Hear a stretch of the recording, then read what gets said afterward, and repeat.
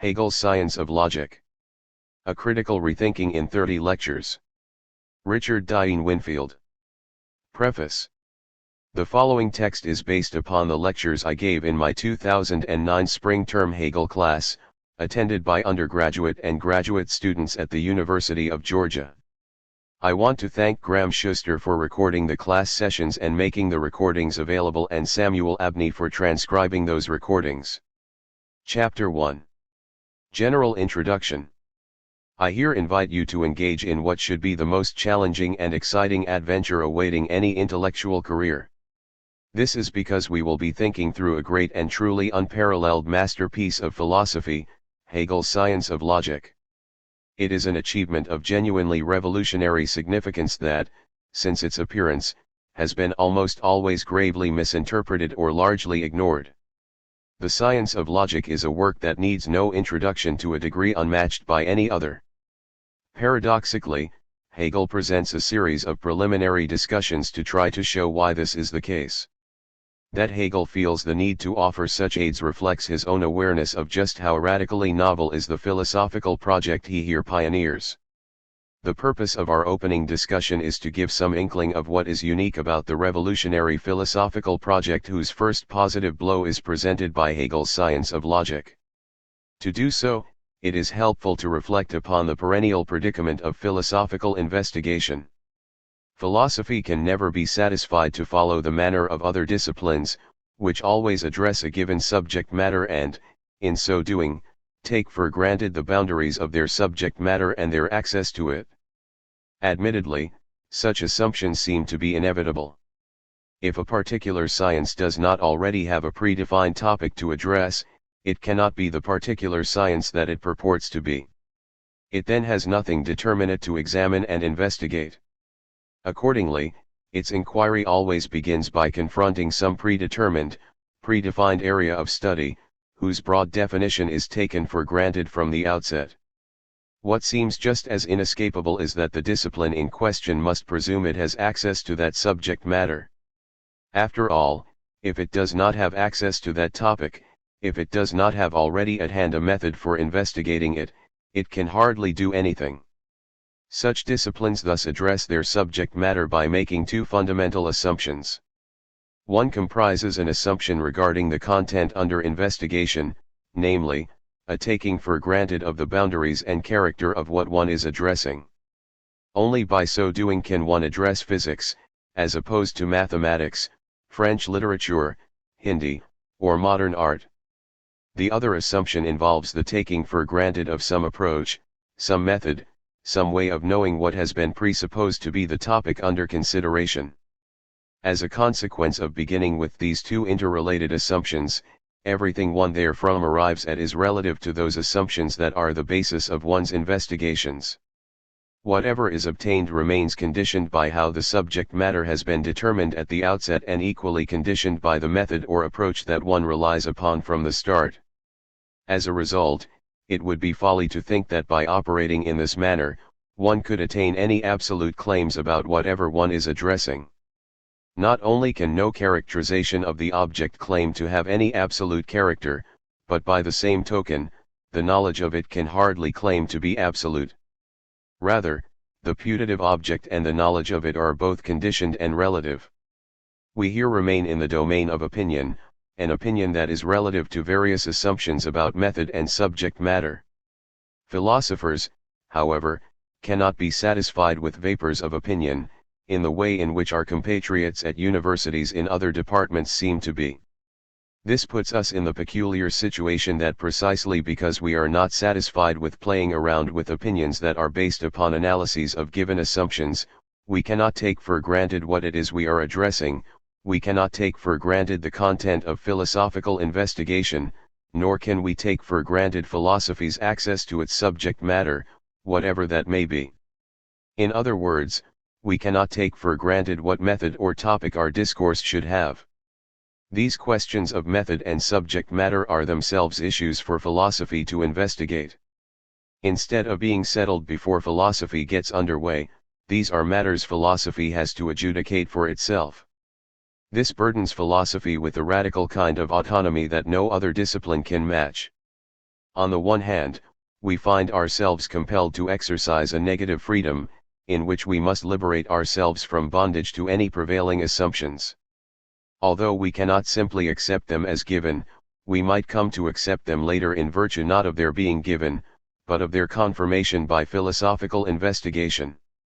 To avoid dogmatic enslavement to unexamined assumptions, we must thus call everything into question.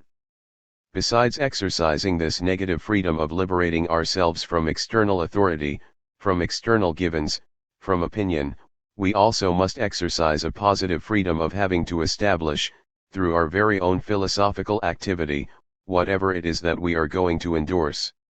Whatever we come up with regarding the nature of our subject matter, as well as whatever method or procedure we follow, has to be established through our own philosophical engagement.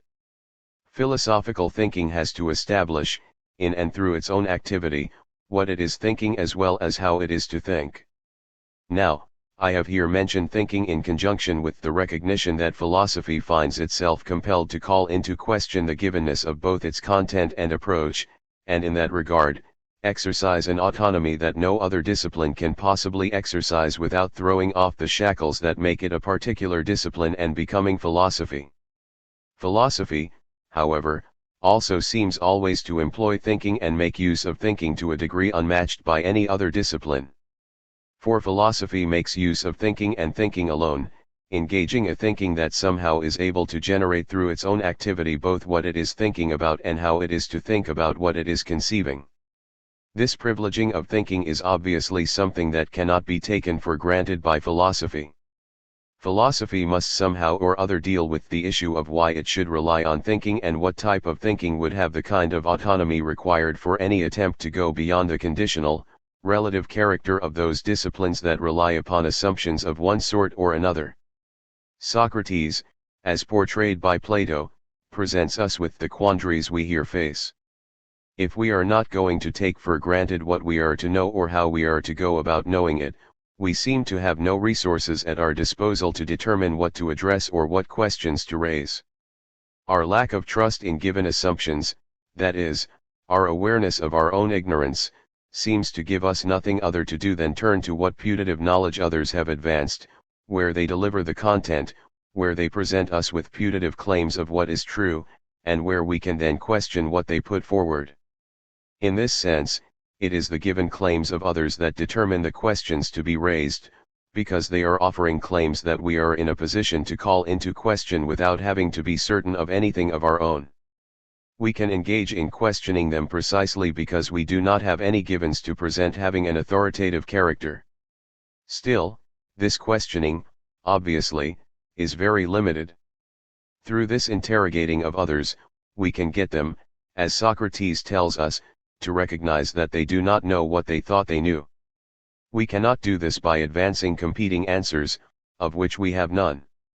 Rather, through our questioning we can show our interlocutors that they do not have sufficient resources of their own to justify the claims they make, by indicating that what they think count as reasons do not support what they are claiming, by exposing the inconsistencies in what they are affirming. But what can that questioning provide us with? Can it provide us with knowledge about the truth or falsity of any of the views we are examining? It might seem that if we want to address their truth or falsity, we have to know what is truly the case and be able to compare what we know with what they are putting forward. Our questioning itself only allows us to see if they have consistent grounds for what they are presenting, but we do not know thereby whether any of the grounds they offer are true or false. So it seems that although our awareness of our own ignorance may perhaps provide legitimate intellectual grounds for embarking on a quest for truth, it leaves us at an impasse. We can question the claims of others, but that questioning can at most have a negative result. It can lead others to be aware of their own ignorance, but it cannot lead any of us to know what is true or even what is false.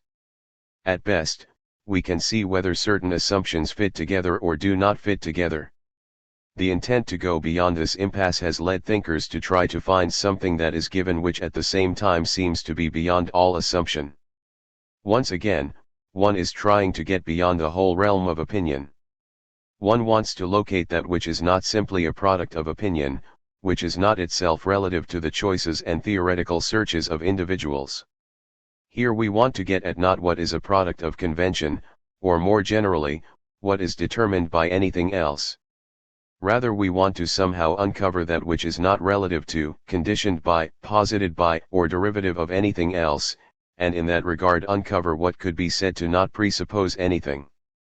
In other words, we would need to find what is not by convention but by nature, comprising what is given immediately in the sense of not being mediated or determined by something else or resting upon something else, but something that is ultimately fundamental, something which rests on nothing, something which could be that on which everything else rests. If we want to get at any content that is not relative or conditioned, and obtain any knowledge of it that is not relative or conditioned, we need to find something that is without qualification, that is not based on anything else, is not mediated by anything else, but simply is, immediately. In terms of the contrast of nature with convention, where convention is that which is determined by will, by the stipulations of natural agents, what we need to get at is not what is constructed by individuals but what is given immediately, by nature. And we will want to get at it in a way where we do not do anything to it, where we do not modify it, where we simply take it in immediately. How could one describe the kind of cognition that attends immediately to what is immediate, that does not address an object that is determined by the knowing that takes it in? What is the kind of knowing that does not modify or construct its object, but merely contemplates it as it is given? Intuition is the accepted candidate. We intuit that which is given, and given in the privileged sense of being ultimately given, immediately given, not mediated by anything else. In intuiting it, we take our object in immediately, in no respect modifying it or doing anything to it. In intuition, we take it in a contemplative way, not constructing what we know but accessing what is given in a manner that is truly passive and thereby truly immediate. We are all familiar with philosophers who have allegedly found that the only way to get to what lies beyond all assumption is by addressing that which is immediately given in the sense of what is ultimately first, is without further qualification, and serves as the first principle for everything else, which would rest upon it, having the derivative or mediated character opposed to its unique, non-derivative immediacy. This becomes the common recipe for the approach in philosophy that begins by turning to what is without further qualification. Such philosophizing makes its beginning with ontology, an ontology that addresses what comes first, that searches for what is the first principle of all that is. This first principle as such can only be known immediately, because it cannot be known as something derived from anything else or produced from anything else. It will be known contemplatively, through intuition of that which comes first. From that first principle we can then derive what is determined by what comes first and thereby come up with the totality of the knowledge that is absolute, a philosophical wisdom that accordingly has two related characters. On the one hand, this philosophical approach will involve an intuition of first principles, of that which is ultimate, of that which is immediately given. On the other hand, this philosophizing will then proceed to a deductive or derivative knowledge of that which follows from the intuition of what comes first. This approach, which makes ontology primary and follows intuition with derivative deduction, has seemed natural to legions of philosophers.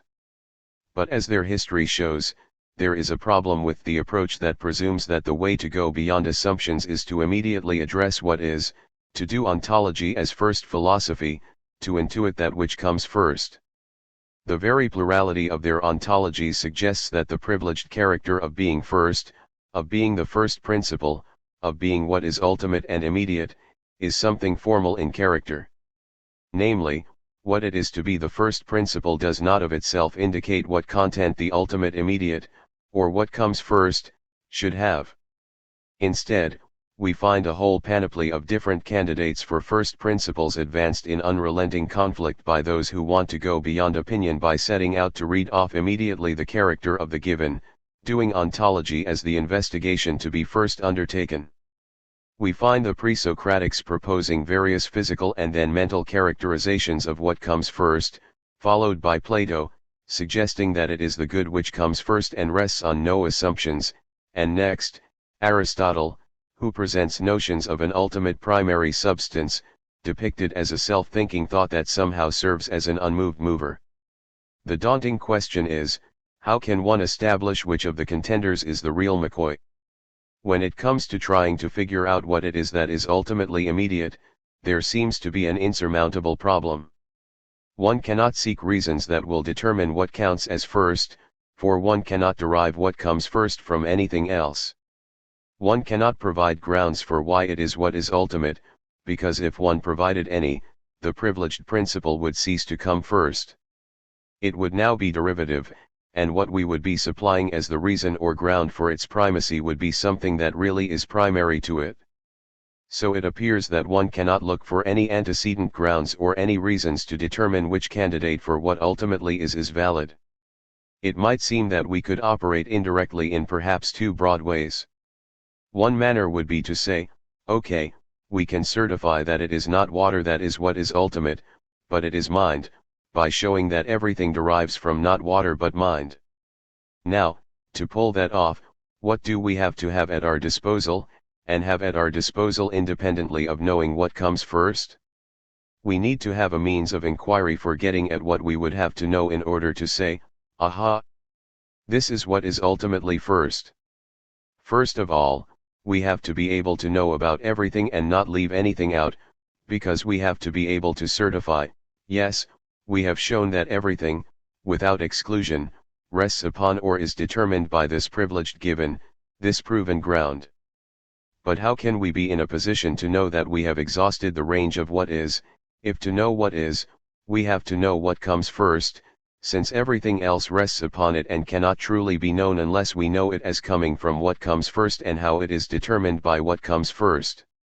So, we already have to have knowledge both of what everything else is, as well as how everything else derives from what comes first.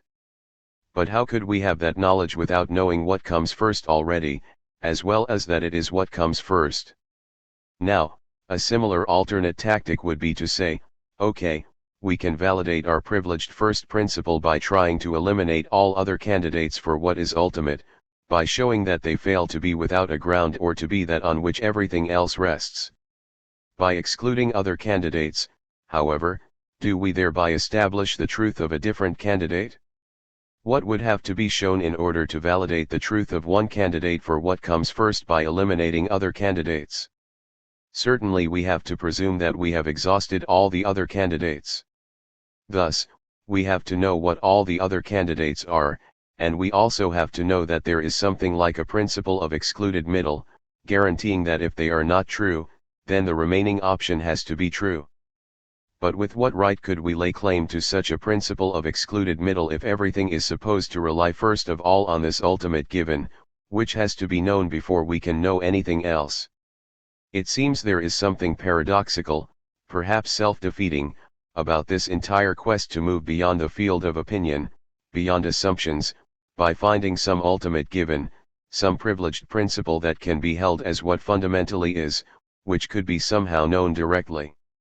Now, one can step back and remark, on the one hand, that if no given content can lay claim to being ultimate on the basis of its content, on the basis of what it is, then it seems that its privileged status depends upon something else that determines it to come first. It might seem, in that respect, that maybe we have to look at not what it is, but rather at how what is determined. On the other hand, one could see that in all these efforts to read off the character of the given, to begin by doing ontology, to begin by answering what is, one takes for granted that one's knowing is up to the task of revealing what is. Are we not taking that for granted every time we simply make any claim about what is immediately or make any claim about other things that derive from what is fundamental? The recognition of that assumption and the corollary recognition that no given in virtue of its content can claim to be ultimate leads to a different strategy. This new strategy looks back at the attempt to do philosophy by beginning with ontology, by beginning with answering the question what is, by looking for what is ultimately given, as dogmatic, as not really critical of its own engagements. And so there is a demand for a critical philosophy, a philosophy that will not begin by making claims about what is, about the given. This critical, Non-dogmatic philosophy will not begin by making ontology first philosophy but will instead turn to investigate knowing to certify that knowing is sufficient to get at what is. Instead of beginning with ontology and beginning with an appeal to what is immediate, one is instead going to take a turn and address knowing and critique knowing. Kant, of course, is the great pioneer for this engagement of what comes to be called transcendental philosophy. He and all his followers attempt to get away from appealing to the given and answering the question what is, immediately, by instead turning to investigate knowing without making any direct claims about the object of knowing. Now this might appear to be a vain enterprise. How can one turn to criticize knowing and evaluate the truth of knowing if one is not in a position to know anything about the object of knowing prior to an investigation of knowing? Inevitably you would think that if we are going to be in a position to criticize whether knowing is legitimate, we have to be able to compare its claims about its objects with the objects themselves. We have to have access to the objects and an immediate, unfiltered knowledge of the objects. We have to have precisely what has been cast into doubt, namely, the kind of knowledge that ontology presumes to enjoy. In face of this difficulty, the only manner in which an investigation of knowing could possibly shed light on the validity of knowing is if somehow or other knowing determines the object of knowing. Only if knowing determines the object of knowing, only if knowing puts into the object what can be known about it, can we determine whether knowing has any objectivity, whether knowing gives us any knowledge of objects, by focusing on knowing itself without purporting to have a direct access to what is apart from knowing. If the structure of knowing determines the character of its object, then and only then can a critique of knowing, or a turn to investigate knowing first, shed light on whether knowing has any objectivity. This strategy heralds a great shift in both the form and content of philosophical investigation. What now comes first is epistemology, that is, the investigation of knowing, not the knowing of what is but the knowing of knowing.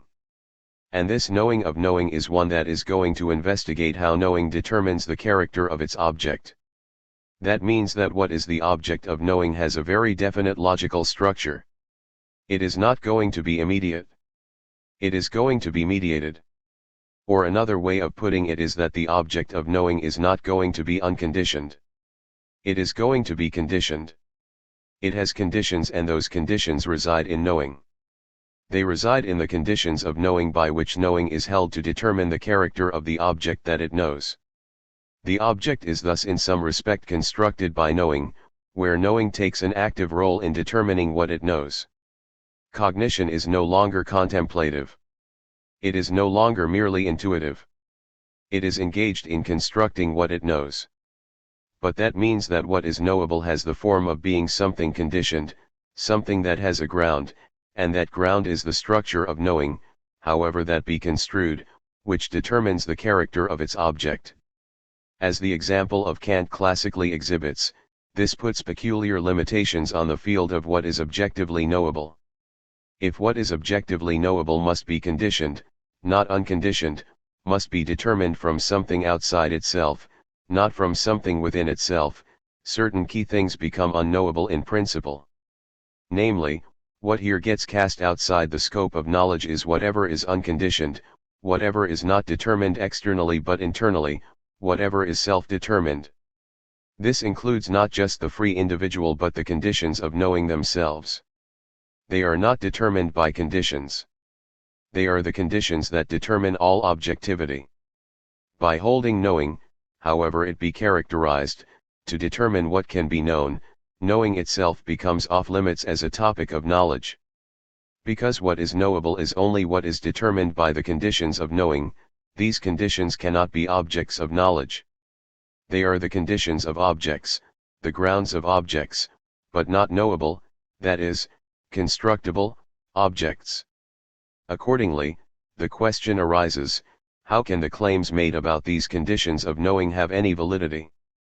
To begin with, the whole turn to investigate knowing was based upon the recognition that philosophy could not simply begin by reading off what is. There is something irretrievably dogmatic and suspect about doing that. But by turning to investigate knowing instead of beginning with ontology, by making epistemology instead of ontology foundational, By making epistemology first philosophy, are we not immediately turning to knowing and reading off what knowing is? However we characterize knowing, it is characterized in some way, with a particular content in need of validation. Kant will characterize knowing and the conditions that determine the object of knowing in terms of the structure of consciousness or, more particularly, self-consciousness. Others will characterize the transcendental conditions of knowing in different ways. Heidegger will characterize the structure that determines the object of knowing as the embedded being in the world of the engaged practical subject. Others will turn to language as the structure that determines what can be spoken of and how it can be spoken of. Others will advance the whole structure of interpretation, with all its historical givenness, as that which determines what can be known by any knower. In each case, claims are made about these conditions of knowing. They are described and characterized in a certain way. In other words, knowledge is propounded of what conversation is, of what language is, of what interpretation is, of what consciousness is. Furthermore, these various factors are then privileged and treated as determining foundations, which determine how objects are structured in order to be knowable. So, the turn to investigate knowing is just as uncritical about our knowing of knowing as dogmatic philosophy was uncritical about our knowing of what is. The critical philosophy immediately addresses knowing and reads off its character, with its various proponents doing so in different ways. Kant just stipulates the character of various structures of knowing describing sensibility, understanding, and so forth without further ado. Moreover, there is a difference between the cognition under investigation, which is a cognition of conditioned objects, and the knowing of the transcendental investigator, who is engaging in the knowing of knowing. That knowing of knowing is not investigated. The knowing it knows is what is being investigated. And the knowing it knows is not a knowing of knowing. It is a knowing of objects, objects that are conditioned. Various transcendental philosophers have tried to escape this problem as it first surfaces in Kant, where Kant admits that the conditions of knowing, the structure of knowing that determines what can be known, is not itself an object of knowledge. It is something he characterizes as noumenal, as something that does not appear to knowing. Kant is not very reflective about whether that is a problem or not. But others who want to pursue foundational epistemology want to escape that problem by making the structures of knowing that determine what we can know something object-like, so that they could be known just like the objects they condition. Instead of treating the determining conditions of knowing as a noumenal subjectivity, a pure consciousness that never appears in experience, they put that determining structure of knowing in the world and turn to language, an actual practice involving a plurality of individuals, or turn to the being in the world of the subject, the concrete subject, immersed in care and practical relationships to the world in which it is involved. Now, once you try to eliminate the distinction between the knowing that determines what can be known and the object of knowing by making them both equally worldly or object-like, a problem arises that Husserl, for one, exposes under the charge of psychologism. We cannot treat the conditions that determine how objects of knowledge are constituted as just another object. If these conditions are rendered just another object, how can they retain that Archimedean role of determining objectivity as a whole? They cannot just be an object among others, if they are really going to be the determining condition that renders objects in general what they knowably can be. So whether the transcendental philosopher making epistemology first philosophy characterizes knowing as something outside objectivity or characterizes it as something in the world, as something worldly, the knowing of knowing is still problematic. Knowing remains just as immediately referred to, just as immediately taken in as the being that pre-critical ontology attempts to address. Where then does philosophical investigation stand? It seems that, on the one hand, we have not overcome the hold of opinion, of assumptions, if we turn to what is and make ontology what comes first and read off the character of the given, seeking some first principle. On the other hand, we have not overcome assumptions by instead turning to knowing and reading off the character of cognition, treating it as the determiner of knowable objectivity. In both cases, we are making fundamental assumptions, we are presuming a foundation in being in the appeal to first principles of ontology, a foundation in knowing in making a transcendental turn. We are either taking some given as being privileged, a first principle of being that is ultimate, or we are taking a determiner as privileged, a structure of knowing that determines objectivity. It appears that philosophy succumbs to foundationalism by always beginning with some ultimate foundation. This foundation could be characterized ontologically. It could be characterized epistemologically. It could be characterized as the form of being. It could be characterized as the form of knowing. Either way, it is taken as ultimate and as simply stipulated, precisely because it comes immediately first. This predicament has fueled the sails of a position that has invaded many disciplines, a position that is given its classic statement by Nietzsche and then is taken up by what goes by the name of postmodernism. That position advances the notion that all discourse, all knowing, all attempts at anything normative in either theory or practice are always beholden to foundations, are always based upon givens of one sort or another. And these givens are themselves contingent. Whatever content they have, they are contingent upon being privileged by whoever privileges them. They may be privileged by someone individually or privileged by a group, communally. Once one recognizes this, one sees that those activities of seeking truth, of seeking what is right, of attending to what is normative and distinguishing between opinion and genuine knowledge and between custom and what is just, all these efforts really are nothing other than an exercise of will to power. Here we have individuals or groups putting forth something as a norm, as being universally valid, but they are putting forward something that is simply chosen by themselves, by an act of will, because it is not grounded in anything else. It is ultimately arbitrary, grounded in their assertion of it. And it is particular to them, it is relative to them and who they are. So, in this respect, what they are doing is advancing something that is relative to them in their particular character but treating it as if it were universally valid. They are positing it as a rule to which all others ought to submit. And that is really what goes by the name of rationality, because rationality, according to this position, is always making appeal to givens, to foundations, that are arbitrary. What we need to do is just recognize that that is what is going on. It is an exercise of a will to power. Once we recognize this and drop the pretense of masking what is going on, we can impose our norms without any excuses and shove them down the throats of others, rather than attempting to pretend that they have any validity. This consistent exercise of the will to power could be said to be the ideological recipe for fascism. What is problematic about this whole position? Is it doing something that it has no right to do? Does its diagnosis of rationality as will to power undercut its very own complaints?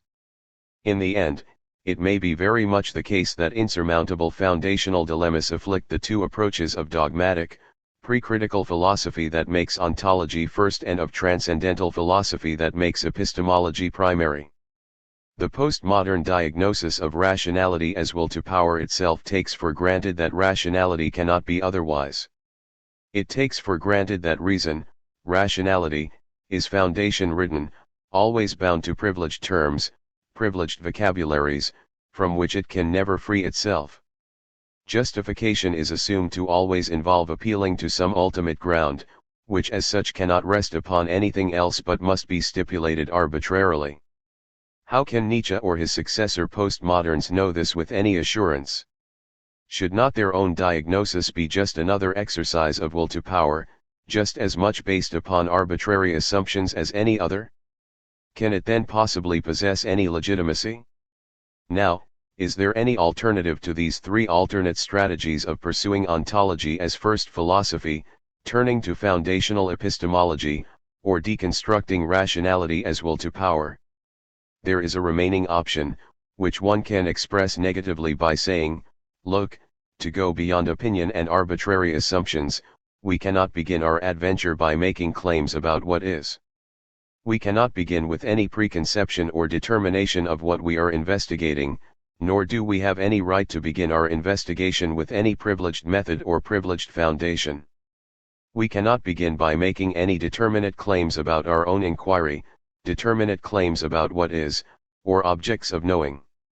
In other words, we cannot make appeal to privileged givens, we cannot make appeal to privileged determiners, or more generally, we cannot rely upon any foundations whatsoever.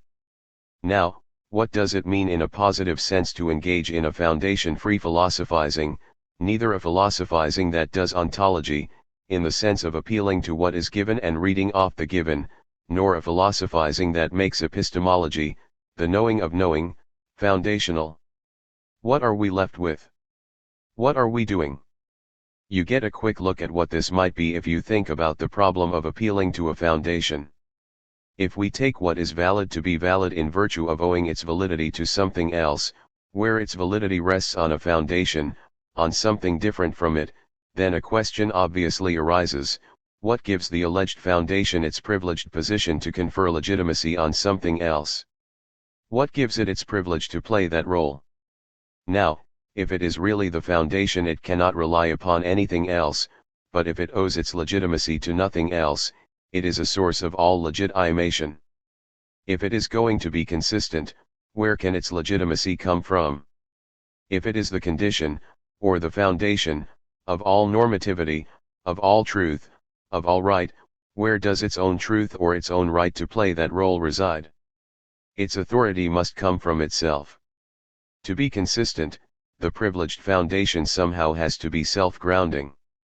But that eliminates the distinction that foundationalism rests upon, namely, the difference between what confers validity and what possesses validity. Now it is one and the same thing that confers and possesses validity. Here, instead of having something founded upon something else, we have something that is determined by itself. Apparently, when foundationalism is compelled to become self-referentially consistent, to pay its dues and deal with the validity of its own foundation, it must eliminate the divide that is the basis of foundationalism, that is, the very idea that justification be thought of in terms of the distinction between what justifies and what is justified.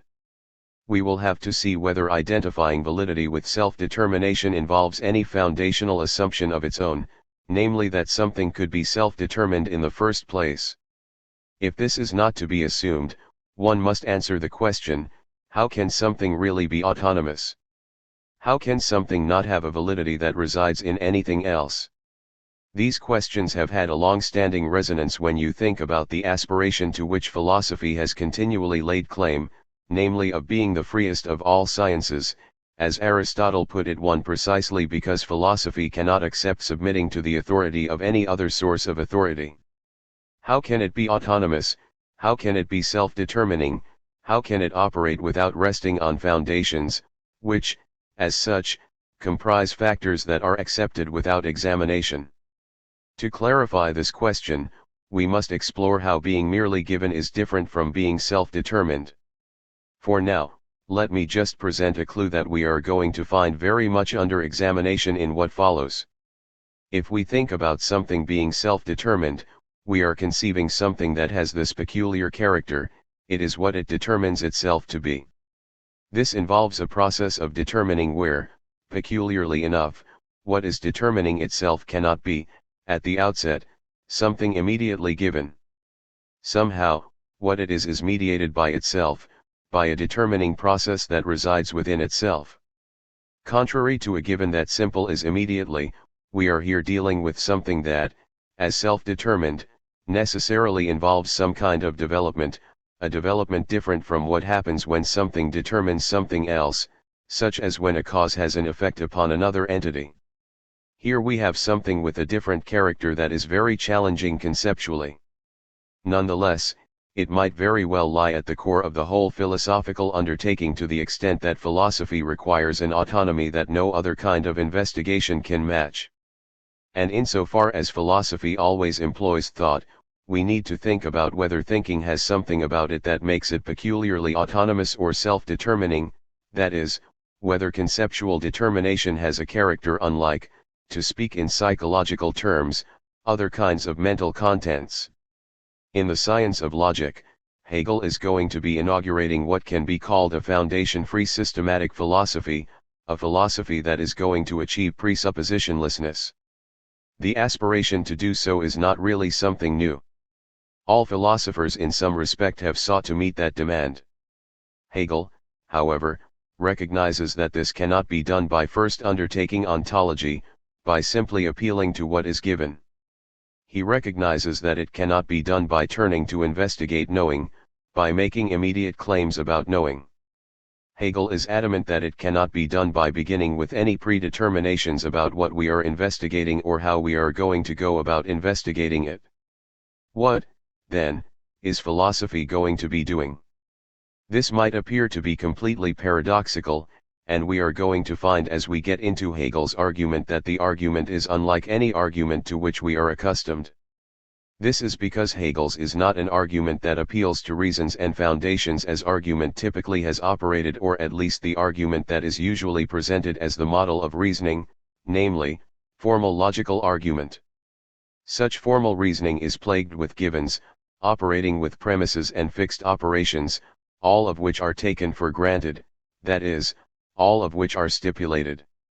Before addressing the positive development of Hegel's argument, a very few facts are worth mentioning to put in rudimentary perspective the place of the science of logic in Hegel's own career. Hegel published 4 books in his lifetime.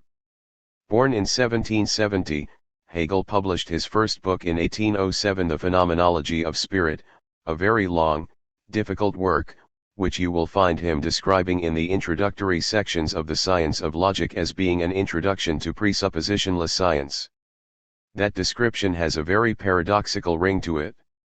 How could something be an introduction to something that has no presuppositions? It must be an introduction in a very peculiar way. The phenomenology of spirit has usually not been interpreted with an eye to its role as an introduction to presuppositionless science. It has instead been regarded as if it were itself a philosophical doctrine in its own right. You will see, however, by how Hegel briefly refers to it in these introductory sections, that it has a very different role to play. Rather than providing philosophical wisdom, it is paving the way for something that needs no introduction, and what it is that will need no introduction goes by the name of the science of logic, which Hegel published in 3 installments starting in 1812, The Logic of Being, and continuing in 1813, The Logic of Essence, and 1816, The Logic of the Concept. Throughout his career, from his days teaching high school to his years as a university professor, Hegel worked continuously on all parts of what will turn out to be a system of doing philosophy without assumptions. Obviously, we have to ask why Hegel would characterize as a science of logic this first part of a philosophical system that is not going to be appealing at the outset to the given or any determination of knowing. The science of logic is, then, what comes first in this primary attempt at a systematic philosophy that has no foundations. The science of logic is not at all like any logic that has ever come under the name of logic. Still, there is something about it that connects it with every logic, a connection one begins to see when one looks at how Hegel addresses the project with which logic has always been grappling, a project, which, if sufficiently thought through, leaves us with what philosophy itself has to be doing to escape foundationalism. Hegel offers us an introductory discussion called With What Must the Science Begin, which deals with the problem of how one can begin without assumption, without taking anything for granted, showing that what has to be done is precisely what happens when logic does what logic is supposed to be. Logic is a thinking of thinking, and in being the thinking of thinking, there is something very unique about logic that separates it from every other investigation that uses thinking. Once you recognize that logic is a thinking about thinking, it is apparent that all other investigations diverge from logic by using thinking to think about something different from thinking. Consider what position that puts them in. They are thinking not about thinking but about something else. That means that when they are thinking about something else, they are making use of a thinking that they are not investigating. They are making use of a thinking that they are not putting under scrutiny, because what they are putting under scrutiny is not thinking but something else that they are thinking about. There is a difference between the subject of the investigation and the object of the investigation, whereas in logic the thinking and what is thought about are one and the same. There is no distinction that can be drawn between the subject and the object, or one might say, between the form and content. This lack of distinction has very important ramifications for logic.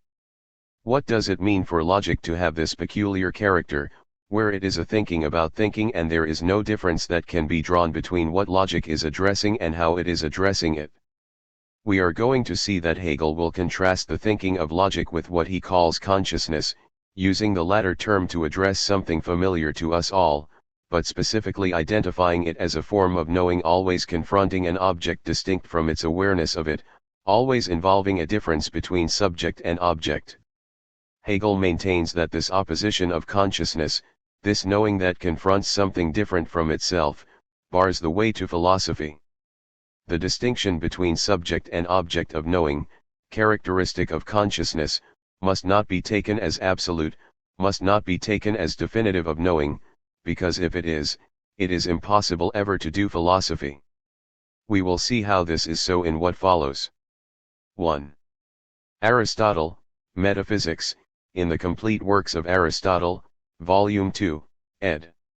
Jonathan Barnes, Princeton, New Jersey, Princeton University Press, 1984, Book 1, Chapter 2, 982b 27, 28. Chapter 2. The General Concept of Logic. The science of logic contains two parallel introductions that Hegel offers in succession. The first is presented under the title Introduction, General Notion of Logic, followed by the other, titled With What Must the Science Begin? The former section focuses on the general concept of logic. 1. Here Hegel shows in what way a very minimal, basic idea of logic requires logic to develop in the same way in which philosophy in general must proceed.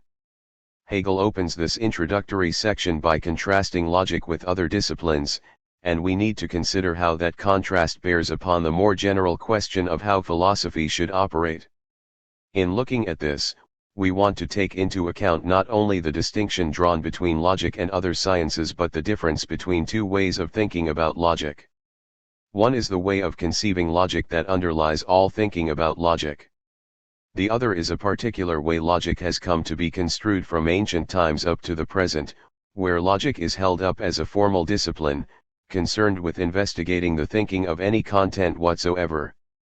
Hegel will show that this latter formal construal involves certain assumptions concerning the nature of thought, assumptions that are shared by our everyday experience where we make use of our consciousness. What Hegel wants to show is that the everyday framework of knowing, which is exhibited psychologically in consciousness, becomes pernicious to philosophy if it be regarded as the inescapable framework in which all knowing must proceed. This absolutizing of the standpoint of consciousness is tantamount to maintaining that all thinking is ruled by formal logic, insofar as formal logic is based upon those assumptions that are psychologically given in consciousness and govern how it deals with its objects. Hegel is going to draw these contrasts between logic and non-logical disciplines and between two conceptions of logic. In so doing, he is going to indicate how logic and, more generally, philosophy require overcoming what he calls the opposition of consciousness, which involves overthrowing the notion that that particular opposition is definitive of all knowing and all thinking. Hegel is going to point to how logic must presume the overcoming of that distinction, because there could not be any logic, properly speaking, as long as that opposition exists. Then, in this connection, Hegel is going to point to the Phenomenology of Spirit, a work that he published in 1807, and which he here identifies as providing a kind of introduction to the science of logic, which, he equally maintains, needs no introduction. This obviously poses perplexities, and Hegel is going to comment briefly about what is going on in the phenomenology so as to shed light on how it could have any introductory service to make. Hegel begins the introduction subtitled General Notion of Logic by writing, "In no science is the need to begin with the subject matter itself, without preliminary reflections, felt more strongly than in the science of logic." p. 43. 2. In no science is the need to begin without preliminary reflections felt more strongly than in the science of logic. In every other science, the subject matter and the scientific method are distinguished from each other. p. 43. How is that plausible? How are subject matter and scientific method distinguished from each other in non-logical sciences, whereas in logic they are not distinguished. In what way might it appear that in logic, method and subject matter are not different? Well, what does logic think about? It thinks about thinking. Logic thinks about what it does, because it uses thinking. Its method is thinking, and its object is thinking. There can of course be a merely descriptive logic that simply examines how individuals happen to think. If, however, logic is undertaken as a normative discipline, prescribing how we ought to think, where logic aims to determine valid thinking, what must be true about the thinking employed in logic, if logic is to uncover valid thinking? Clearly, it has to be valid thinking as well, since otherwise the thinking under consideration will be invalidly thought and therefore will not be valid. Accordingly, there is a normative demand built into logic if it is to uncover what valid thinking is. In order to establish what valid thinking is, logic has to be the valid thinking of valid thinking. Its method and its subject matter must coincide. Consequently, logic must be both normative and descriptive, since in prescribing what valid thought is, logic must be valid thinking. 3.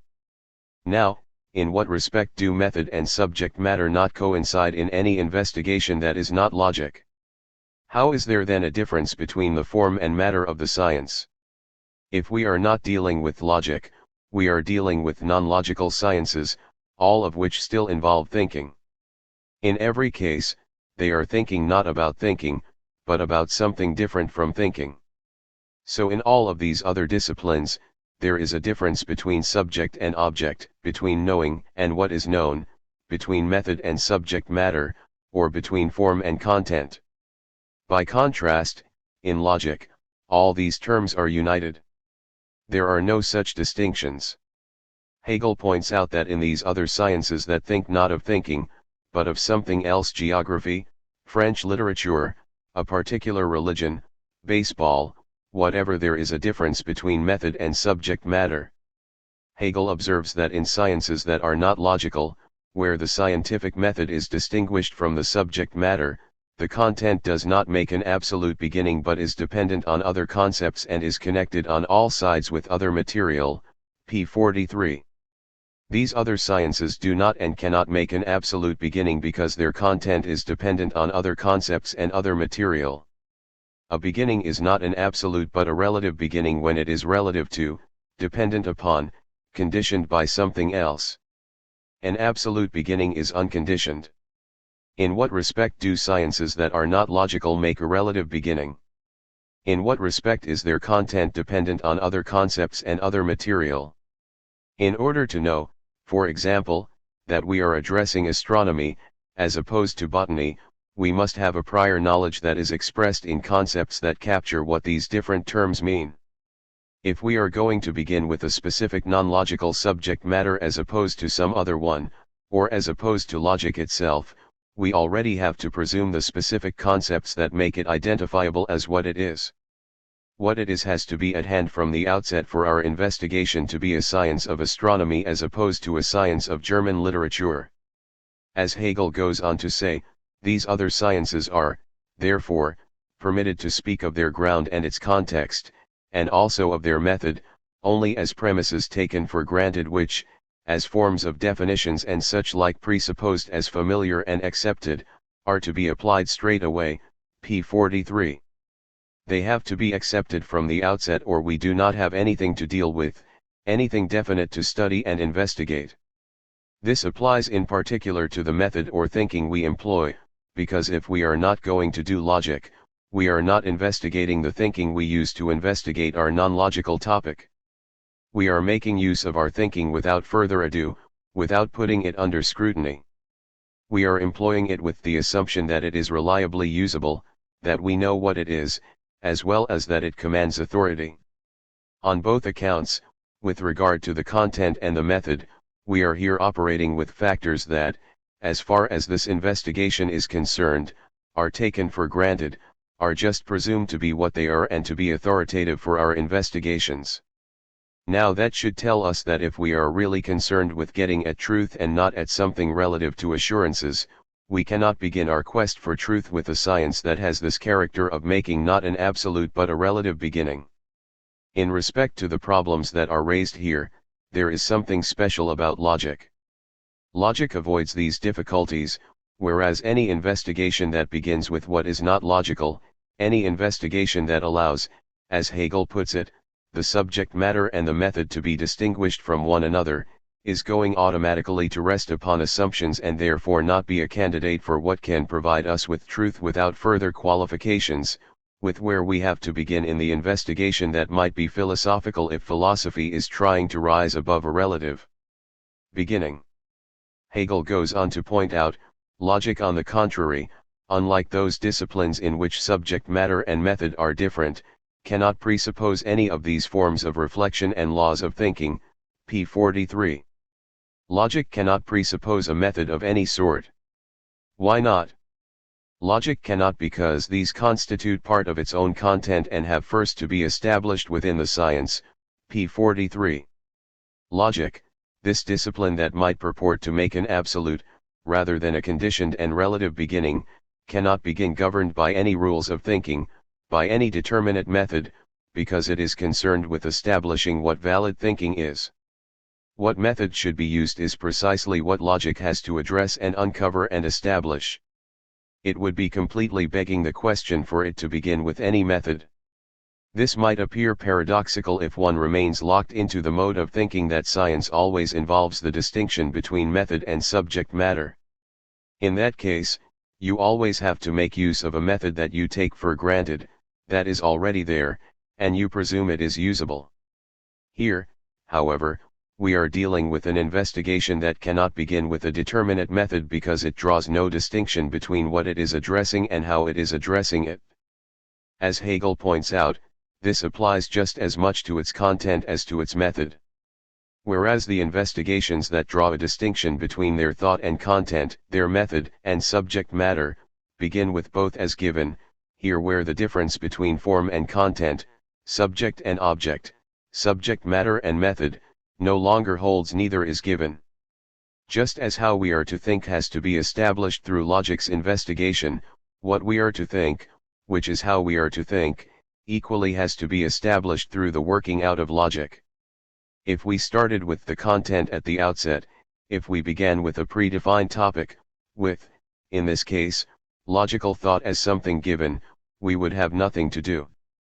We would, again, be begging the question. So Hegel writes, not only the account of scientific method, but even the notion itself of the science as such belongs to its content, p. 43, because what logic is, what the science of logic is not something that logic can have ready-made to build upon. If its content is at hand at the outset, logic has no work to undertake, for logic is concerned with establishing what thinking is, or more properly, what thinking ought to be and what its science is to be. This is something that is a matter of controversy for logic. That is why logic has to go out and figure out what it itself is. Logic has to determine what valid thinking is, which is equally how logic is to be operating. Logic has to employ valid thinking to get at valid thinking. Hegel thus goes on to say in the same sentence that not only does the scientific method as well as the notion of the science itself belong to the content of logic, but that the notion of what the science is constitutes logic's final result, p. 43. Why would what logic is be the final result of the investigation that logic comprises? Why would it be something that is achieved right at the very conclusion of logic investigation, rather than being something that is there from the outset directing that investigation and giving it a predetermined boundary? Think of what Plato has his interlocutors say in the Meno. As Meno and Socrates there discuss how virtue is to be acquired, Socrates points out that we cannot turn to investigate how virtue is to be acquired, if we do not know what virtue is.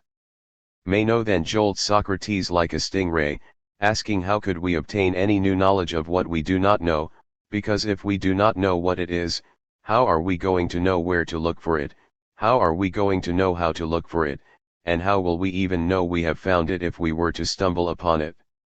For it seems that if we do not begin with knowledge, we cannot get anywhere. On the other hand, if we already have the knowledge, we cannot obtain it. Of course, Socrates responds by introducing his myth of reincarnation and learning as recollection 5, which only begs the question by leaving unexplained how the eternal soul obtains new knowledge in its earlier incarnations.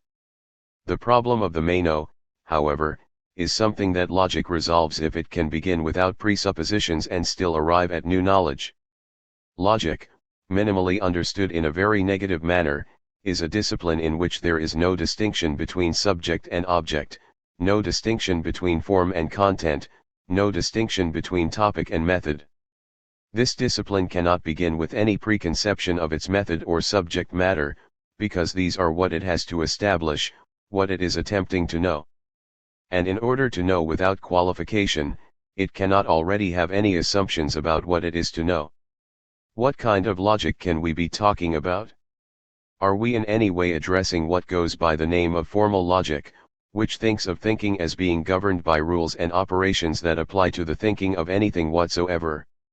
The order or form of such thinking is indifferent to any content and is separate from the content, so that if we ask what such thinking thinks, we must look outside thought to find the answer. One might say that this is the kind of thinking employed by all other disciplines, disciplines that begin not absolutely, but relative to all sorts of assumptions concerning the boundaries of their subject matter and the thinking they are going to employ. We want to consider how logic can be a thinking of thinking in which form and content and subject and object are the same, and whether that identity means that we can no longer speak in truth of form and content, or, if so, in a very different way. Since logic should not be structured by the kind of difference that applies to non-logical investigations, both the what and the how of logic have to be completely undetermined at the outset, if logic is not to beg the question. Is Hegel not, however, already making a claim about the character of logic by saying that logic does not have this difference between its thinking and what its thinking is about? This problem is bypassed in the general concept of logic insofar as it seems to bring us to the point of setting out on an investigation where, paradoxically enough, we are going to refrain from making any claims about what we are addressing and how we are going to go about addressing it. Still, one might say, look, are we not simply relying here upon some accepted meanings, including what it means to beg the question? Should we not refrain from relying upon any, and if so, where does that leave us? This is obviously an important question, and it also pertains to the remarks regarding what is to follow from logic's starting point and those concerning how the phenomenology of spirit is going to serve some kind of introductory role, despite the fact that we are dealing with something that needs no introduction. Hegel proceeds to draw a distinction between the prevalent view of logic as a formal discipline and that of logic understood in the above minimal sense of not involving distinctions between form and content and thereby being an investigation that can make an absolute beginning. He draws this contrast, saying, when logic is taken as the science of thinking in general, it is understood that this thinking constitutes the mere form of cognition, p. 43. When Hegel speaks about mere form, he is contrasting thinking as mere form with the content of thought. So here we are talking about a thinking that constitutes the mere form of cognition. The other part of cognition, the content, is that which really is of prime importance to determine whether cognition is true or not. Thinking here does not constitute the content but the mere form of thinking it, of the knowing of it. As Hegel says, logic abstracts, according to this view, from all content and the so-called second constituent belonging to cognition, namely its matter, must come from elsewhere, pages 43 to 44. So if we think about logic as a science of thinking in general, not a thinking of anything in particular, but a thinking that has no content inherently attached to it, a thinking that is empty of any particular content, a thinking that is really just a form, it is not going to provide any knowledge by itself, for such thinking cannot provide us with the content of what we know.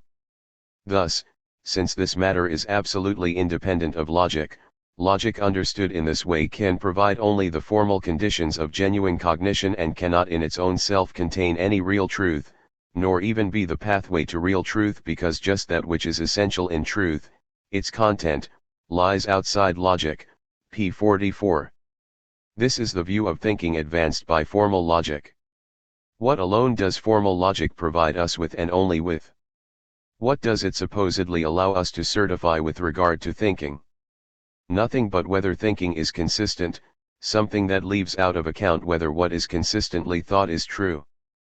Formal logic can certify only whether thinking is informed by the principle of identity or the principle of non-contradiction. We can think of this formal thinking as being a deductive reasoning, which begins with premises and ends with derivative conclusions, which are thought to more or less reside in the premises. You just analyze what is there and pick out what is contained within the given premises, making use of given operations which basically do that, always governed by a principle of non-contradiction that finds what is given and nothing else. This formal thinking always begins with given content, because thinking, as merely formal, cannot generate content. With no content inherent in it, such a thinking always begins with assumptions. It can certify what is contained in those assumptions or what follows from them, given that one starts with those assumptions and no other. It tells us nothing, however, about whether the assumptions, the contents in question, have any truth or falsity. The prevalence of the view that this empty analysis is all that thinking is reflected in how formal logic is the one class philosophy majors are required to take in many philosophy departments today. In a sense, this practice pretends that formal logic gives thinking its pattern, that it comprises what thinking is about. Then, thinking cannot possibly get at truth. Thinking can only analyze givens and certify consistency according to certain stipulated rules. These given contents that such formal thinking analyzes are themselves simply what they are. They have a fixed character. They do not become what they are not, which is to say, they do not transform themselves. Now, if the contents of thought have that character of being fixed, they are what they are and they are not anything else. They do not relate themselves to anything different from themselves.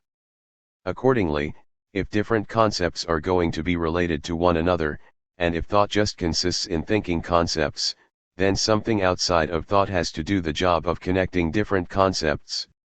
Because thought, as formal, is only capable of analyzing what is contained within given fixed contents, and each of these fixed concepts is related only to itself through the principle of identity, of non-contradiction, such thought has no means of its own to relate different terms. Something else has to be brought in to relate them, as well as to come up with them in the first place. Here, we are dealing exclusively with contents that, given their fixity, can only be subject to external relations with one another. Hegel proceeds to point out that this view of logic, which reigns supreme among those who think of logic as formal logic, is not really true of logic proper and rests on certain assumptions that bar the way to philosophy proper. As he writes, in the first place, it is quite inept to say that logic abstracts from all content, that it teaches only the rules of thinking without any reference to what is thought or without being able to consider its nature, p. 44. Logic has a subject matter of its own, for, as Hegel points out, as thinking and the rules of thinking are supposed to be the subject matter of logic, these directly constitute its peculiar content. In them, logic has that second constituent, p. 44. Logic does not just have form but also has content, a matter about whose nature it is concerned. Moreover, the idea of formal logic has rested upon assumptions of the following sort. Namely, hitherto, the notion of logic has rested on the separation, presupposed once and for all in the ordinary consciousness, of the content of cognition and its form, or of truth and certainty, p. 44. Hegel associates truth with the content of cognition. Formal logic can only provide us with testimonies of consistency or inconsistency of given terms. Form by itself can only provide us with what might be called certainty but not truth. Truth depends upon the content. Until now, the notion of logic, being understood as formal, has rested upon the separation of the content and form of cognition. Hegel has just pointed out that this separation is precisely what is presumed by sciences that are not logical. Those sciences, which think about something other than thought, operate with this separation, whereas logic, as the thinking of thinking, does not. Until now, however, Those who studied logic have treated logic as if it were like these other sciences, as if it rested on the separation of form from content, which is why they have treated thinking as being formal, as not involving any content. Nevertheless, even those who are doing formal logic have to admit that their logic is concerned with thinking. It is still a thinking of thinking, even if they construe thinking as being formal. That means that there is a matter, that logic is not purely formal as they purport. Now, the assumption that cognition, or knowing, involves a separation between the content and form of knowing is something Hegel associates with ordinary consciousness. How does this separation fit ordinary consciousness? In what respect might ordinary consciousness operate under the assumption that there is a difference between form and content, between subject and object, between how one knows and what one knows? Ordinary consciousness is a psychological phenomenon. When we are conscious, our awareness confronts what is given to us. We presume to address objectivity, an objectivity that is there. And we presume that objectivity is objective, that it has a reality of its own, that it is what it is apart from our being aware of it. Otherwise we are not confronting anything objective. Hegel accordingly observes, first, it is assumed when one presumes that cognition operates in this way, that the material of knowing is present on its own account as a ready-made world apart from thought, p. 44. That is, one presumes that the object of thought as something separate from thought, or the object of knowing as something separate from knowing, therefore has a reality of its own that is given apart from knowing, apart from thinking. Thus the knowing that comes to know it or the thinking that comes to think it comes as an external form to the said material, fills itself with it and only thus acquires a content and so becomes real knowing, p. 44. We have seen already the problematic character of sciences that operate in this way. They are doubly conditioned, taking for granted both their subject matter and their way of approaching the subject matter, their method. Hegel points to how this separation of form and content is problematic when it is applied to cognition in general and thought of as being the situation of all knowing. He writes, when the difference of matter and form, of object and thought is not left in that nebulous indeterminateness but is taken more definitely, then each is regarded as a sphere divorced from the other. Thinking therefore in its reception and formation of material does not go outside itself, its reception of the material and the conforming of itself to it remains a modification of its own self, it does not result in thought becoming the other of itself. In its relation to the object, therefore, thinking does not go out of itself to the object, this, as a thing in itself, remains a sheer beyond of thought. Pages 44 to 45. How can that be the inevitable situation? Well, when you presume that knowing addresses an object that is given apart from knowing, cognition somehow has to make itself conform to the object in order to know it. Thinking does not yet have the content of the object. It has to form itself, modify itself, to acquire that content. In so modifying itself, however, thinking is still just dealing with itself. So the divide remains between the domain of thought and objectivity. Insofar as knowing is operating just with itself, there is no way to certify that there is any inherent relationship between the modifications of knowing and what they are attempting to match. Cognition that accepts this opposition of consciousness as being the final situation of knowing finds itself confronted with an object that always remains a thing in itself. There are no resources to certify that however knowing modifies itself, it really lays hold of the object. Note what Hegel is here connecting. He started with non-logical science. He dealt with the opposition of form and content, of thinking and what is thought. This opposition was connected with formal logic, which construes thinking in a way that presumes the same separation. This is next associated with the psychological phenomenon of ordinary conscious awareness, which stands over and against the world, confronting something given to it. Hegel then further turns to that modern philosophy in which reflective understanding takes possession of philosophy, identifying it as a philosophy that makes the opposition of consciousness the principle of all knowing. Hegel speaks of this in contrasting modern philosophy with ancient philosophy, p. 45.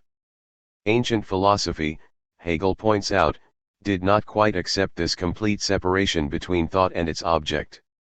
Ancient philosophy regarded thought as having an inherent relationship to the true nature of things. One got at the nature of things only when one engaged in thinking them, rather than simply confronting them in their given, sensible appearance. The ancients presumed that thought conforms to an object's true nature, but it is not clear that this identity was anything more than an assumption. By contrast, modern philosophy, Hegel maintains, makes the opposition of consciousness, of thought, and objectivity, the principle of knowing.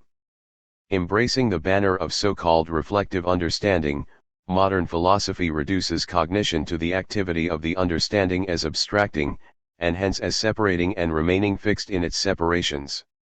Directed against reason, it behaves as ordinary common sense and imposes its view that truth rests on sensuous reality, that thoughts are only thoughts, meaning that it is sense perception which first gives them filling, p. 45. As Kant would say, thinking is empty unless it gets filled with the matter of sensible intuition. What then are we left knowing? Given the separation between thinking and its contents, between subject and object, we are only in a position to know phenomena because we are only dealing with modifications of our own subjectivity, our own subjective cognitive apparatus. Kant and those who follow in his footsteps do admit that what is known is only the realm of phenomena, only appearances, only that which is relative to our knowing. Hegel points out, however, that there is something absurd, something incoherent, about operating on these terms.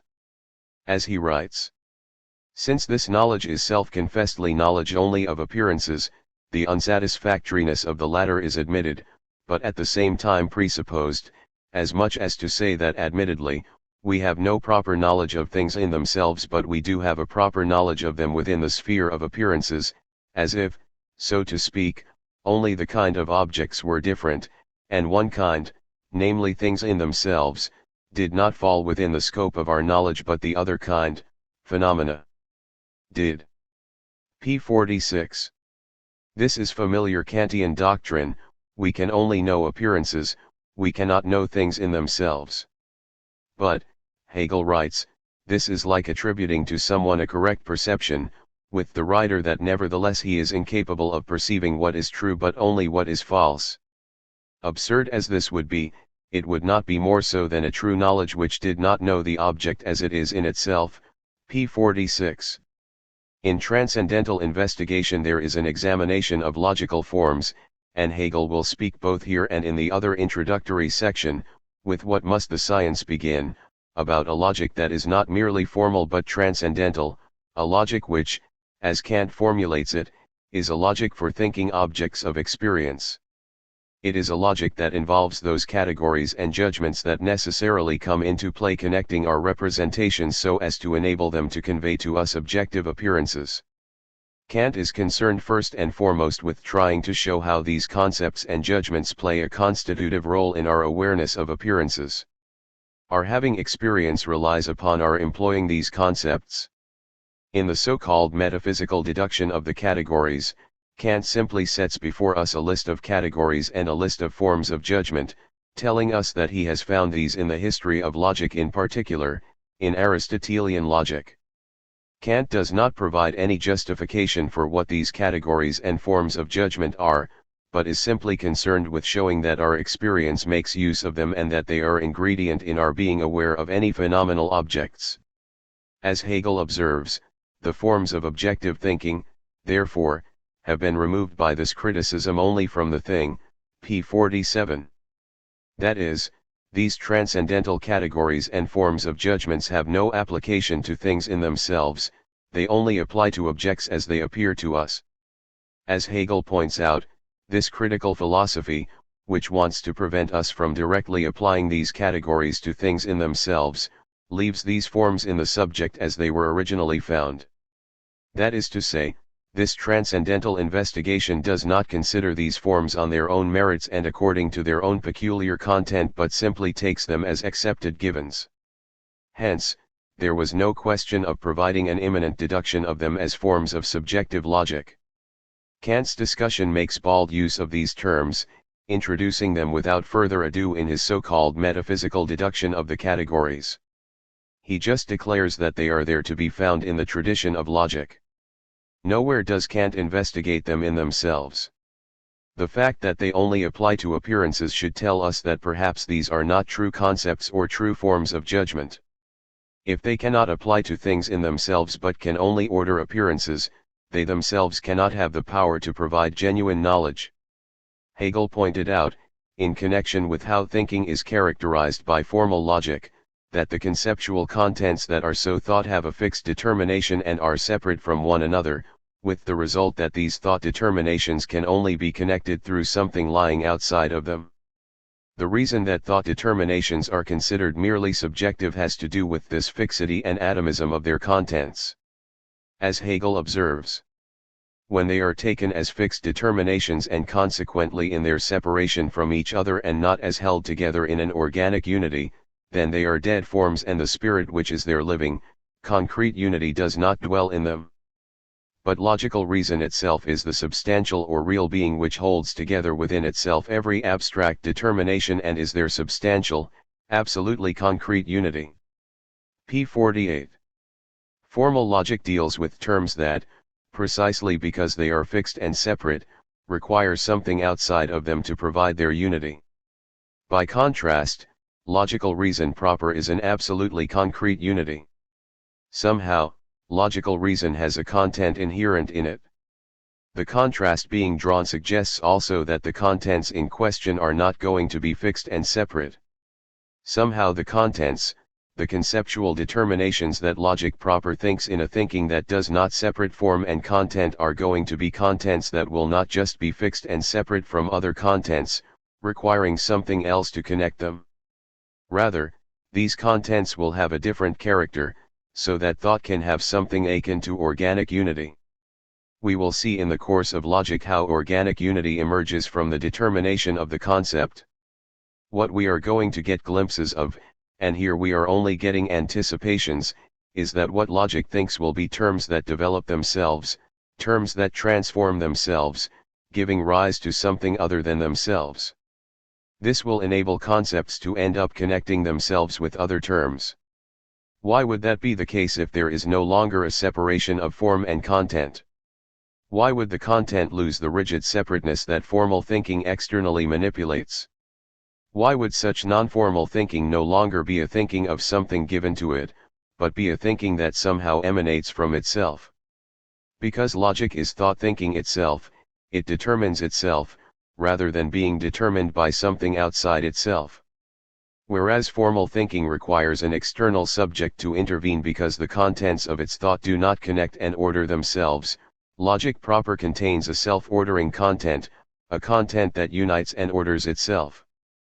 Consider the predicament that logic falls into by not maintaining a distinction between knowing and its object, between form and content.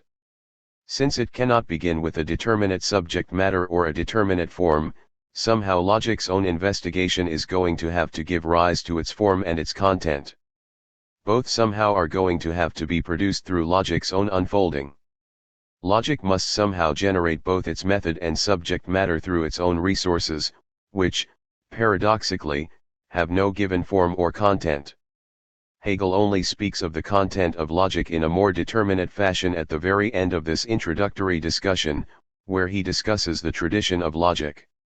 Here, as he tells us, he is going to be anticipating things that he has worked through and that we are yet to encounter. None of this anticipatory sketch can really be taken as a genuine argument. These are just preliminary pointers. In this vein, Hegel affirms that logic ends up falling into successive sections, whose division can be described in two ways. He first portrays logic as falling into two parts, which he calls the objective and subjective logics. He here distinguishes these very minimally in terms of two factors, being and the concept. The first part of logic, the objective logic, is characterized as the concept in the form of being, and the second part of logic, the subjective logic, is characterized as the concept in the form of the subject. Hegel then tells us that these parts have to be connected by an intermediary section, called the logic of essence. As a result, We now have a threefold division, and, as we will see, the logic will be divided into the logic of being, then the logic of essence, and finally, the logic of the concept. These divisions consist of conceptual formations presented as if they somehow transform themselves, such that the logic of being gives rise to the logic of essence, from which the logic of the concept emerges. We are going to find the ordering of the subject matter appear in a way where what comes later cannot appear earlier because it rests upon what precedes it. Its own specifications either incorporate or are generated by those that precede them. A very basic way of differentiating these three spheres of logic is as follows. The first part of logic, called the logic of being, deals with determinacies that are simply given or with determinacy without any further qualification. The determinacies of the logic of being do not have any ground. They are not on separate levels, where something is determined by something else. Instead, the terms in question are all equiprimordial, all equally given. These terms of the logic of being are then followed by a second sphere of logic, the logic of essence, where, generally speaking, the contents or categories involve not just determinacy but determined determinacy, determinacy that is determined by some other factor. Here one will come across categories like essence and appearance, ground and the grounded, whole and part, substance and accident, and cause and effect, where we have a two-tiered structure, in which terms are determined by something else that has some primacy over them. You cannot get at that two-tiered structure of determiners and determined determinacies unless you already have determinacy. Determinacy itself has to be developed before you can conceive determinacy that is determined by other determinacies. Arising from the logic of being, the logic of essence will be addressing all of this, and we are going to see the different determined determinacies presented as if they somehow arise from what precedes them in the development. The third and last part of the logic, labeled as both the subjective logic and the logic of the concept, is going to involve categories of self-determination. What will be specific to these determinations is that here, what gets determined and what does the determining are one and the same. Instead of having the two-tiered structure of the logic of essence, where some prior level of determinacy determines something derivative, the logic of the concept eliminates the difference between those levels. When what gets determined is the same as what does the determining, you have self-determination. Interestingly enough, this self-determined character is going to be linked with the concept. What this way of dividing the material suggests is that the order of the subject matter is intimately connected with its content. The content can only be presented in a non-arbitrary way and in a very specific order, precisely because different contents rest upon or presuppose other contents that have to be developed before these others can be presented. Consequently, the ordering of the material is not something external to the subject matter. Rather, the very content of the subject matter is intimately connected with the form of its presentation, the order in which it unfolds. Chapter 3. With what must the science begin? Hegel has emphasized the basic contrast between logical and non-logical investigations in his introductory discussion, General Notion of Logic. Insofar as logic is a thinking of thinking, logical thinking is not different from what it thinks about. The method and subject matter, the form and content of logic, could therefore be said to be indistinguishable. The ordering and that which is ordered could be looked upon as being one and the same. By contrast, non-logical disciplines, simply by not being logic, are marked by a difference between their thinking and what their thinking addresses. On the one hand, the thinking they employ has to be already at hand and is not scrutinized as part of their investigation, for their investigation is about something other than the thinking they employ. They therefore have to take for granted their method or the form by which they are ordering their material. On the other hand, the material they address has to have a predetermination simply to be something other than the thinking that addresses it, simply to be something definite to investigate. In both respects, the non-logical discipline is making not an absolute but a relative beginning, relative to these two assumptions governing its defining situation: a method or form of thinking that is presupposed and a subject matter or content that is taken for granted. Because logic does not operate with that difference, because in logic, as a thinking of thinking, there is no difference between method and subject matter, and because logic is concerned with establishing what thinking is and is thinking about, logic must arrive at what is both its method and subject matter as a result of its own labors. Moreover, logic is only going to be able to arrive at them if it does not begin with anything, with any preconception regarding how it is operating or what it is seeking. Logic is in the peculiar situation where it can be completely autonomous and completely responsible for everything it achieves because it is not burdened by assumptions regarding its method or its subject matter. What allows logic to have the autonomy that will permit it to make an absolute beginning and not be burdened by the limitations of any relative investigation is that it begins with neither any definite method nor any definite subject matter. Logic is going to begin, in effect, with no claims whatsoever regarding the knowing it is engaging in or the object to be known. Logic's ability to operate without any such claims is all predicated upon the fact that it lacks the opposition between thinking and what is thought. With logic, we have this peculiar discourse that can make an absolute beginning because everything about it is up for grabs, is part of its own territory. So everything that is going to enter into its investigation is going to have to be established through its very own inquiry. Nothing about how it operates or what it is going to address will be determined by anything lying outside of the investigation. That indicates that logic is going to have to be free from external factors playing any determinative role. It is going to have to be self-determining, and it will be able to be self-determining because it operates without any givens regarding how it thinks or what it thinks.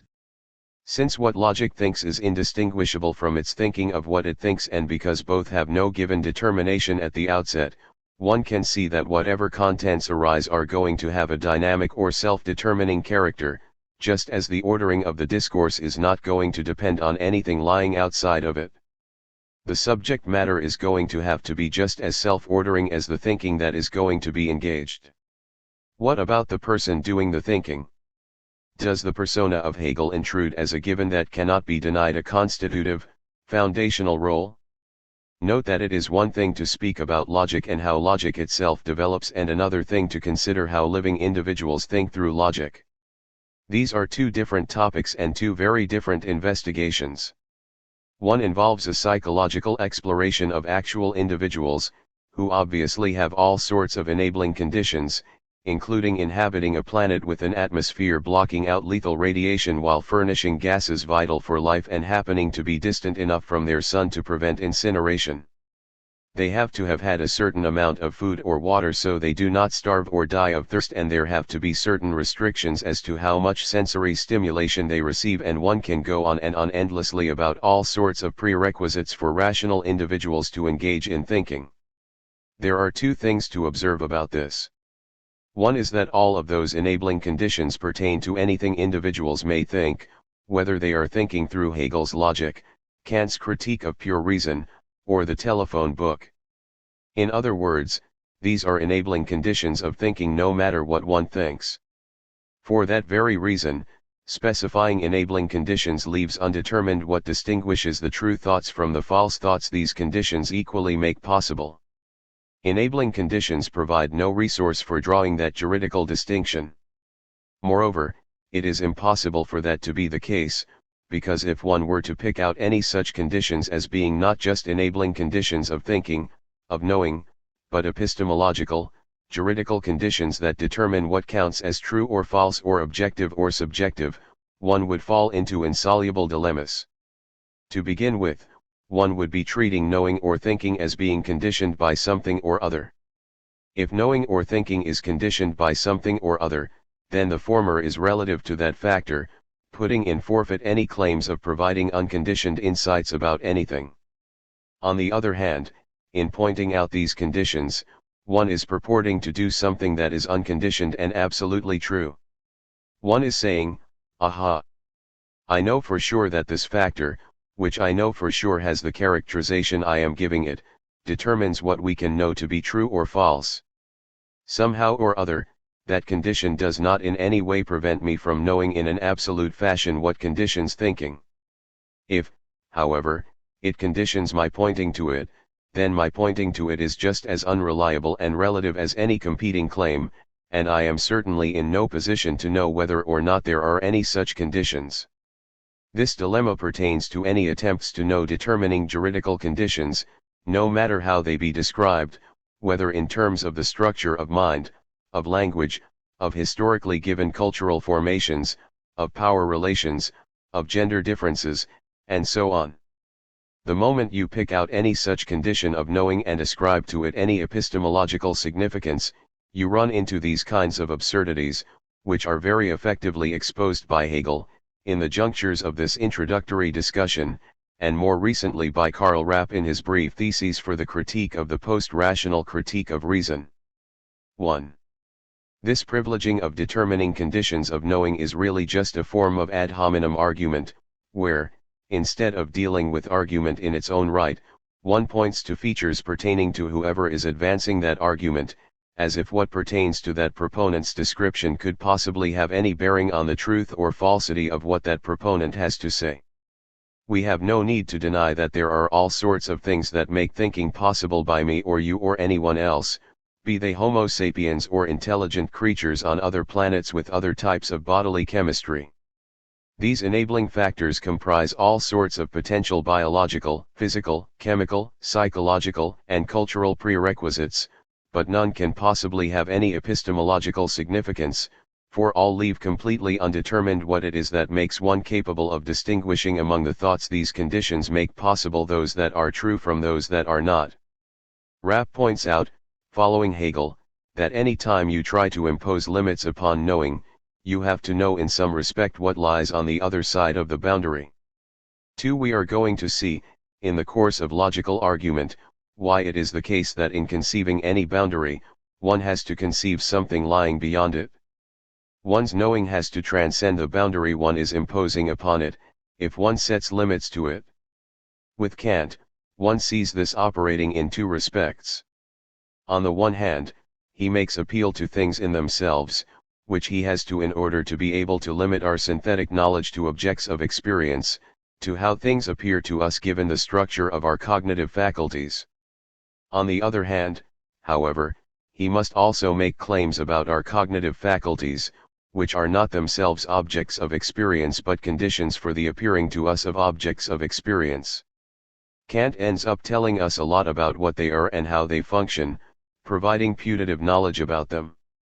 At the same time, the way he limits cognition prevents him from legitimately having any knowledge about these conditions, any more than he can have knowledge about things in themselves. This is not just a problem peculiar to Kant.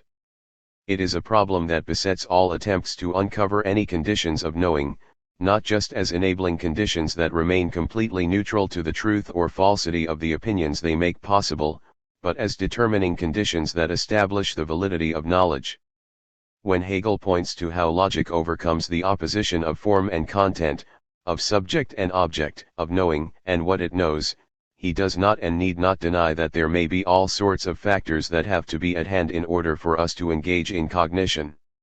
What he does not do is single out any or all of these conditions and make the absurd claim that they somehow determine what we can know to be true. They have to be such as to leave that undetermined, and therefore they cannot impose any limitations. Rapp points out that whenever you try to make any such claims, you cannot help but make claims that require a knowing that does not allow itself to be conditioned, that itself has to transgress whatever conditions it is trying to impose on cognition in general. 3. If you look at any of those legions of thinkers who operate in this way, you see that problem. Hegel, having in his introductory discussion distinguished logic and non-logical disciplines, points out that logic has been misconstrued as if it were a formal discipline, where thinking in general is treated as if it were something beholden to an opposition between knowing and what is known, between thinking and the content thought. After all, if you construe thinking to be ruled by principles that apply to the thinking of any content whatsoever, the content of thought is not determined by the nature of thought but must derive from elsewhere. That means that thinking is conditioned by an independently given content, which more or less puts us in the situation of the kind of thinking operating in those non-logical sciences that simply address a given subject matter with a thinking that itself has a given character. As Hegel points out, in such formal thinking, which is schematized in formal logic, the contents, the concepts, or whatever, have a fixed content. There is nothing dynamic about them. They do not order or develop themselves in any fashion. They simply are what they are. If they are to be set in relationship to any other content different from themselves, it is going to be in virtue of something lying outside them. This formal thinking can jumble these contents around however it wants. That formal thinking, however, can only find the contents. It cannot generate any content, because there is no content inherent in its thinking. So, there is no way for such thinking to establish what its contents should or should not be, nor how they ought to be connected. By contrast, if you consider a thinking that is not limited and conditioned in this way, that is not empty, then the thought determinations, the contents of the thought, are not going to have that same kind of rigid character, because they are not going to be subject to an external organization. If thinking and what is thought are one and the same, the ordering of the contents is going to be internal to them, so they will have something self-ordering about themselves. This will have important implications for what we are going to be encountering and for what is going to allow for there to be an autonomous reason, for there to be a philosophical investigation that is not conditioned, that does not have to rely upon assumptions, but whose conceptual determination is going to exhibit an autonomous character. Somehow the contents of logical thought are going to be self-emerging and self-ordering. For that to be the case, they have to cease to be just what they are immediately, if they are anything immediately, and become what they are not and thereby connect themselves to what they are not, as bizarre as that may sound. This obviously goes against the familiar notions of thinking, which are so prevalent because, as Hegel points out, what may be psychologically familiar to all of us, as individuals having consciousness, is a standpoint that goes about navigating its way in a world that it takes to be given to it, confronting us with an independently determined character. That situation gets elevated to an inescapable principle of all forms of knowing by the kind of modern philosophy that reduces reasoning to a reflective understanding, which is reflective in that it is always reflecting upon a content given to it. This reflective understanding could be said to be heteronymous in the sense of not being self-determined but always taking on given determinations it finds elsewhere, and, in that respect, being caught in all the limits that that situation brings with it. In the Science of Logic's other introductory discussion with What Must the Science Begin, Hegel makes some paradoxical remarks about how logical investigation, resting upon the elimination of any difference between what thinking thinks and the thinking that thinks it, depends in some respect upon a prior investigation. Even though logic seems to be a discipline that cannot possibly have any given determinations at the outset, and therefore can make an absolute beginning and be fully autonomous and self-responsible, this discipline, nevertheless, has been provided with an introduction supplied by Hegel in his earlier work, The Phenomenology of Spirit. This seems paradoxical since, as Hegel pointed out in the discussion of the notion of logic, because logic does not come to investigate something apart from its thinking, its method is something it does not already have at the outset, nor does logic even have the very concept of itself at the outset. These both are going to be things achieved when logical investigation concludes. After all, what is this investigation doing? It is establishing what valid thinking is. Logic should be the valid thinking of valid thinking. What logic is and what method it is going to employ are only to emerge at the very end. Nevertheless, Hegel insists that in the preliminary work, The Phenomenology of Spirit, we start with a knowing that is determined in terms of the opposition of consciousness and, in the course of investigating its own claims, comes to the point of somehow eliminating its own constitutive opposition, thereby providing logic with its starting point and, in a way, supplying the concept of logic.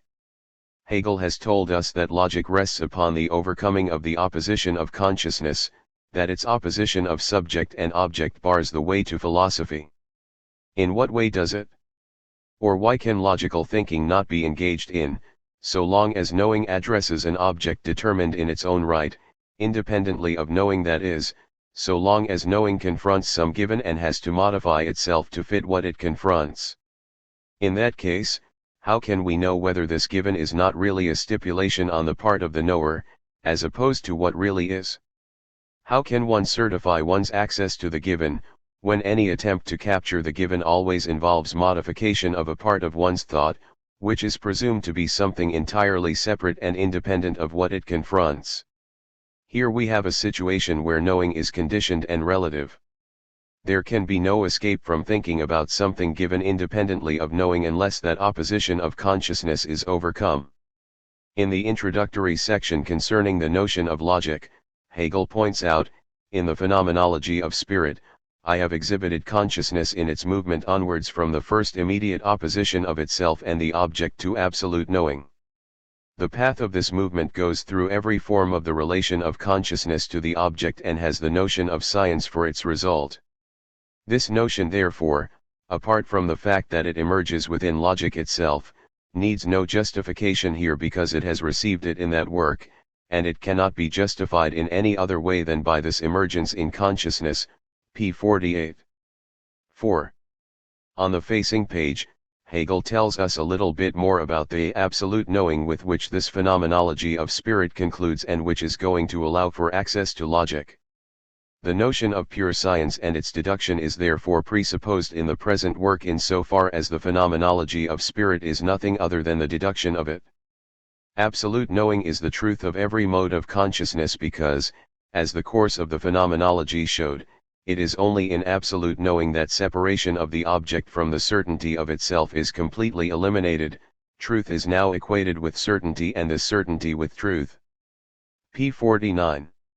Here truth is associated with the object that knowing confronts, certainty is associated with knowing's relation to that object, and when knowing's relation to its object is indistinguishable from its object, the distinction of form and content, of subject and object, is removed.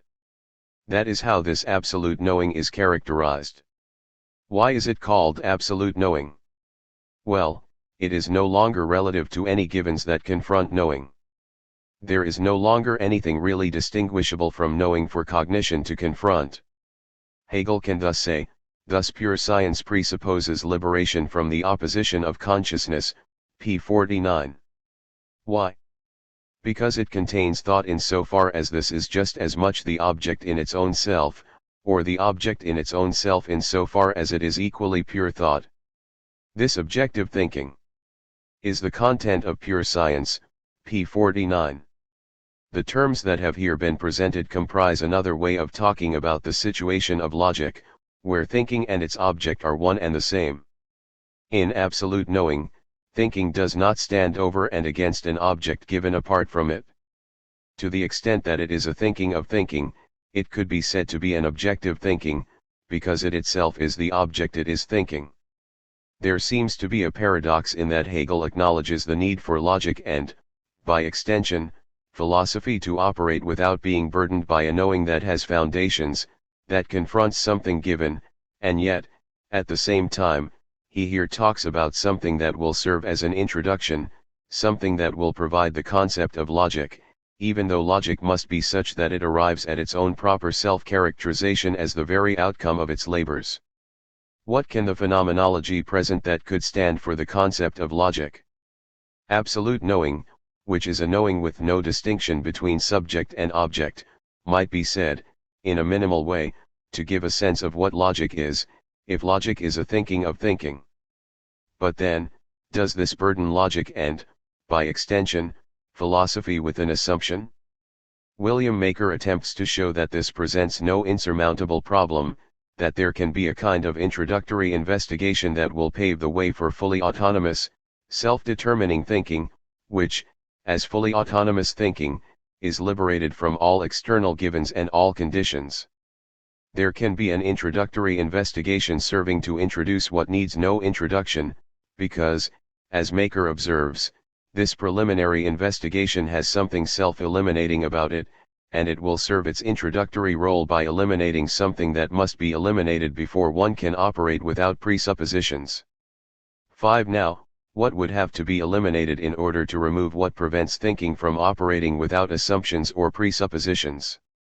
What has to be removed, or, more properly speaking, what has to remove itself, is the position that claims that knowing always has assumptions, always confronts a given, always has conditions. Obviously, that position is precisely what bars the way to a knowing that is going to operate without any conditions or assumptions. So if the whole enterprise based on the assumption that knowing always has presupposed foundations undermines itself by driving itself to the point of removing the defining distinction on which it is based, then the door would be left open for that which takes nothing for granted. This service, Maker suggests, is just what Hegel is up to in the phenomenology of spirit. We are not here going to look at that work, but I will just briefly point out that, in that work, Hegel puts forward, without making any claims about what knowing really is, the openly stipulated idea of knowing that defines itself as cognition of the given, a knowing that has a foundation, or a knowing that is structured in terms of the opposition of consciousness, a knowing that addresses something predetermined that counts as a standard of truth for its claims. This stipulated knowing then sets out to examine and test its truth claims without our doing anything, as we witness this quest, to determine the proceedings. We do not have to judge the knowledge claims put forward by the shape of knowing under observation, because it makes claims of its own and attempts to test and judge them on its own, using its own resources. The phenomenologist merely looks on without meddling in any way, for the subject matter under investigation can critique itself and, in the course of critiquing itself, becomes driven more and more to construe what it is knowing as something indistinguishable from its knowing of it, in order to arrive at truth. The self-examination of the stipulated knowing comes to a conclusion only when it finally eliminates the difference between knowing and its object, the difference on which its quest rests. Well, this in a nutshell is what is going on in that work. It has a purely negative outcome.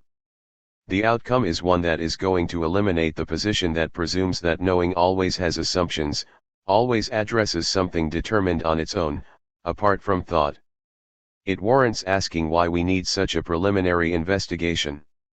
Why can we not just begin without addressing something given? This question seems most pertinent in light of Hegel's parallel introductory discussion, with what must the science begin? This discussion does not specifically address logic, but it considers the general problem of how philosophy should begin and how philosophy can solve the problem. Hegel opens this discussion, writing, "It is only in recent times that thinkers have become aware of the difficulty of finding a beginning in philosophy, and the reason for this difficulty and also the possibility of resolving it has been much discussed. What philosophy begins with must be either mediated or immediate, and it is easy to show that it can be neither the one nor the other, thus either way of beginning is refuted." p. 67. Now, why would it appear that philosophy cannot begin with something immediate? Well, you have to ask, why would we have this immediacy rather than some other immediacy? It might appear that any time we begin with something immediately, without further ado, we face that dilemma. On the other hand, if we begin with something that is mediated, we start with what is contingent on something else. It is grounded on something else, but we are not addressing that something else. So our beginning is not really a commencement, for it follows upon something that precedes it. If, however, we turn to that something else immediately, then we face the problem of addressing something immediately. Then the question is, once more, how do we know that it is what it is and why do we begin with it rather than something else? So it may appear that we cannot begin at all. We either begin with something immediate or we start with something that does not really come first but is already dependent on something else to which we are just not paying attention. As Hegel points out, philosophies, at least historically speaking, have traditionally put forward a fundamental principle, which does express a beginning. The principle is that which is primary, which comes before all else. The beginning that it expresses is not so much a subjective as an objective one, the beginning of everything. In this way, the principle has been advanced as a particular determinate content water, the one, nous, idea, substance, monad, etc. p. 67. Alternately, instead of treating the principle as something that could be thought of as one such existing objective entity, philosophers have taken the principle to refer to the nature of cognition, treating the first principle as being only a criterion rather than an objective determination. It might be thought, intuition, sensation, ego, subjectivity itself, p. 67. When Hegel describes a first principle to be a beginning that is objective rather than subjective, he is indicating that such a first principle is not being advanced as the first thing that one thinks of in philosophical investigation. In fact, for those who are concerned with getting at the objective principle, or the objective criterion, how we get to it is not so important. What matters is that we identify what comes first objectively, whereas how we begin in identifying that principle is really of secondary importance. That is just a subjective matter. What counts is getting at the objectively ultimate factor, whatever it may be. Here, Hegel observes, the need to find an answer to the question, with what should the beginning be made, remains of no importance in face of the need for a principle in which alone the interest of the matter in hand seems to lie, the interest as to what is the truth, the absolute ground, p. 67. But, Hegel points out, the modern perplexity about a beginning proceeds from a further requirement of which those who are concerned with the dogmatic demonstration of a principle or who are skeptical about finding a subjective criterion against dogmatic philosophizing, are not yet aware, and which is completely denied by those who begin, like a shot from a pistol, from their inner revelation, from faith, intellectual intuition, etc., and who would be exempt from method and logic, p. 67, by simply coming to that absolute principle, whatever it may be, and not really concerning themselves with how they get to it and whether that really matters in any respect. If earlier abstract thought was interested in the principle only as content, but in the course of philosophical development has been impelled to pay attention to the other side, to the behavior of the cognitive process, this implies that the subjective act has also been grasped as an essential moment of objective truth, p. 67. It has been recognized that there is a problem that motivates the whole transcendental turn. We do have to pay attention to what we subjectively do as investigators, as thinkers, to the path we take. Is that path really reliable? Do we not have to concern ourselves with how we get to what we are certifying to be of ultimate truth? This implies that the subjective act has also been grasped as an essential moment of objective truth, and this brings with it the need to unite the method with the content, the form with the principle, p. 67. That is, since how we arrive at the truth is essential for determining what is ultimately true, the method cannot be held apart from the determination of what comes first, the form cannot be separated from the principle. Uniting method with the content of what comes first obviously pushes us toward doing what logic seems to involve by thinking and overcoming the opposition of consciousness. If we regard the subjective act of philosophizing as being an essential part of objective truth, you cannot get at the objective truth apart from scrutinizing this subjective act. And thus, Hegel goes on to say, the principle ought also to be the beginning, and what is first for thought ought also to be the first in the process of thinking, pages 67 to 68. What is first for thought ought also to be the first in the process of thinking. If what comes first is not what is first thought, we face the problem of wondering about the warrant of thinking that leads to where we are going. After all, how is that thinking itself going to count if it is not itself part of objective truth, if it is not itself true? Need we not be worried about the legitimacy and justification of the thinking that leads to the principle? One might think that one is here employing a heuristic approach, in which, because we can begin neither simply immediately nor in a mediated way with any authority, we instead begin in a problematic way. We start with something that is merely a provisional device we employ that might allow us to arrive at what we are ultimately seeking. The results will show that we have gotten there somehow. Yet if we cannot regard how we are proceeding as legitimate, why should whatever we reach have any authority? Of course, there is also the opposite problem of how we can begin with any specific manner of proceeding that could be valid from the outset. As Hegel points out, to want the nature of cognition clarified prior to the science is to demand that it be considered outside the science.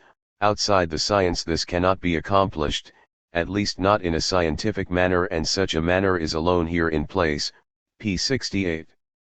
Any kind of thinking presented outside of science or prior to science is not scientifically developed. It has a questionable legitimacy, to say the least. So, when we are beginning to philosophize, we face the problem that we cannot begin with a certified form of cognition. There can be no pre-certified cognition to employ at the outset. But if science is not to rely upon uncertified cognition, then how is it to operate? Hegel suggests that science can surmount this problem only by making a beginning that is logical, and he takes us back to considerations to which we were introduced in his other companion introductory discussion. He here characterizes pure logical thought as being thought that is free and for itself, p. 68. How do these features go together? First, what does it mean for thought to be for itself? Well, in logic, what is for logical thought is what it is thinking, since logic is thought thinking itself. Logical thought is thus for itself, being its own object. How is the freedom of logical thought connected to this being for self, this self-reference of logic? As we have seen, when thought is for itself, it is not a thinking that is conditioned by a given subject matter that it is thinking about. It is not a reflective understanding, confronting something it takes for granted.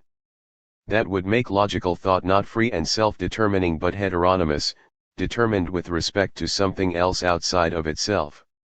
Also, if in logic thought is thinking itself, then it is also not making use of a thinking that is already established and given.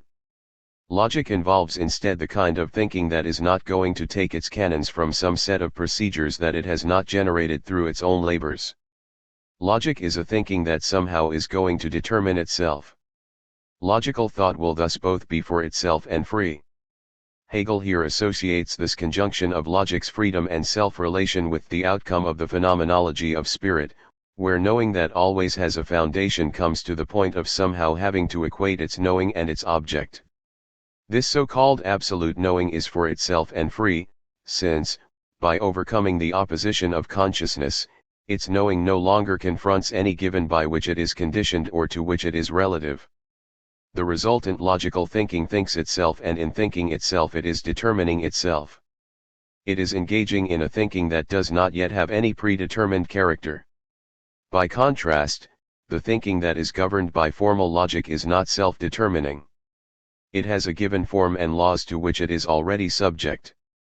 The beginning of philosophy comprises a different situation, where what is first put forward is also first in the process of thinking. That is what you have when you engage in a thinking of thinking. What do we do when we start in this manner? Hegel characterizes the threshold from which we must begin in a particular way, writing that pure knowing as concentrated into this unity has sublated all reference to an other and to mediation, p. 69. It is not a thinking that reflects on anything, on any given. It is not a thinking that is mediated by any foundations or any conditions. That means there is nothing from which it is distinguishable. There is no relation. It is, Hegel writes, without any distinction and as thus distinctionless, ceases itself to be knowledge. What is present is only simple immediacy, p. 69. Why does this logical situation, where we have entered the element of logic, where the difference between knowing and its object has been removed, cease to be knowledge? Knowledge in any determinate sense always involves some object and something that is going to correspond to that object. Determinate knowledge thereby involves some kind of relationship, of adequation. Admittedly, although the relationship between knowing and its object involves a difference, there is supposed to be unity between them. If the knowing is to be true, it has to be in some kind of conformity or identity with its object. Here at the outset of philosophical investigation, however, we have no relation but rather a yet to be determined something that has not yet gotten underway. All we have, Hegel says, is simple immediacy. In the absence of any determinate conditions, there is no given form to thinking, just as there is no given subject matter. We just have simple immediacy. Hegel qualifies this simple immediacy by indicating that there is no other factor that could be said to be its ground or its foundation. Although this simple immediacy has resulted from the introductory phenomenological investigation that observes the self-examination of the construal of knowing that treats the opposition of consciousness as if it were the principle of knowing, this investigation has removed itself by eliminating its constitutive subject-object opposition. It is not there, for it has eliminated itself. It is thus not a ground that is still present, grounding what we have at the outset of philosophy proper. We just have this removal, which comprises the absence of any determinate given to be addressed by any determinate standpoint of thinking or of any determinate form of thinking. So, even with the introductory service of the phenomenology of spirit, we just have simple immediacy. Nonetheless, Hegel now qualifies this simple immediacy. He writes, "Simple immediacy is itself an expression of reflection and contains a reference to its distinction from what is mediated." p. 69. How does immediacy involve a kind of reflection, a reference, or relation to something else? Immediacy is a negation of mediacy. The prefix "im" means not mediated. If we really want to avoid that, a better expression is the following. This simple immediacy, in its true expression, is pure being. Just as pure knowing is to mean knowing as such, quite abstractly, so too pure being is to mean nothing but being in general, being, and nothing else, without any further specification. Here the beginning is made with being, which is represented as having come to be through mediation, a mediation which is also a sublating of itself. p. 69. What is the mediation that has sublated itself, that has eliminated itself?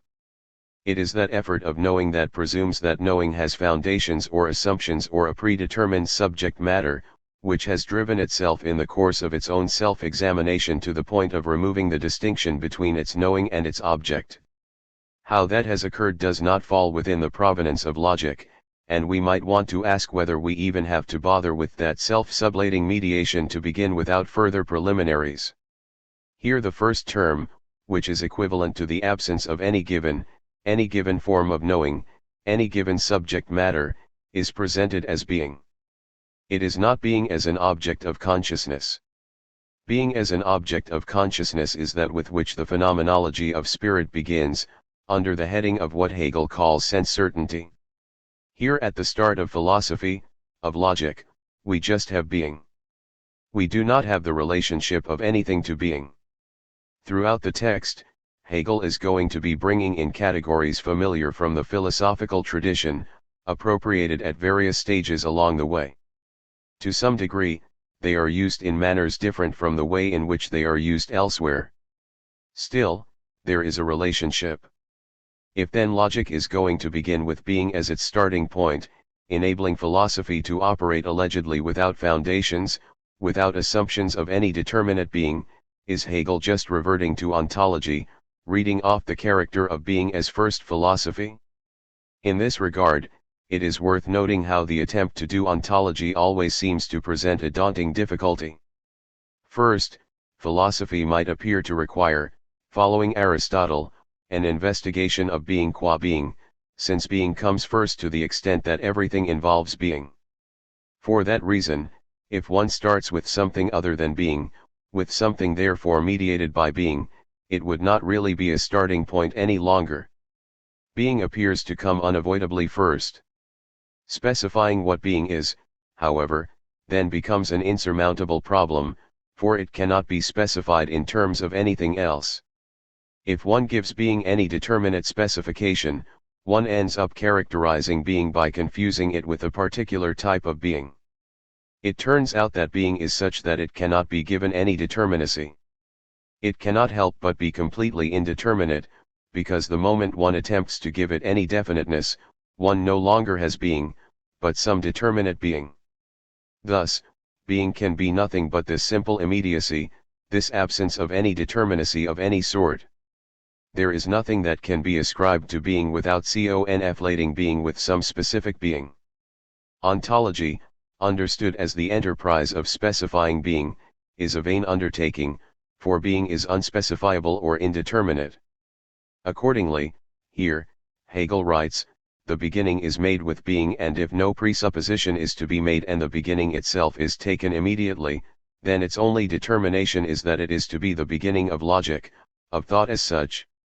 All that is present is simply the resolve, which can also be regarded as arbitrary, that we propose to consider thought as such, pages 69 to 70. That is the situation we are in if we simply confront what logic is or what philosophy is, without any assumptions concerning knowing or the object to be addressed. We just have the being of indeterminacy. Being is just being, and if this is all there is at the outset of philosophy, philosophy to begin with is itself just an empty word. Being, after all, is not the same thing as the beginning of philosophy if the latter signifies anything determinate. Being is just indeterminacy. If it is going to be the beginning of philosophy, it will have to prove itself as such in virtue of what follows from this starting point. That should indicate why Hegel feels the need to provide a kind of introduction that is ultimately saying no more than I am introducing you to something that cannot possibly have any real introduction, because nothing is to be put forward that has any predetermined character. Well, if you were just to confront being or simple immediacy or indeterminacy, you would not know what this signifies. Is this anything or the beginning of anything? Is this philosophy? Hegel's introductory remarks invite us to at least take seriously something that cannot be provided with any sufficient preliminary grounding. Following the tradition of ontology, being might be thought of as constituting the substrate of everything, a very concrete determination. Hegel will show, however, that there is nothing to be said about being. It is completely indeterminate. The moment you try to say something about being, you are not talking about being. You are talking about a particular being or a determinate being, not being itself. Being is nothing, and it is what we are thinking when we are not thinking about anything given or not thinking in any particular way. To clarify the utter indeterminacy of being, Hegel invites us to reflect on the idea of beginning without further qualification. If we are really beginning, we do not yet have what is beginning. What is beginning is not yet at hand. What is beginning will result from the beginning. You could even say that beginning is not even determined as a beginning, because at the start how do we know anything is going to begin from here? That it is a beginning is something that will only be subsequently established. This gives a clue as to how the beginning really is not just immediate. It ends up being mediated by what follows from it, because it ends up being determined to be a beginning only as a result of what, if anything, unfolds from it. What is here said about beginning as such is completely parallel to what has been said about logic. As a thinking of thinking, with no given object or method, logic is only going to establish what it is in the course of its own autonomous development. Similarly, the beginning will only become a beginning of what it is a beginning of at the conclusion of the development of whatever it is that is unfolding. So, the beginning has a peculiar character that matches the predicament of logic. What is beginning is not yet at hand. A beginning, however, is not just nothing. It just as much as there is something about to begin. Something determinate is to emerge, but it is not yet at hand. The beginning thus involves a combination of being and nothing, which is going to allow something to become, and what is going to become something determinate will not become manifest until we move beyond the beginning. Then the starting point will have proved itself to be the beginning of whatever it is that has constituted itself in this development. What we now must address are the moves, if any, that follow from being. Obviously the question is, can we get anywhere? And how can we possibly get anywhere without surreptitiously introducing given things or procedures or terms that should not be invoked? Chapter 4. Being, Nothing, and Becoming. At the very end of the introduction concerning the concept of logic in general, Hegel points out that logic will have a twofold division into objective and subjective logics, so called. This is going to turn out to be a threefold division, for the objective logic is going to divide into a logic of being, followed by a logic of essence, both of which will be succeeded by a logic of the concept. The logic of being is going to fall into three sections, the first of which addresses determinateness as such, or quality. This section is to be followed by what Hegel identifies as quantity, also spoken of as sublated determinateness. So you have quality, quantity, and then, thirdly, qualitatively determinate quantity, measure. In measure, you have quantity to which something qualitative gets associated. Something has a measure when its quantity is not indifferent to its quality in the way in which something may vary quantitatively without necessarily altering its quality. If something has a measure, there are quantitative limits to its maintaining its qualitative character. Since measure involves a relation between quantity and quality, one can see at the outset why an account of measure is going to follow from an account of quality and quantity. We will have to see why quality should come first, before quantity. In thinking about the broad divisions and their ordering, one must ask, why should the ordering turn out the way it does? In giving his preliminary divisions, Hegel is just pointing out what he knows by having worked out the argument. He recognizes that this preliminary division is not itself his argument and only serves to anticipate for the reader how things will turn out, which can be told by one who has already thought it through. With regard to the first section of the logic of being, the part dealing with determinateness or quality, there are three subdivisions. The first is an account of being, which is followed by an account of determinate being, dien. Then a third part of the logic of being follows, called being for self, for which one might substitute self-relation. That is the threefold division that awaits us. We will have to see what if any rationale lies behind this division. Why would being come before an account of determinate being, and why should determinate being precede the account of being for self or self-relation? Let us look at Hegel's brief presentation of being, nothing, and becoming and then consider some of the major points in the accompanying remarks 1 and 2. Being, pure being, without any further determination. In its indeterminate immediacy it is equal only to itself, p. 82. 1. What does Hegel mean when he says, it is equal only to itself? Well, being is not equal to anything else, and if it is not equal to anything else, it cannot be compared to anything with which it might have something in common. Being cannot have any kind of qualities that might be ascribed to a plurality of entities, qualities that could be shared by anything else. Being, as equal only to itself, cannot have any such qualities. There cannot be anything universal about it. Being cannot be thought of as having a genus or species, for that matter. Is not excluding all such things tantamount to saying that being is equal only to itself? Can we then call being a set with one member? But can we call it a set at all? To do so already brings us into talk of a universal and an individual, which are determinate categories. We are here dealing, however, with something that is indeterminate, immediate. Immediacy goes along with indeterminate. Immediacy is not in relation to any other factor, unlike mediated being. Immediacy excludes any such terms, such as quality, class membership, or any kind of universality. All of these things have to be excluded. Moreover, not only is being, as Hegel says, equal only to itself, it is also not unequal relatively to another, p. 82. Being cannot be equal to anything, but why can it not be unequal to anything? To characterize being as unequal to anything would be equivalent to saying, being is the other of something else, which is distinct from it. This would give being a character that sets it in relation to something else, which involves mediation, namely, invoking some mediating term by which being is what it is. You cannot speak of being as being equal or unequal to anything, because if being is really going to be indeterminate and immediate, it cannot be in relation to anything, either positively or negatively. Furthermore, being not only has no relation to anything else, be it through shared quality or any difference, but, as Hegel goes on to say, being has no diversity within itself, p. 82. Why must internal diversity be excluded just as much as any reference outwards, p. 82? Well, if being had any diversity within itself it would have a multiplicity of factors and there would be relationships. There would be mediation within it, and being would not be indeterminate. It would be very determinate in virtue of all of this.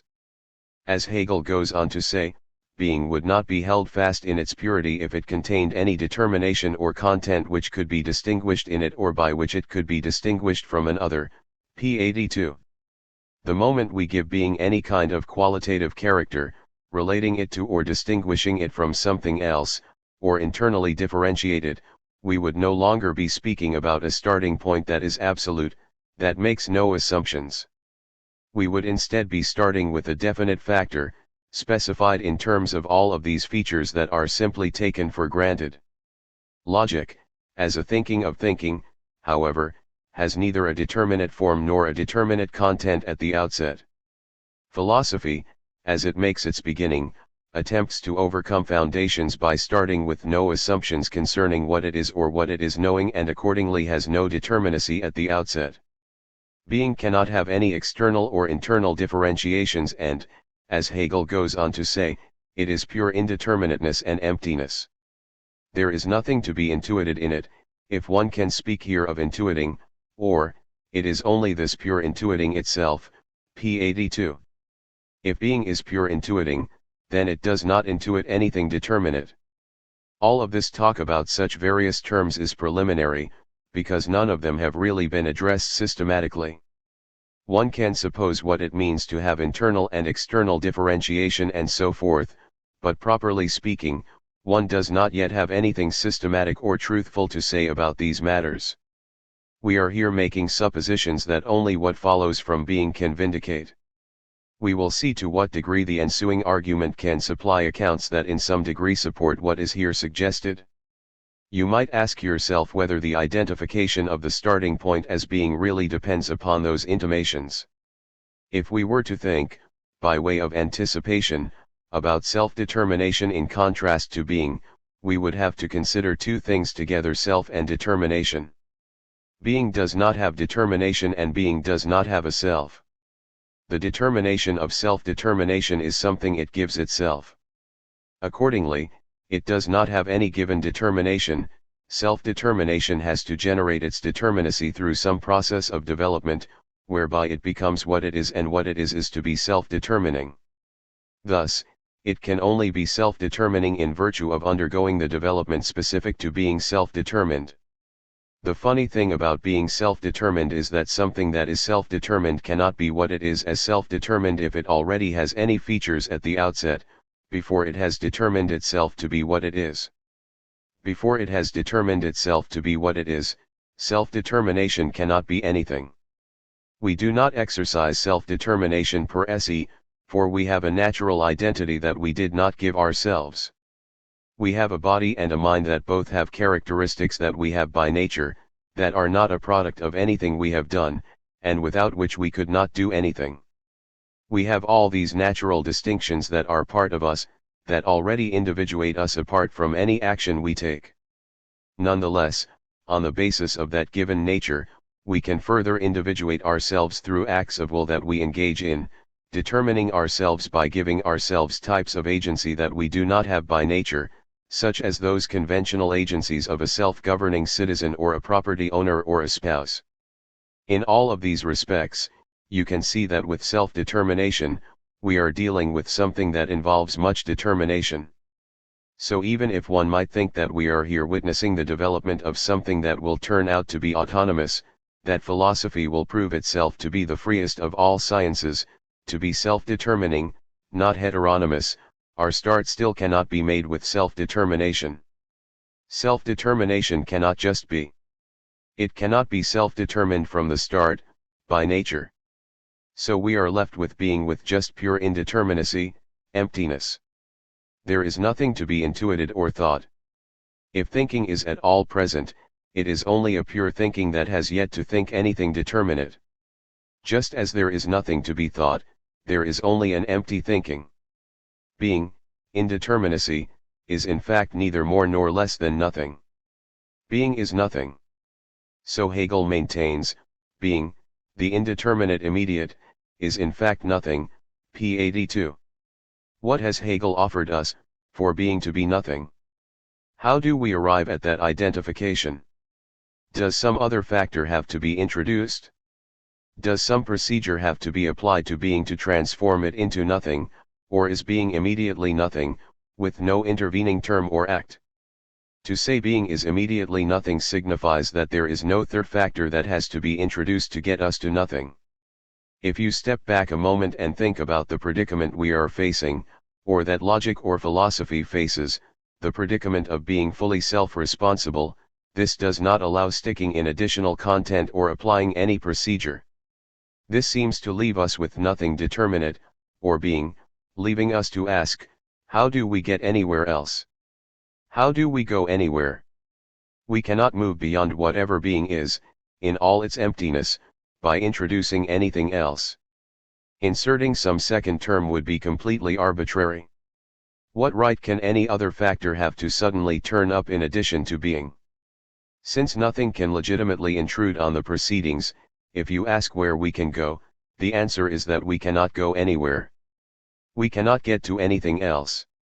There cannot permissibly be anything beyond being, except another term no different from being, a term that crops up in virtue of nothing other than being. Paradoxically, this seems to be the only way that there could be any second term, that the second term have nothing more than being, and that it be at hand in virtue of nothing other than being and yet be a second term. Should we not be looking for a reason for something to emerge from being? Such a reason would be something beyond being. Being, after all, supplies us with no reasons. Being is indeterminate. What would be the problem if we invoked a reason to arrive at something beyond being, given being's lack of resources? Well, any reason would just be some stipulation we sneak in there. There thus can be no reason for whatever follows from being. On the other hand, whatever occurs next cannot be different from what being offers, because difference would require some additional content. Now, it turns out, Hegel gives us nothing as a distinct term. It so happens that there are words enabling him to express this second term. There is one word for being and another for nothing. Nothing will also figure philosophically and religiously, and it does so in ways that have a lot to do with precisely how Hegel is using it. What does Hegel have to say about nothing, this second term which follows from being and follows from being directly, without any intermediary? Nothing, pure nothing, it is simply equality with itself, p. 82. We have heard that before, because Hegel said earlier that being is equal only to itself. Nothing is complete emptiness, absence of all determination and content, p. 82. Similarly, Hegel before had written that being is pure indeterminateness and emptiness. Nothing is undifferentiatedness in itself, p. 82. Hegel had equally said that being could not have any diversity within itself, let alone any diversity or reference outwards. Hegel hardly attempts to hide the familiar ring, observing, insofar as intuiting or thinking can be mentioned here, it counts as a distinction whether something or nothing is intuited or thought. To intuit or think nothing has, therefore, a meaning, both are distinguished, and thus nothing exists, in our intuiting or thinking, or rather it is empty intuition and thought itself, and the same empty intuition or thought as pure being. Nothing is, therefore, the same determination, or rather absence of determination, and thus altogether the same as pure being. p. 82. Being is nothing. Nothing is being. Each is immediately the other. Why is each immediately the other? They are not related to anything in virtue of any factor. They cannot be equated in terms of something they have in common. Even though they are described similarly, they are not being attributed qualities, because they both are devoid of quality. They are indeterminate. There is nothing that can connect them. Rather, their sheer absence of any determinacy makes each immediately the other. Yet if this is so, how can they be distinguished as different terms? This seems to be the immediate problem. Have we gone anywhere and made an advance to a second term? Or are we really just saying being or nothing, nothing? In fact, we are in a position where we cannot go anywhere. All we are and can be doing is restating the same indeterminacy and not making any move anywhere else. If you were to ask why being and nothing are different terms, you would be asking for some basis of difference, some third factor that would differentiate them. The terms being and nothing, however, are such that there is no possibility of finding a means of differentiating them. In the next paragraph Hegel speaks of them being absolutely distinct, p. 83. They are not distinct relative to anything. There is no other factor in relation to which we can distinguish them, such as something one has and the other does not have, or something that they might share in common while being otherwise qualitatively distinct. None of that is available. So again, the mystery might seem unfathomable. Are not being and nothing just identical without any difference? If you look back at nothing, nothing is presented in a way where nothing depends upon nothing other than being. Nothing requires nothing more than being to be. That still leaves seemingly unresolved the issue of how one can meaningfully say that there is a distinct term, nothing. Of course, there are distinct terms in that we have distinct words, being and nothing. And we might even say that there are distinct concepts of sorts. These concepts of being and nothing figure, as Hegel will point out, in the history of philosophy. To begin with, there are those who present being as fundamental, the Eleatics and Parmenids in particular. What is it that Parmenids does that leaves him with only being, never allowing him to get to becoming? He fails to see any unity between being and nothing. For Parmenids, only being is. Nothing is not. There is no nothing. Nothing cannot be, only being is. On the other hand, ancient Oriental thought, be it Chinese or Indian, makes appeal to nothingness as what is ultimately fundamental.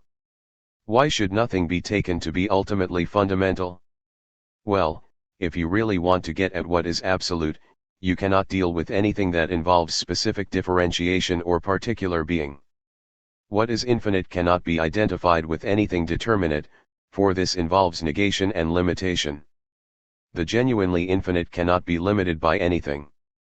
It seems that it must be indeterminate. It must be nothingness. The history of philosophy, however, also offers recognition that there is a development from being to nothing, a development made fundamental by Heraclitus. Here we have an acknowledgement that being emerges out of nothing and nothing emerges out of being. What Heraclitus recognizes as ultimate is that within which being and nothing pass into one another, becoming. This might suggest that there is a passage from one to the other, that they are not immediately one another. What could such a passage comprise? Well, it might seem that it takes time for something to arise out of nothing and to return to nothingness. But here we just have being that is nothing, nothing that is being, and that is all that has been presented. There is no intervening process, and yet here we still have becoming. What then is becoming and where does it come from? Hegel writes, pure being and pure nothing are, therefore, the same. What is the truth is neither being nor nothing, but that being does not pass over but has passed over into nothing, and nothing into being, pages 82 to 83. What is the distinction Hegel is drawing by saying that being does not pass over but has passed over into nothing? Why does he not want to say that being passes over into nothing? If there were a passage that being has to go through in order to become nothing, the relation between being and nothing would be mediated. It need not be mediated by time, for we can speak about logical passage, where terms are mediated by other terms, as in syllogism. The alleged passage would have at least some logical mediation. This, however, is precluded, for being and nothing by their very character cannot be mediated or stand in relation to anything. Being is nothing. It has passed into nothing. It is immediately nothing. Nothing has to be added for being to be nothing. Likewise, there is nothing that has to be added or done to nothing for it to be being. They both have passed over into nothing and nothing into being. But, Hegel writes, it is equally true that they are not undistinguished from each other, that, on the contrary, they are not the same, that they are absolutely distinct, and yet that they are unseparated and inseparable, and that each immediately vanishes into its opposite, p. 83. This distinction that immediately vanishes appears most puzzling. Why does Hegel speak of the distinction of being and nothing being an absolute distinctness? How can being and nothing be absolutely distinct? The alternative would be that they would be relatively distinct. We have already seen why this cannot be the case. Being and nothing cannot be relatively distinct because they cannot be in any relation to one another nor to anything else. There cannot be some third factor by which they are differentiated, because there is no other determinacy that is legitimately available. So, if they are different, they are immediately different. And yet, in virtue of having immediate difference, a difference that cannot be allayed to any specificity, any further determinacy, they are equally inseparable. As Hegel will point out later in the remarks, it is only in virtue of this non-relative, immediate difference that one has both being and nothing and can talk about becoming.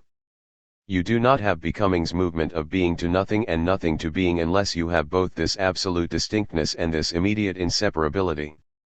When you have both, you have something that is neither just being nor nothing. You have something that is the passed overness of each term, namely, as Hegel puts it, this movement of the immediate vanishing of the one into the other, becoming, a movement in which both are distinguished, but by a difference which has equally immediately resolved itself, p. 83. So what is becoming composed of? It just consists of the passageless transition whereby being is immediately nothing and nothing is immediately being. As Hegel will point out in some of the remarks, becoming is not change, because change involves something that undergoes alteration and can become something other. In becoming, however, there is neither something or other, but just being and nothing, or, as Hegel will point out later, when we get to his further analysis of becoming, ceasing to be, and coming to be. Ceasing to be is being that is immediately nothing. Coming to be is nothing that is immediately being. That is not the ceasing to be of something determinate or the coming to be of something determinate.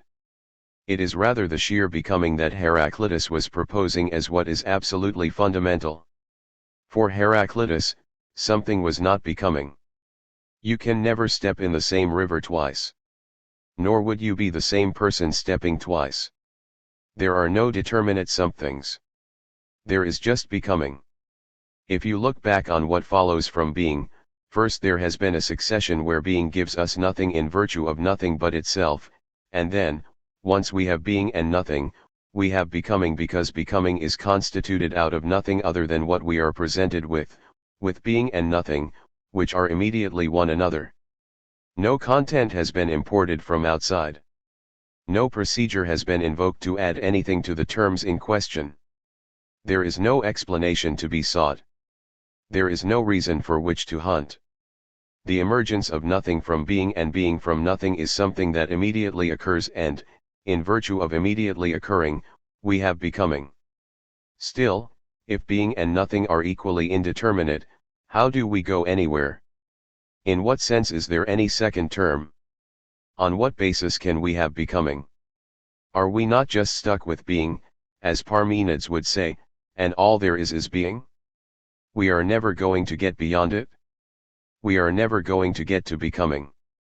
Think hard about what could only be the case concerning a second term, a second category. It cannot arise from being in virtue of something else. There cannot be a reason for it beyond being itself. Further, this second term cannot have a content beyond what being already presents. After all, how was nothing different? Only as absolutely distinct, because there is nothing in relationship to which it can be distinct from being. If that is the case and if nothing other than that can be the case, we are confronting becoming. With being and nothing, being absolutely distinct is not different from being not distinct at all, which is why the distinguished terms are equally inseparable. By the same token, you could say that their inseparability is no different than their absolute distinctness, and that is what becoming presents us with, both of these relationless contrasts together. Hegel addresses the common perplexities that lead us to resist the sequence of being, nothing, and becoming. In various remarks, Hegel examines how the possibility of distinguishing being and nothing is called into question, how the possibility of there being any becoming is called into question, and how the possibility of moving from being to nothing is called into question. In the first remark too, Hegel points to one of the erroneous assumptions that have led thinkers to fail to see how being can be immediately nothing, how nothing can be immediately being, and how both can be equally absolutely distinct. He describes this by pointing, first of all, to how nothing is usually opposed to something. If the being to which nothing is contrasted is considered to be something, then nothing cannot be immediately being. Unlike indeterminate being, something has specific determinacy. Something has specifications. It has relation to other and being in itself. It thereby has internal diversity, as well as equality or inequality with other things. There is no way that nothing can be something or that something can immediately be nothing. What something is not is other to it, and that other is a determinate being and not just nothing. Hegel is warning us that when you think about nothing, do not think of it as opposed to a determinate being. Nothing, as indeterminate, cannot oppose anything, for what opposes something is an other with as much determinate being as something. Now, the other side of this problem comes up in the similar discussion where Hegel speaks of the principle that from nothing nothing can become, p. 84. That principle might seem to preclude that being can come from nothing. What the principle is really maintaining is that nothing determinate can come from nothing. That claim does not apply to what we are looking at here, because here we are talking about nothing immediately having passed over into being immediately. Nothing is not immediately something. Something is not immediately going to arise from nothing. But how do you prevent being from immediately arising from nothing? This issue comes up in a somewhat different connection in Kant's treatment of being in his criticism of the ontological proof for the existence of God. 3. The ontological proof takes God as a being of which none more perfect can be conceived. If you concede that actual existence is better than hypothetical existence, you have to admit that God is actually in existence. Being is part of the concept of the divine, because if it were not, the divine would be lacking something and cease to be perfect and infinite. Kant disputes this by claiming that being is not a predicate. Being cannot be considered a predicate of anything, which means being cannot be ascribed to something as part of its concept or definition. Conversely, the being or non-being of something in no way alters its concept or content. Kant uses the example of 100 coins, pointing out that there is a difference between its being or non-being. There is a difference because, Hegel points out, what is here at stake is the existence or non-existence of something determinate. In virtue of being a determinate entity, something is in relationship to other entities, and that relation to other entities is not at hand if it is non-existent. To be in relation to other entities is part of its very being, is part of its very content. Something determinate, like 100 coins, is what it is in virtue of all sorts of relationships, such as the heat of the atmosphere, chemical surroundings, recognition of a universal exchange value equivalent, and many other circumstances. What does this have to do with the discussion of being and nothing? Why would Hegel want to be pointing out that, contrary to Kant, the being and non-being of something determinate are not equivalent, and that therefore it does make a difference whether something exists? Hegel is attempting to show that being and nothing are inseparable. Being is nothing and nothing is being, whereas the being of something and the non-being of something are very different. Hegel is pointing out that to think clearly about being and nothing, you do not want to make the mistake of treating the being in question as the being of something determinate, just as you do not want to consider nothing as the non-being of something determinate. If you think of these categories in that relation, you are no longer thinking about being and nothing. You are thinking about something else, determinate being and the absence, or non-being, of something.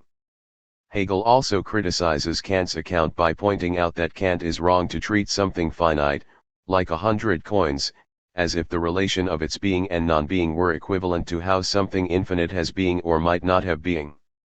The contingency of the being of something finite is specific to its finitude.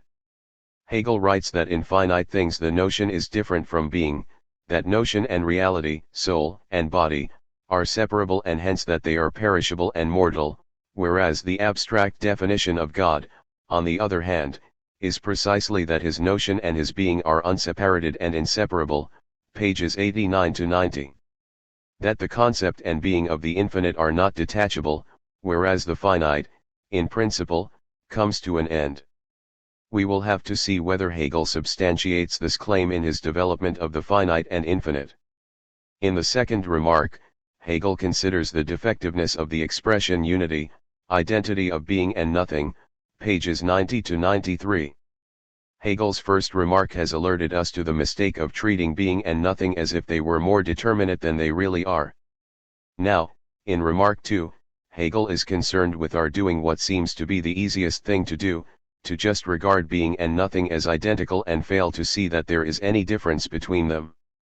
This concerns how there can be any talk of having moved beyond being, because it might appear that being and nothing are indistinguishable, leaving us where we began. We cannot get anywhere because all there is being.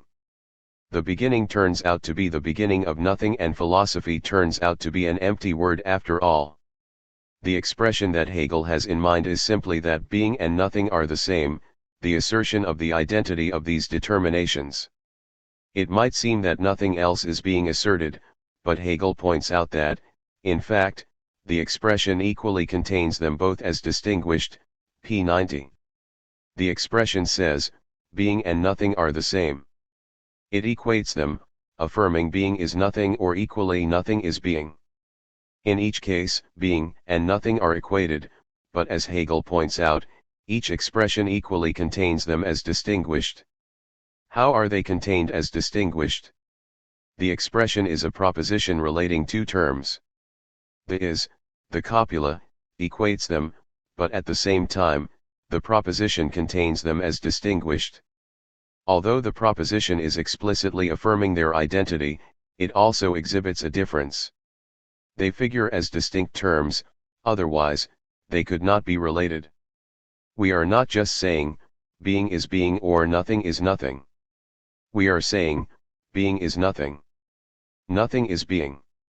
The proposition contains both their identity and their difference. Hegel points out that this conjunction of identity and difference applies to judgment in general. Judgment will be discussed later on as a logical specification. If one treats judgment simply as a proposition in which you have a subject and a predicate connected by the copula is, then it affirms that one is the other. It seems to affirm their identity, or in the case before us, that being is nothing. Yet at the same time, it contains both terms in distinction from one another. Nonetheless, there is something limited about how judgment contains identity and difference, which bears upon employing judgments to get at philosophical truth. The terms in judgment have their unity expressed or affirmed by the judgment in which they also figure as separate and distinct terms. As Hegel points out, the judgment fails to explicitly express their distinctness. Being is nothing makes explicit their identity. Of course, a judgment could make explicit their difference, as in a negative judgment that affirms that being is not nothing. Still, that would just make explicit one side of the relation without explicitly affirming the other. Where are both the identity and difference expressed? This is not explicit in judgment. Where we do have expressed or manifest the immediate identity and immediate difference of being and nothing is in the dual movement constituting becoming.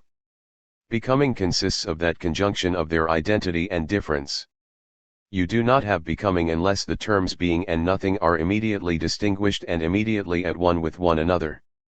You need both sides in order for there to be a being that ceases to be and is immediately nothing, and a nothing that immediately is being. This appears to involve a contradiction, leaving one to wonder whether Hegel is violating from the outset certain rules of logic, such as the principle of non-contradiction, on which any coherent thinking seems to rest. After all, according to Aristotle, one cannot say anything definite unless one can abide by the principle of non-contradiction. For something is, but it is not what it is not. Being, however, is nothing, and, at the same time, being is distinct from nothing. They are distinct, but there is nothing one can appeal to account for their difference. They are, in that sense, inseparable, yet they are different terms.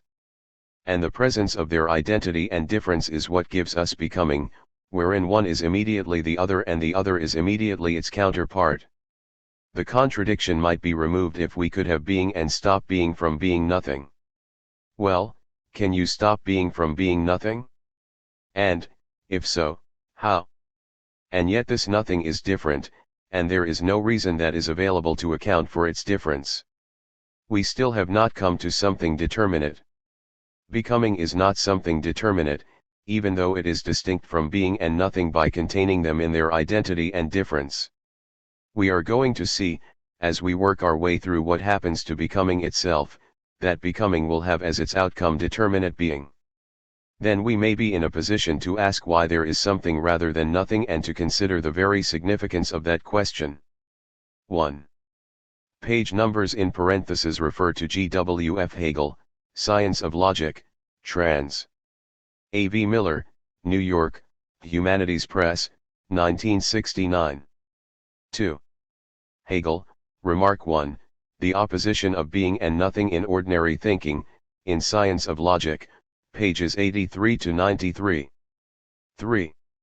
Immanuel Kant, Critique of Pure Reason, trans. Paul Guyer and Alan W. Wood, Cambridge, Cambridge University Press, 1998, A592/B620, A602/B630, pages 563 to 69. 4. See Aristotle, Metaphysics, in the Complete Works of Aristotle, Volume 2, ed. Jonathan Barnes, Princeton, New Jersey, Princeton University Press, 1984, Book 4, Chaps. 4 and 5, 1000 and 601, 101101. Chapter 5. From Becoming to Determinate Being. The third remark 1 addresses problems that arise if being and nothing are regarded to be what they are in isolation from one another, as if they could somehow be held apart. Hegel begins by pointing out that the inseparability of being and nothing is constitutive of becoming. This does not involve mistaking becoming to be a transition. Using the term transition as if it were synonymous with becoming could invoke temporality, but transition can also be thought of logically, apart from temporality. What transition implies is something intervening between being and nothing, whereby one is not immediately the other. Hegel insisted early on that strictly speaking, there is no relation between being and nothing. You have being and then being is immediately nothing. It is not as if being and nothing are somehow still standing against some persisting backdrop, where they remain in relation to one another. Rather, one gives way to the other. It is not apparent that the other is there. But there is still no intervening step by which nothing comes from being or being comes from nothing. If that were the case, then their emergence would be mediated by something else, but there is nothing at hand to mediate anything. There are no determinacies yet. Here there is no place for thinking of any succession of categories as involving temporality.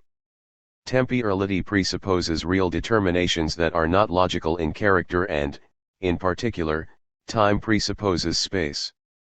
As Hegel argues in his philosophy of nature, time is the way in which space can be outside itself, from one moment to the next. None of that is on the table here, and, if we are to look ahead, the entire discussion of logic, whose character remains to be established, is going to set the stage for the determinacy of nature, which will involve logical determinacy but will add something more that is irreducible to logic. In any event, Hegel is here trying to highlight the difficulties that afflict thinkers who have kept being and nothing from developing into one another.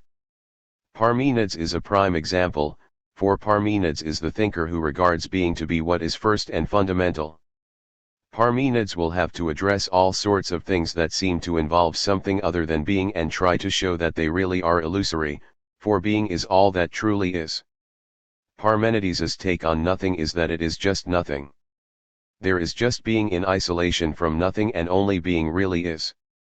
What, then, occurs? What do we have? You cannot have any becoming, for to have becoming, you have to have nothing. Whether you regard becoming as coming to be or ceasing to be, neither trajectory is intelligible unless there is nothing and not just being. By seizing upon being and regarding it as being by itself in isolation from nothing, there can be no progress beyond being. Being provides us with no resources for any further determinacy, because being is indeterminate. So if we somehow come up with something else, it would seem to be just constructed arbitrarily by us. As Hegel points out, the same thing is true with Spinoza, who has the one substance be what alone is. Accordingly, there is no way it can create any relation to anything else. It is in utter isolation. Hegel turns to Jacobi's polemical attack on Kant's critique of pure reason, where Kant makes appeal to various pure unities, such as pure intuitions of space and time and the pure unity of apperception, self-consciousness, the I. How can any of these pure factors end up having any kind of internal differentiation? How can the pure unities of space and time give rise to any spatial or temporal differentiations? How can the pure spontaneity of pure understanding arrive at any concepts or judgments or anything determinate? In casting these doubts, Jacobi is assuming, Hegel points out, that being and nothing are entirely separable, are in complete isolation from one another. Only by assuming this, is Jacobi trapped in a situation where it seems unthinkable how the pure unity of space or the pure unity of time or the pure unity of self-consciousness could ever arrive at any kind of differentiation involving particular spaces, particular times, particular concepts and judgments. Hegel links these abstractions of pure space, pure intuiting, and pure thinking to Indian classical philosophy, which affirms that the absolute is indeterminate and accordingly engages in the yogic practice of emptying one's mind of all determinacy, doing so by simply chanting Om, Om, Om endlessly and focusing on the end of one's nose, all so as to stick with indeterminacy, p. 97. This whole project aims at uniting with the ultimacy of nothingness by emptying consciousness of all content, eliminating the self, and thereby achieving nirvana. The subject, the particular subject, is ultimately regarded as illusory, because what is truly fundamental is just nothingness, indeterminacy. Accordingly, if one wants to get down to what is really true, one has to get rid of all content and just come to nothingness. This whole approach simply lays hold of one of the indeterminate determinacies in this case, nothing. One could just as well have seized upon being, as does Parmenides. All these approaches focus on being or nothing separately, taking being or nothing alone as ultimate and fundamental, ignoring that one cannot have being without immediately confronting nothing, just as one cannot hold on to nothing without confronting being, all of which brings us to becoming. Hegel warns us not to think about nothing as if nothing were posited by or determined by being, nor to say that being is posited by or determined by nothing, p. 103. One should not invoke any kind of relationship like cause and effect or ground and grounded.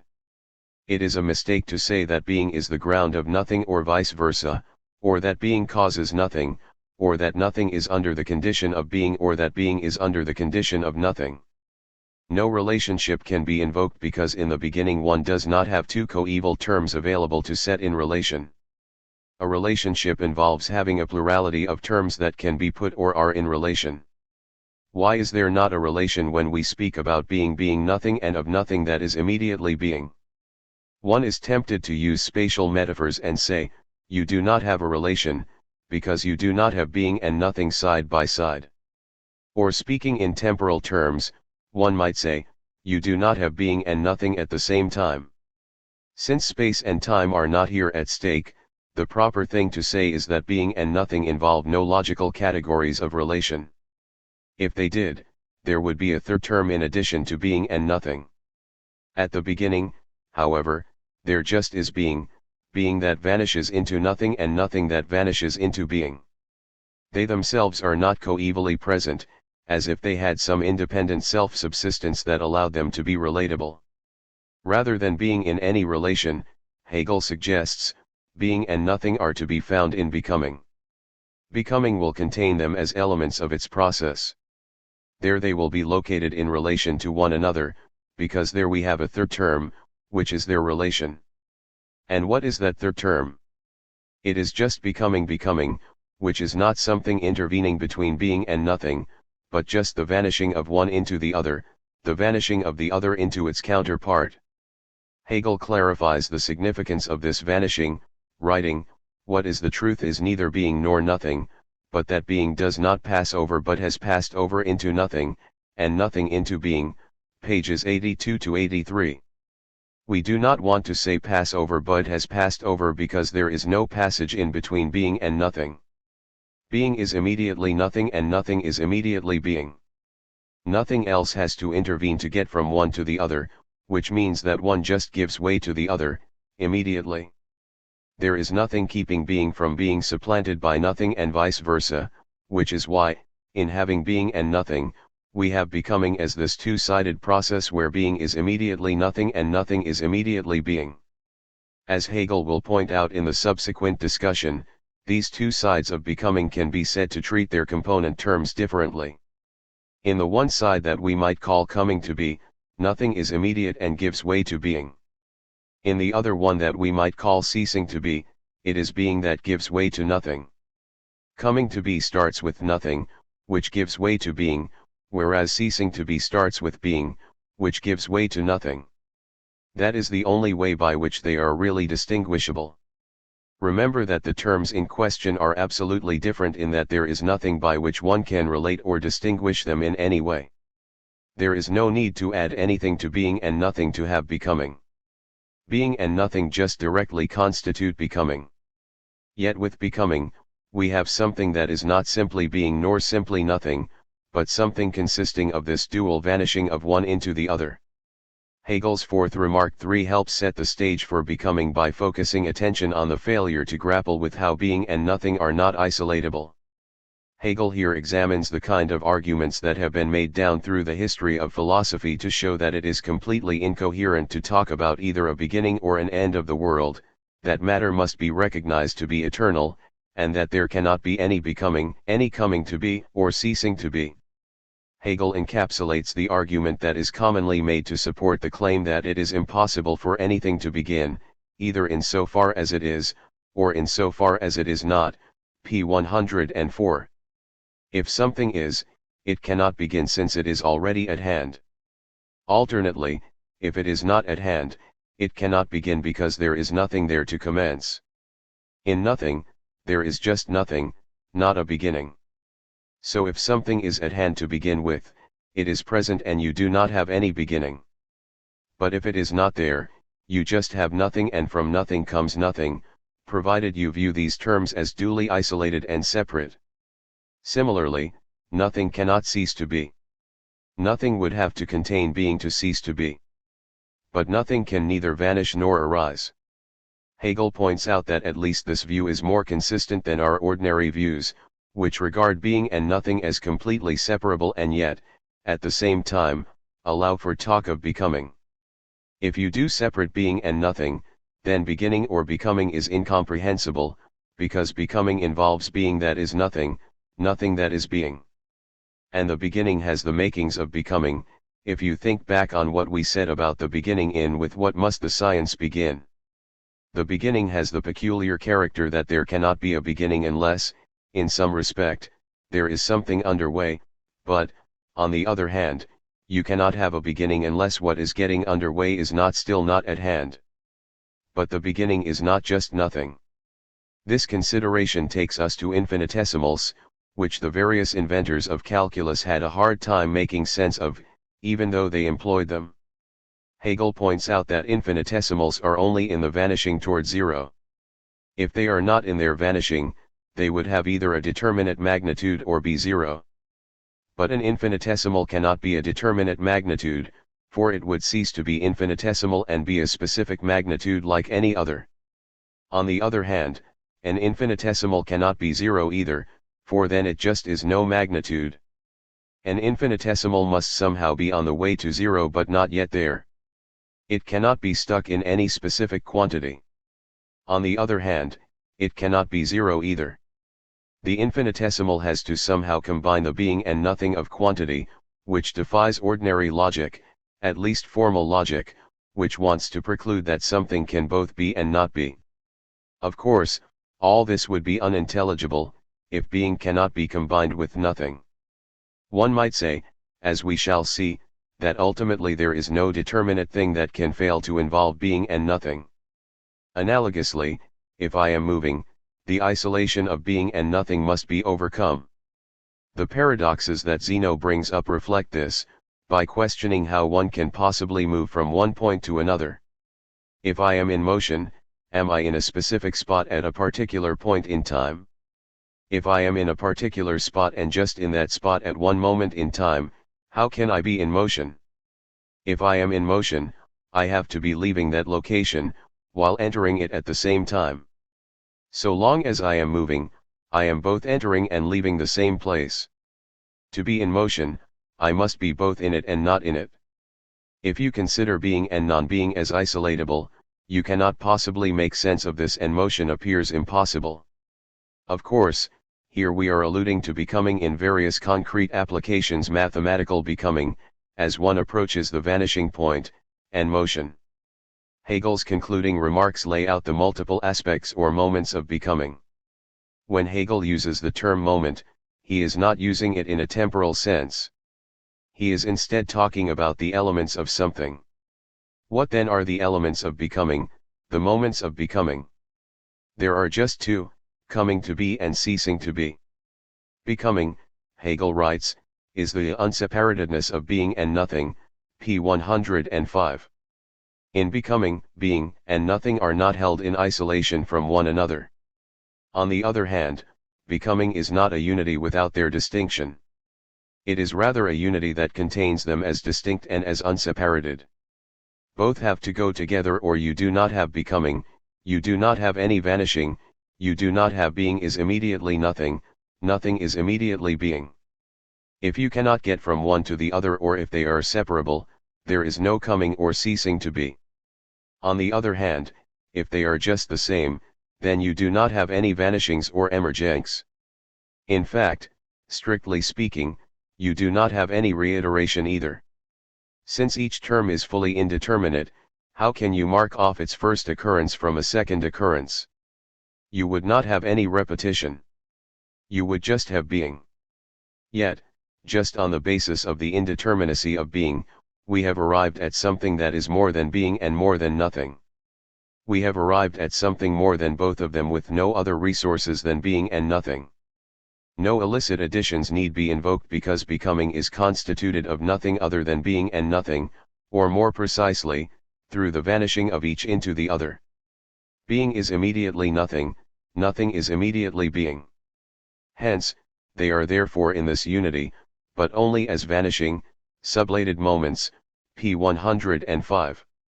Hegel uses the term sublated moments here to signify vanishing moments. That is how being and nothing figure in becoming. What makes becoming possible is just that being and nothing immediately give way to one another. They sink from their initially imagined self-subsistence to the status of moments, which are still distinct but at the same time are sublated, p. 105. They are distinct but sublated. There would be no vanishing if there were not a distinction, but equally, there would be no vanishing unless the distinguished terms were equally inseparable. Now, grasped as thus distinguished, each moment is in this distinguishedness as a unity with the other, p. 105. How are they each a unity with the other? They are distinguished in an absolute way. There is nothing that makes them either equal to or different from one another. Precisely in virtue of this, one is immediately the other. Becoming therefore contains being and nothing as two such unities, each of which is itself a unity of being and nothing, p. 105. Here we have becoming turning out to have these two sides, ceasing to be or coming to be. Again, the only thing that distinguishes them is that one starts from being, ceasing to be, being that is nothing, and the other starts from nothing, coming to be, nothing that is being. So, Hegel can say, becoming is in this way in a double determination, p. 105. Becoming contains these two processes, ceasing to be and coming to be. First of all, we have these two sides.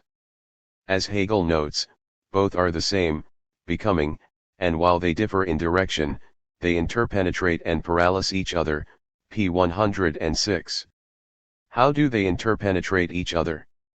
How does ceasing to be get interpenetrated with coming to be, or how does ceasing to be immediately revert to coming to be, and how does coming to be immediately revert to ceasing to be? On the one hand, ceasing to be is the being that is immediately nothing and nothing is immediately being. We are back to being. Being's vanishing has been cancelled. On the other hand, nothing is immediately being. You have coming to be, but then coming to be just as much ceases to be, because the being that nothing arrives at just as immediately reverts to nothing. So we have a being whose vanishing into nothing vanishes. We have a nothing whose vanishing into being vanishes. Or, we have a ceasing to be whose ceasing to be ceases, and we have a coming to be whose coming to be does not come any longer, and we are left with being and nothing. As Hegel goes on to write, the one is ceasing to be, being passes over into nothing, but nothing is equally the opposite of itself, transition into being, coming to be, p. 106. So ceasing to be just as much is immediately joined with coming to be, but this coming to be is the other direction, nothing passes over into being, but being equally sublates itself and is rather transition into nothing, is ceasing to be, p. 106. Hegel adds, they are not reciprocally sublated, the one does not sublate the other externally, but each sublates itself in itself and is in its own self the opposite of itself, p. 106. Ceasing to be is coming to be is ceasing to be, and neither requires anything outside it to make it the opposite of itself. In virtue of what it is, each is its counterpart. Hegel wants to resist speaking about becoming as if becoming involves something. Something is not just determinate being but a determinate determinacy, for something is distinguishable from something else. Therefore, if we speak about something emerging, it emerges from something it is not, an other. Then we are not really talking about becoming. We are instead talking about change. We are here on the verge of an attempt to account for determinacy. Philosophies that have failed to free themselves of assumptions or foundations have, for that very reason, been unable to account for determinacy because they always make use of some given privileged determinacy from the outset. They cannot account for it, since to account for determinacy, they cannot make use of determinacy or anything definite to explain what determinacy is. Then they would just be running around in circles, begging the question. The only way to account for determinacy is by using resources that are not determinate. That is what we are being led to, because Hegel is claiming that what results from becoming is going to be determinate being. We will have to see what that is, how it is characterized, and whether we should take seriously what is offered as determinate being. Here we want to see what we are heading directly toward in the discussion of the sublation of becoming. Hegel is just noting what has occurred, what we are confronting. We have seen that the two sides of becoming have immediately reverted to their counterpart. The vanishing on both sides has vanished, leaving being whose vanishing has ceased and nothing whose vanishing has ceased. The process of becoming has thereby paralyzed and eliminated itself, cancelling the vanishing of being into nothing and the vanishing of nothing into being. We are not just left with indeterminacy. Rather, we are left with being and nothing, and we are left with them and nothing else. What we have are being and nothing in conjunction with one another, and their conjunction or their unity is not in any way mediated by anything else, for there is no other factor around that has either led to or produced this unity, nor is there something else on which this unity rests. So we have being and nothing immediately or in the form of immediacy. This is what Hegel explicates in his discussion of the sublation of becoming. The resultant equilibrium of coming to be and ceasing to be is, in the first place, becoming itself, p. 106. That is what becoming is, after all, but this equally settles into a stable unity, p. 106. How can we have a stable unity resulting from becoming? Well, being and nothing are in this unity only as vanishing moments, p. 106. Being vanishes into nothing, nothing vanishes into being.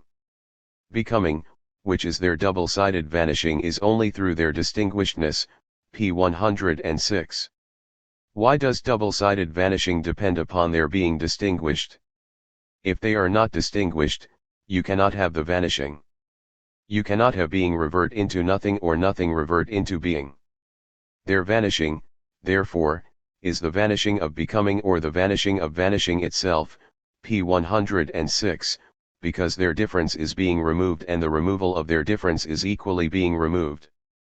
The vanishing of ceasing to be is just as much coming to be, whereas coming to be is just as much ceasing to be.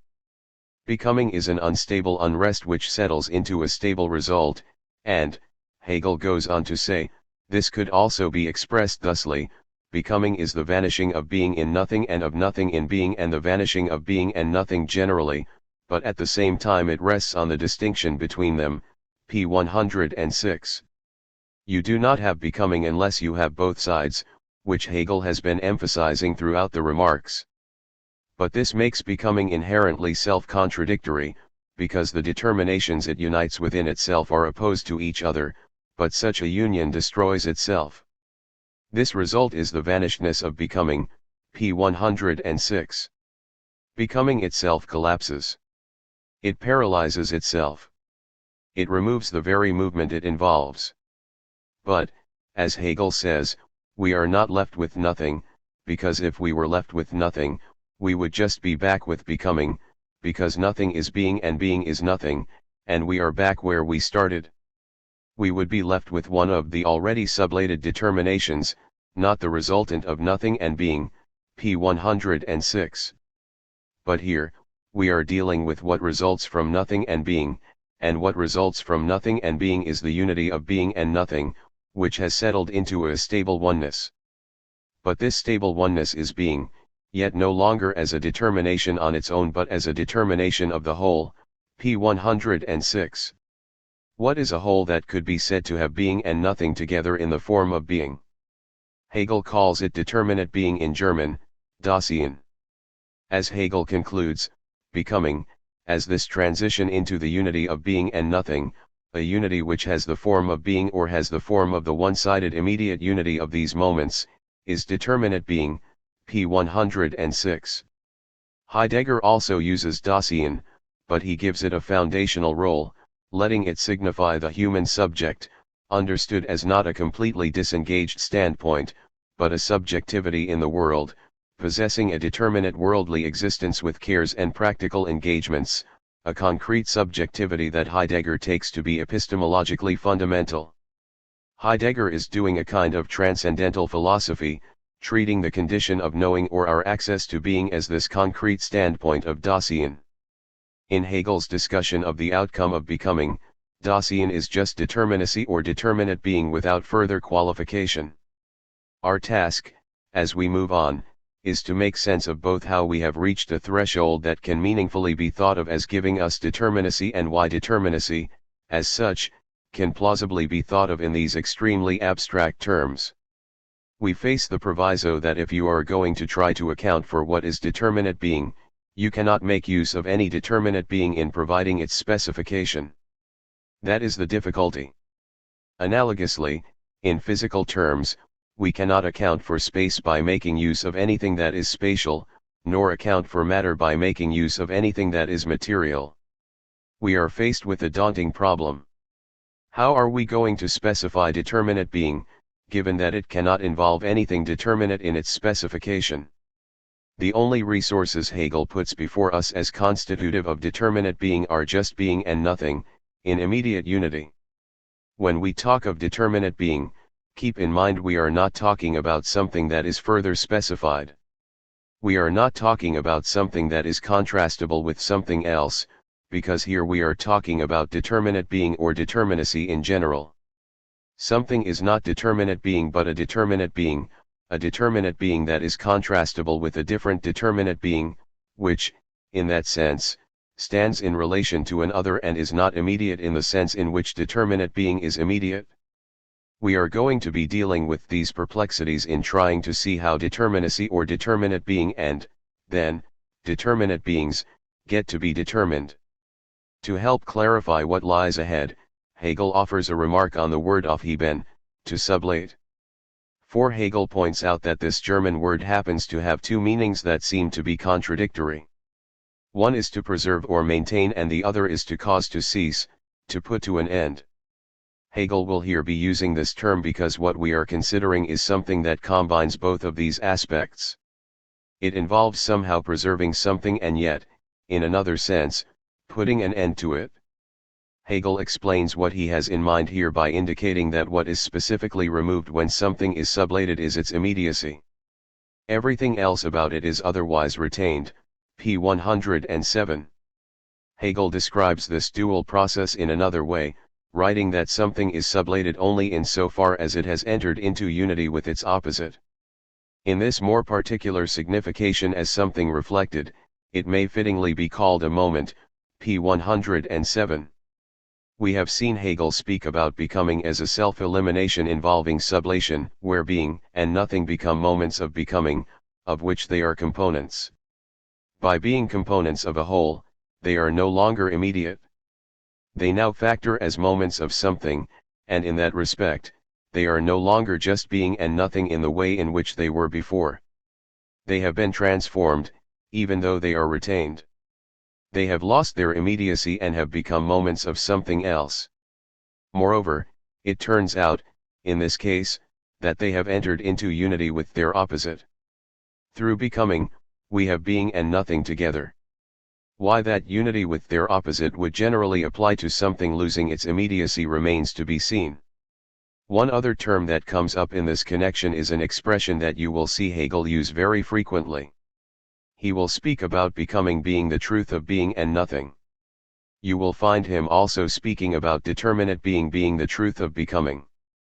Why employ the term truth here? Perhaps Hegel does so for the benefit of saying, look, in truth being and nothing are factors of becoming. Well, it is true that that is what they end up being after all. They turn out to be components of this whole, which itself ends up turning into determinate being, or at least something Hegel calls determinate being. We will have to see in what follows whether that makes sense. We are going to turn to a topic that can only be a problem for us if we engage in philosophy understood as a discipline that has to call everything into question, free itself of assumptions, and escape all foundations. Otherwise, how can we possibly take up the challenge of accounting for determinacy, when we will always be taking determinacy of one sort or another for granted? Hegel is not doing that. Instead, he is undertaking to account for determinacy, without making use of any determinate givens. Chapter 6. Determinate being. Hegel's introductory discussions point to characterizing philosophy as both presuppositionless science and logic. Now, we can begin to understand how the discourse we are thinking through might also be a theory of determinacy. A discourse that has to account for determinacy is one that cannot take determinacy for granted. Only presuppositionless science or logic can provide a theory of determinacy. Undertaking a theory of determinacy is tantamount to theorizing without any specific assumptions. You cannot bring to bear any determinate resources, because if you do, you are just beginning with that for which you are supposed to account. You are making use of a presupposed determinacy to account for determinacy. This difficulty is what makes the question why is there determinacy, or alternately why is there something rather than nothing, almost nonsensical. To ask why ordinarily calls for a reason, and a reason ordinarily comprises a determinate ground, a determinate basis for what it is one is trying to explain. You cannot, however, answer the question of why there is determinacy by giving a determinacy as the reason. That is no explanation, but only an appeal to what needs an account. If you ask about determinacy with any understanding, you know that any account, any why, cannot invoke anything given. Rather, an explanation of determinacy will have to be an account of how, in the absence of anything given, in the absence of any determinacy, determinacy can be. Why is there determinacy rather than indeterminacy? Why is there something rather than nothing? It cannot be because there is something that requires something to be. That obviously begs the question and goes in circles. The explanation rather lies in what we have been following in the succession of being, nothing, and becoming. Namely, nothing cannot just be nothing. It cannot hold itself back and leave us with indeterminacy. Rather, being and nothing engender becoming, whose own process gives way to determinacy. Through being, nothing, becoming, and the internal collapse of becoming, we arrive at something that Hegel identifies as determinate being, and it consists of factors that are not themselves determinate. At least they are not supposed to be determinate, for that would involve a vicious circularity. The factors in question, of which determinate being is composed, are being and nothing. In composing determinate being, being and nothing do not figure simply as they do in becoming. Through becoming's cancellation of its own moments of coming and ceasing to be, being and nothing are now present together in the form of being. Hegel's discussion of determinate being as such, pages 109 to 16, 1 is divided into 3 sections. The first is entitled Determinate Being in General, followed by Quality, and then Something. To begin with, we have a discussion of determinate being as such, which does not yet bring in quality. We have to see if, indeed, quality is not yet present in determinate being as such, how we get to quality, and how we get from quality to something. To begin with, how is determinate being as such characterized? It involves the unity of being and nothing, but there is something more that goes into it. Hegel adds one qualification: the unity of being and nothing is in the form of being. What might be considered the mediation of that unity, the internal collapse of becoming from which this unity of being and nothing results, has removed itself. The emergent unity of being and nothing is thus not in relation to anything, nor is it determined by anything. It is just immediately at hand, which is to say, we have being together with nothing, with no further factor intervening in their unity. Due to this immediacy, Hegel can describe the whole as having the form of being. Granted that we have being and nothing in an immediate unity, with nothing else at hand to determine, qualify, or relate to it, why should this unity of being and nothing in the form of being have anything to do with determinate being? What is the difference between the being we started with and the being in which being and nothing are united? Well, here we indeed have a being that contains being and nothing. At the beginning we just had being, and then we had nothing, and then we had being that is immediately nothing, nothing that is immediately being, the becoming that encompasses both of these movements, which themselves paralyze one another. It is becoming's own internal collapse that brings us back to being and brings us back to nothing, but in an immediate unity comprising what Hegel now calls determinate being. Determinate being cannot be characterized by any qualities. If you did introduce qualities, you would be introducing determinacies, but determinate being is just determinacy as such. To account for it, we cannot bring in what itself is a specific determinacy. Determinate being cannot be characterized in terms of anything determinate in terms of qualities, relationships, or other things that are qualitative. Instead, we have something that is determinate in virtue of being and not being at once. What gives it this determinacy is not just being. It is rather being that involves what it is not. Only insofar as you have both indeterminate factors together, being and nothing, do you have the possibility of something determinate. Being without nothing is just being indeterminate, nothing without being is just indeterminacy as well. You cannot define determinate being any further, because if you do attempt to characterize it in terms of any definite determinacy, you are just going around in circles.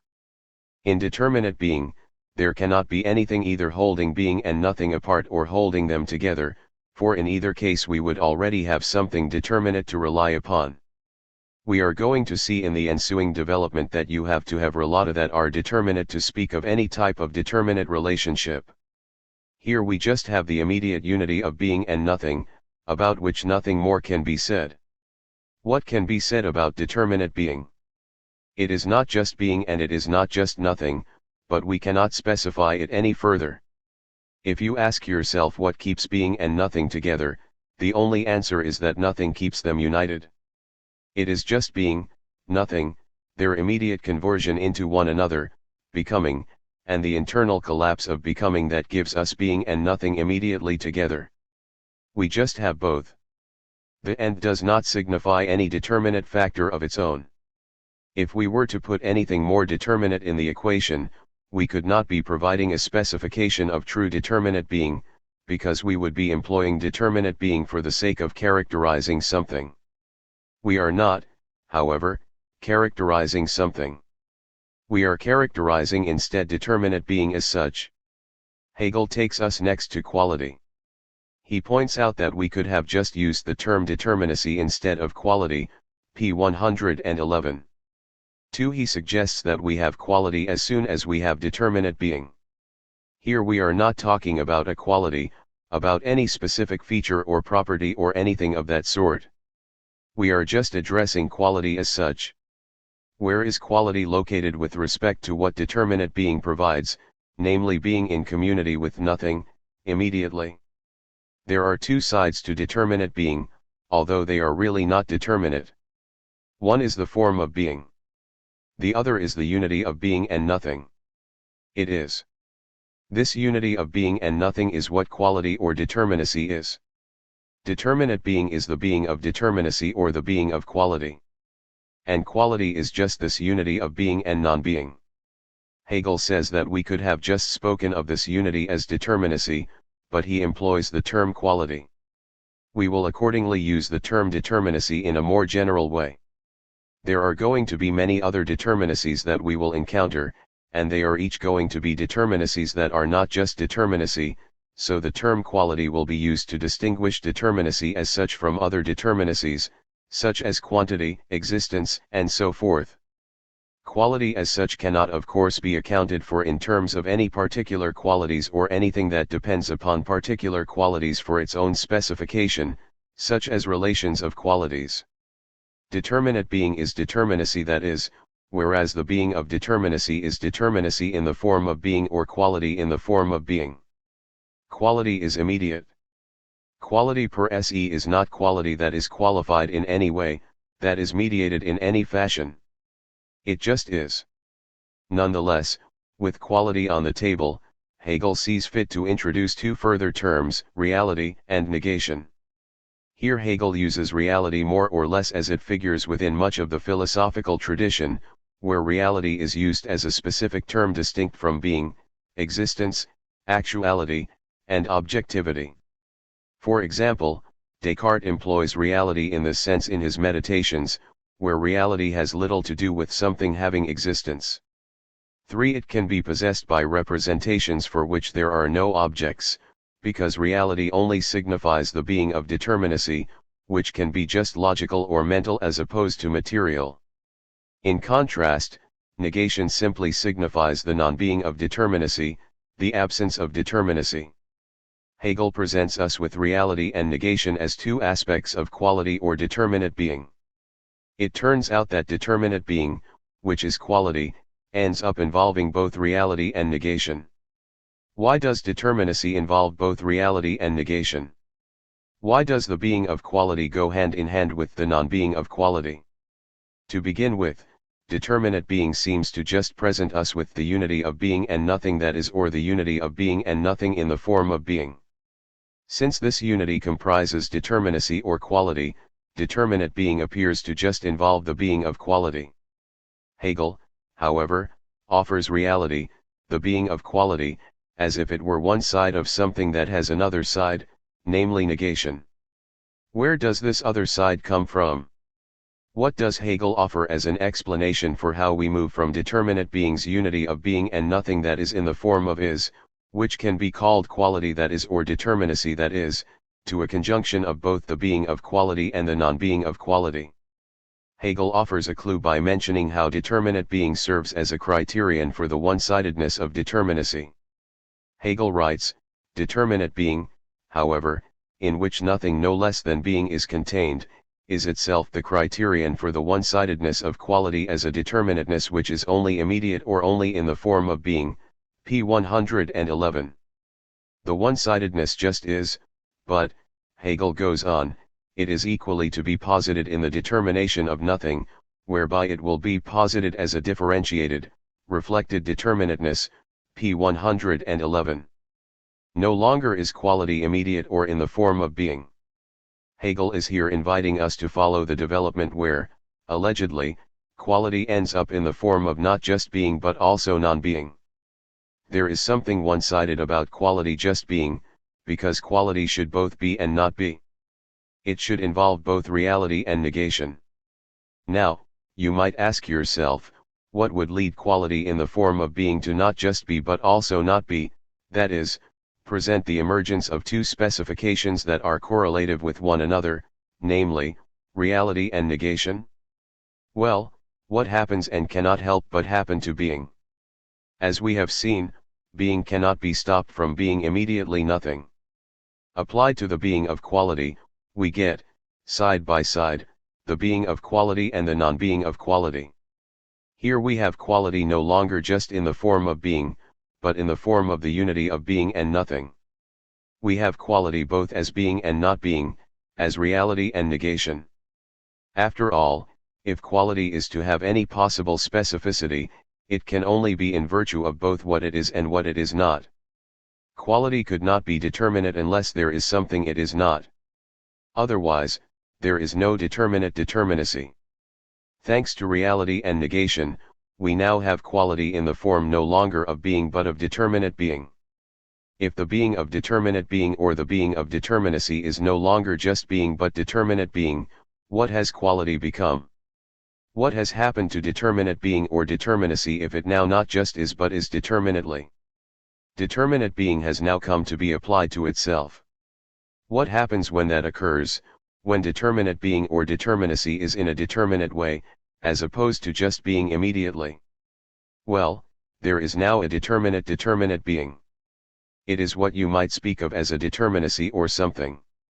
It is something in virtue of containing reality and negation, where the being of quality and the non-being of quality are irrepressibly attached. That allows determinate being to not just be but to be determinately, and to be determinately it involves both being and not being. By combining the being and non-being of quality or reality and negation, determinacy can become a determinacy to which determinacy applies, which is to say a determinacy, as opposed to determinacy as such. A determinacy is something, a determinate determinacy. The absence of negation, the absence of determinacy that negation comprises, is not just nothing. It has a determinacy that is. It is reality as well. By the same token, reality, by being a determinate being, cannot just be being with no non-being in some respect defining it. Reality is being that has non-being, that has negation. Reality and negation turn out both to be a unity of reality and negation. What is the unity of reality and negation? What does it provide us with? Something. It provides us with determinacy that is determinately, a determinate determinacy. So, it turns out that these two sides of determinate being, which as quality and determinacy involve reality and negation, are themselves determinate determinacies. We thus end up with two somethings, or something, and a determinate determinacy that it is not, an other. How does something other emerge from something? There is nothing in between something and other to bring us beyond something. Yet, as Hegel explains, reality and negation are each themselves factors that contain their counterpart. Negation involves reality, because otherwise it would just be nothing, while reality involves negation, since otherwise it would just be being. This ends up doubling into each of these elements the structure of the whole being something, a determinate determinacy that is determinate in virtue of having quality that both is and is not, quality that involves both reality and negation. When these elements of quality, reality, and negation, each end up being both reality and negation, then we have something and another something. To the extent that something is in relation to other, something has, as a part of its very own character, that relationship.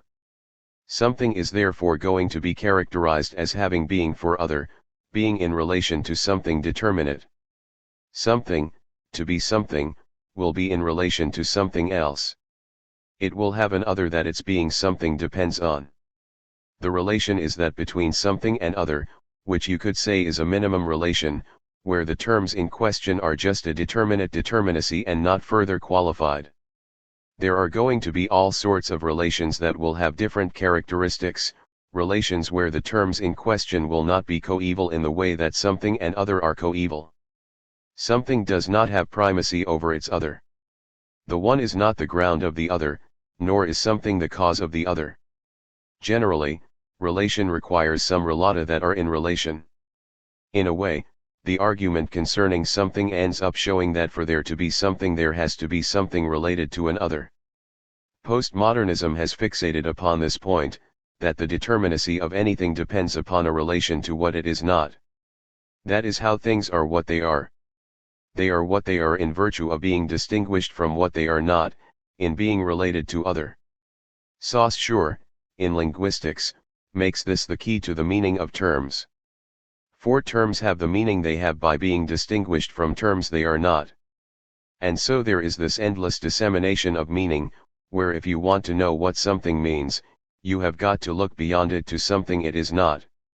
And if you want to know the meaning of that term, you have to look beyond it to what it is not, and this goes on and on without end. The presumption is that this provides some way of getting at meaning. Hegel's argument, however, just addresses this basic contrast between something and other, where being a determinate determinacy necessarily involves contrast to what it is not. Something is, as such, in relation to an other, and the other is itself something that has its own definite character by not being the something to which it is in relation. The other, to be something, has to stand contrasted to an other. What is that other? It is the something. So, something, to be something, cannot help but also be an other as well as something. Something is thus both something and an other, just as the other to be other must be something. Each of the terms that allow there to be something, something, and other, plays the exact same roles. Both figure as something and also as other. Something is something vis-a-vis its other and is also the other of its other. Its other is also something, for which something is an other. So it turns out that these two terms, whose very own determinacy depends upon their contrast, end up having the very same character. Here, where we first discuss something and other, do we have any further terms by which to distinguish them, such as saying that this is a something with a certain color or a certain chemical composition or a certain literary pedigree?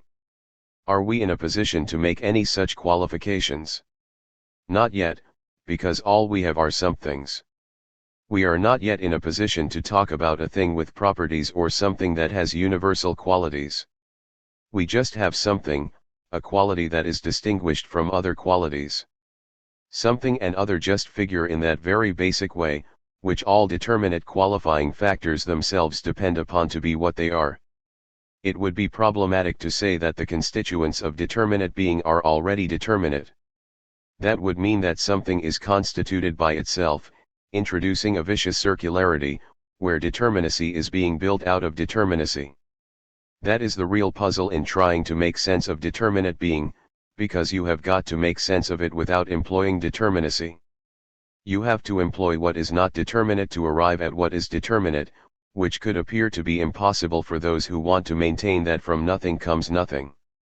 The indeterminate factors that go into determinate being provide a stable unity of being and nothing. We thereby have a determinate being that is indeterminately, in the form of being. This means, however, that that indeterminate manner of its being is going to be subject to what happens to indeterminacy. With that the case, you can see that the argument is maintaining the absence of heteronomy or external introductions.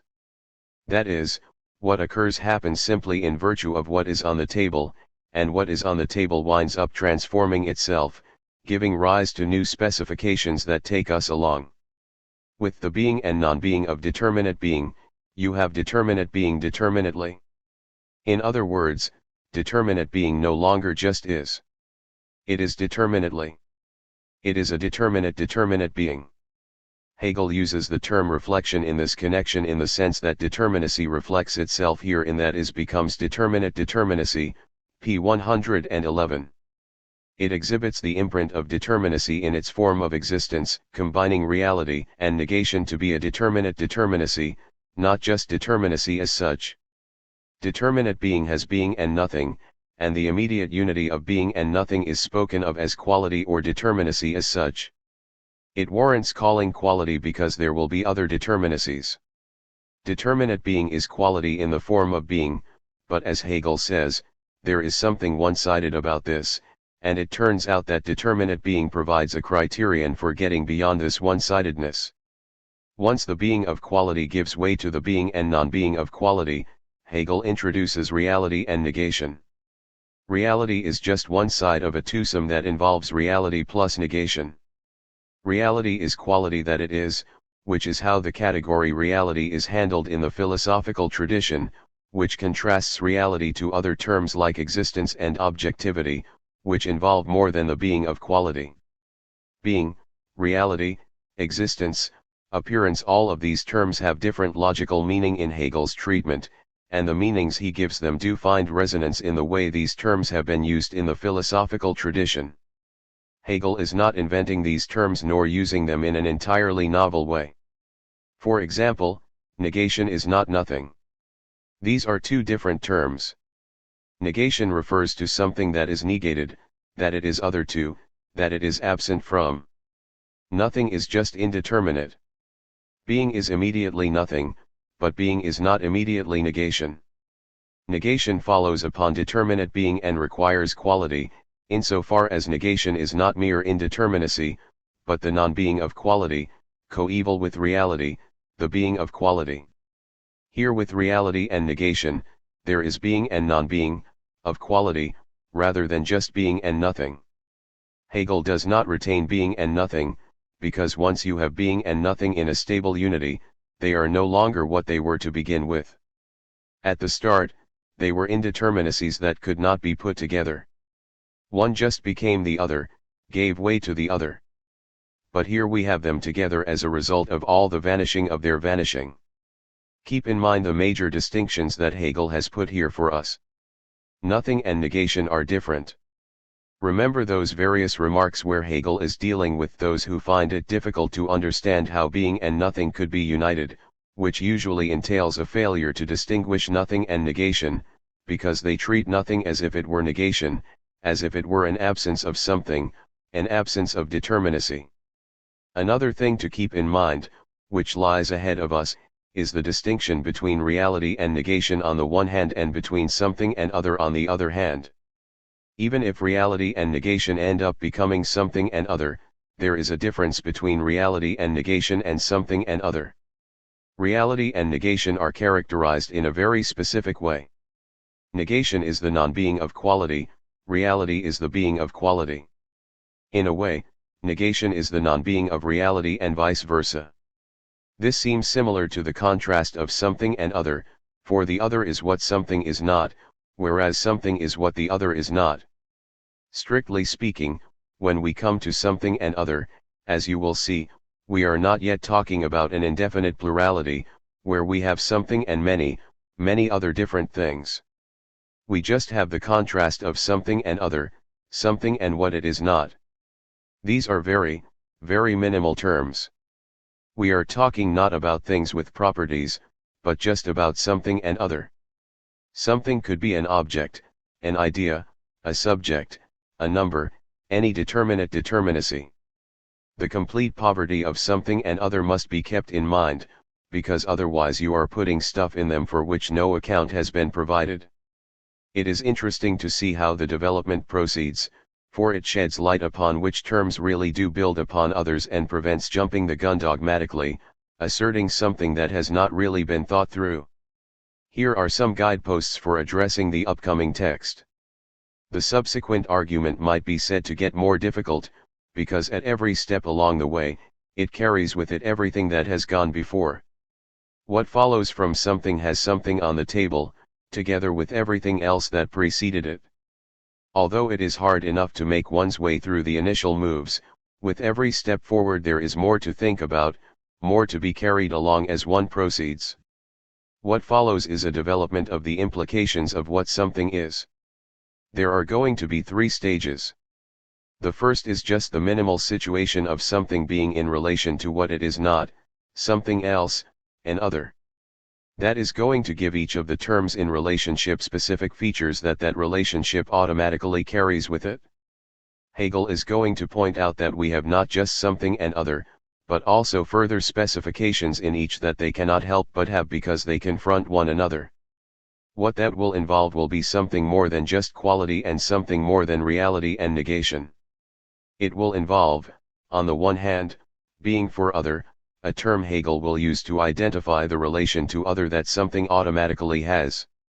At the same time, there is going to be a contrasting character that something as well as the other will have. They will both have what Hegel calls being in itself, because, after all, if they are in relation to one another, you cannot have only that relation, you must have something that is in that relation, something they have internal to themselves apart from the relation. Those two sides of being for other and being in itself are going to end up becoming more determinate in virtue of the relation something and other have, and that is going to lead to a transformation in the relation of something and other, whereby something and other will each have what Hegel will call a determination and a constitution. These terms will signify the emergence of something acquiring a determinate relation to other and a determinate being in itself. Constitution will refer to that determinate relation to other, determination will refer to that determinate being in itself. New terms are needed, for, to begin with, we just have something and other, their relation, and also that which is in relation, and the relation has no further specification. Well, it ends up becoming more determinate, and having that determinate character involves determination and constitution.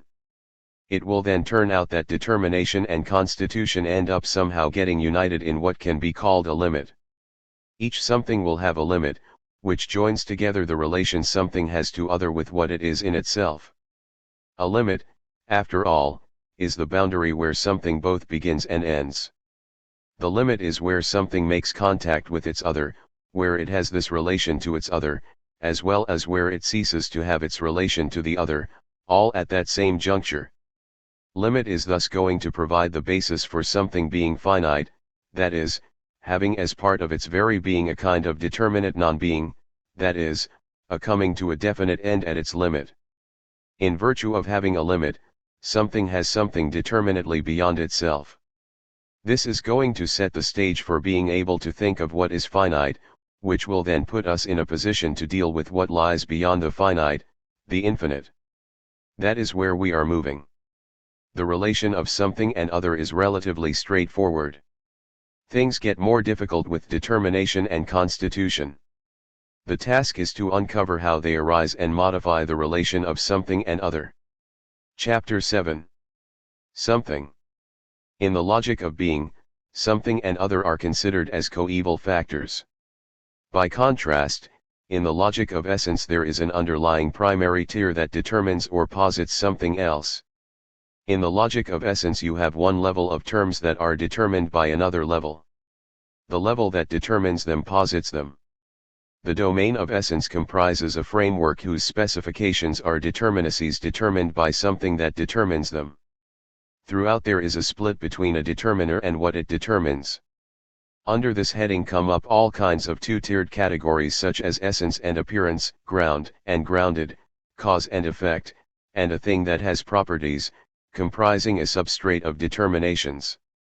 A whole and its parts would be another example. It is no accident that this kind of split-level determinacy follows the logic of being, whose determinations are in relation to one another, but not in the kind of relationship where one determination posits the other, having primacy over it. You need to account for determinacy and for determinacy that is coeval with other determinacies before you can have a level of determinacy to set in relationship to another level of determinacy that it posits or mediates. In positing, what is posited is mediated by something else. One has two levels of determination, with one tier mediating the other tier. Neither can be or be thought without coeval determinacy at hand. Later, in the logic of the concept, Hegel will deal with determinacy that is self-determined. What is self-determined is posited but not posited by something other than itself. It is self-posited, and that self-determined character will show itself to be constitutive of what the concept is and what the self involves. Accordingly, when you see terms like positing or even the concept enter in within the sphere of the logic of being that we are addressing, you want to ask, what is the significance of these terms? Are they being used as part of the argument? Or are they being used to reflect upon the argument from a vantage point that has already moved ahead and seen what becomes of these determinations? What lies now at stake are the succession of determinations that Hegel presents as the rudimentary specifications by which something is determined. Hegel offers as a starting point something, which, as something, stands in relation to an other, to something other. We are here dealing with something per se, not as something that has been further specified on the basis of any additional factors. We are not going to be in a position to say, we can identify something as something that has this character in virtue of some definite description that will be provided. That would be inappropriate, since if one were to make appeal to definite descriptions, those definite terms would already be something in themselves. We do not want to give something too concrete a determination and think that we are talking about substances or physical objects, both of which involve all sorts of very specific determinations that are already something. We just have something, and because it is just a determinacy per se, there is nothing determinate within it to provide its definiteness. Rather, what provides it with its definiteness is its contrast to an other, and in that contrast to an other, the other is equally indefinite. What makes it the other of something is simply that it is not the something, that the something is other to it. We are in no position to locate within something and its other any specifications that one has and the other does not have. We cannot pick out properties that set off the something from an other, for those properties would themselves be something. Thus, something is something to begin with only in virtue of not being an other. And that other is an other only in not being something. For this reason, it really does not matter, as Hegel says, whether you use one term for one and one for the other, p. 117. One we could have called the something other and the other something. One is just what the other is not. We could thereby just point and say this to distinguish one from an other, but, as Hegel points out, this can apply just as much to something as to something else, precisely because this does not carry with it any further specifications, p. 117. It just designates something and does nothing more than that. All we have is this very rudimentary opposition, where something is something in virtue of not being an other. Its specific determinacy resides in this opposition. As mentioned earlier, there are those who want to enlist this relation of something and other as the key providing for determinacy of all sorts, and in particular, for establishing any definite meanings. Namely, terms are what they are in virtue of being in contrast to what they are not, but what they are not is also thereby defined by what those terms are not. This type of contrast may provide the resources for distinguishing something and other, but it does not provide any further differentiation. It does not allow for individuation. Later on in the logic of the concept, Hegel will offer what he considers to be required to provide for individuality. We are not dealing with individuality when we deal just with something and other. As Hegel points out in regard to something and other, something is also an other and the other is also something. Both end up having the same determination, for something is both something and an other just as the other is both an other and something. The constitutive relationship of something and other renders each both itself and its counterpart. We do not have to depend upon any third party to show that something and other swap roles. In relation to its other, something is the other's other. It is other than the other. The other is something, in contrast to an other, but the other stands in contrast to it in such a way that something is the other's other. The relationship is such that something is other and cannot help but be other because something cannot be something unless it stands in relation to an other for which it is other, while the other is just as much as something, whose determinate determinacy depends on not being what another determinate determinacy is. It is only their contrast to one another that distinguishes them. And yet, even though their contrast is alone what distinguishes them, for that very reason they both play the same roles but not at the same time in the same way. In other words, when something is something vis-a-vis its other, the other is not this something. Likewise, something does not figure as the something when the other is playing the role of something. It instead figures as something's other. At the same time, however, they both have that other role as well. They cannot help it. Is there then anything to distinguish something and other? There was not anything to distinguish being and nothing, which is why they gave us becoming. Here we do have a determinate determinacy. We have something, which is not just quality in general, or determinacy. It is a determinacy that has a very determinate existence, and that determinate existence is provided for by the fact that it is in relationship to what it is not. But what it is not is simply something that has its own meager definiteness by standing in relation to what it is not. There is nothing else available to further distinguish them. Hegel ascribes to something and other the same dual character, which he identifies as the complementary aspects of being in itself and being for other. As Hegel says, being for other and being in itself constitute the two moments of the something. There are here present two pairs of determinations, 1. Something and other, 2. Being for other and being in itself. The former contain the unrelatedness of their determinateness. Something and other fall apart, p. 119. It is that very apartness that allows something to be something and the other to be the other. Something cannot be something unless it is not what the other is. They are apart in that very fundamental way. They are completely different. But, as Hegel goes on to say, their truth is their relation. Being for other and being in itself are, therefore, the above determinations posited as moments of one and the same something, p. 119. Being for other and being in itself are the above determinations, namely something and other, posited in the determination of the something. The something cannot help but incorporate the opposition that allows it to be what it is. If something can only be something by not being an other, it must both be something apart from the other and also be in relation to the other. It cannot be something apart from the other unless it is in relation to the other.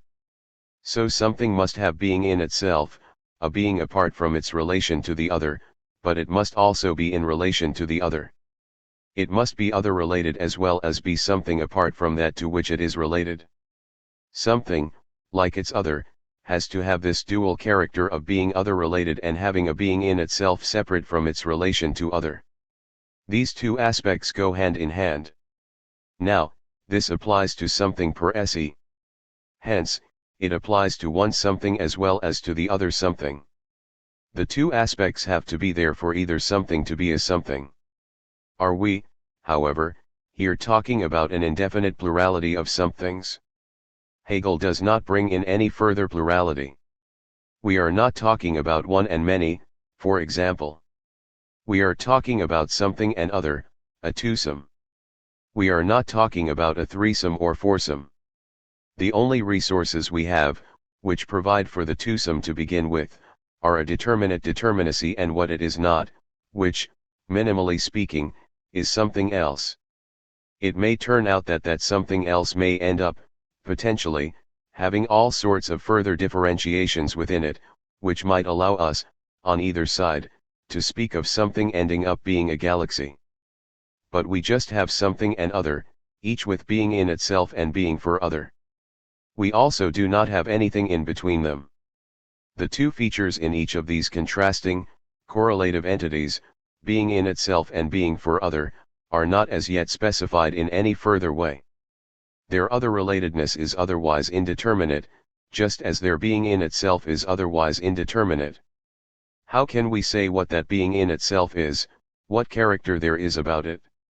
It has no other character than being that which is in relation, that which something is in contrast to what it is not. Where is Hegel going to be leading us with our current resources of something and other, each with being in itself and other-relatedness, being for other? These aspects, allegedly, are going to transform themselves into what Hegel will call determination and constitution. Then, something will no longer involve just being in itself and being for self, but something with determination on the one hand and constitution on the other. Then, Hegel is going to suggest that determination and constitution end up taking on the character of one another, whereby determination will end up being like constitution and constitution being like determination. That will present us with what he will call limit. And limit will involve a series of specifications whereby limit will end up being what renders something finite.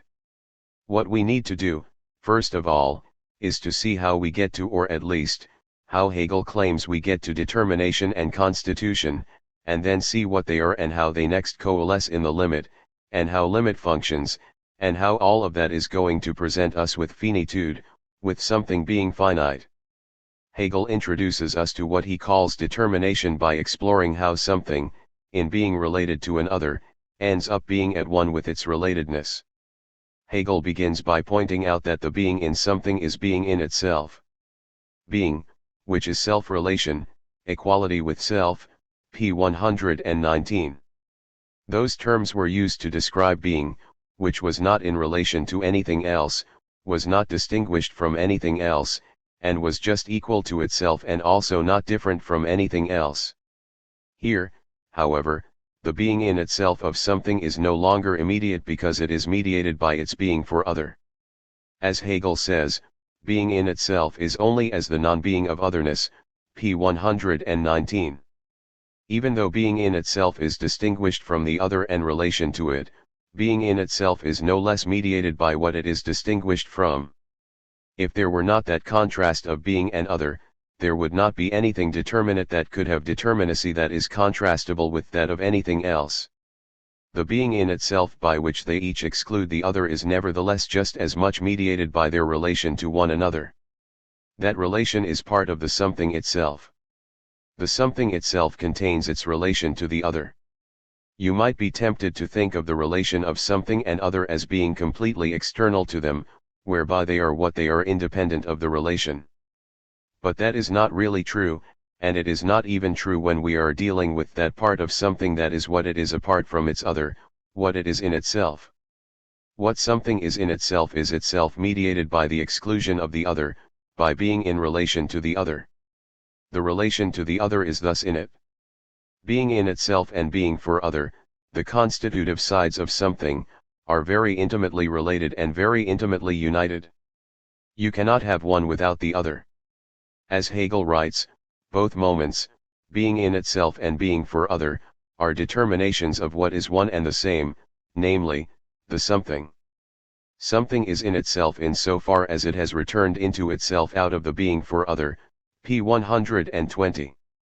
Something is in itself in so far as it has returned into itself out of the being for other because it depends upon the relation to the other to be what it is.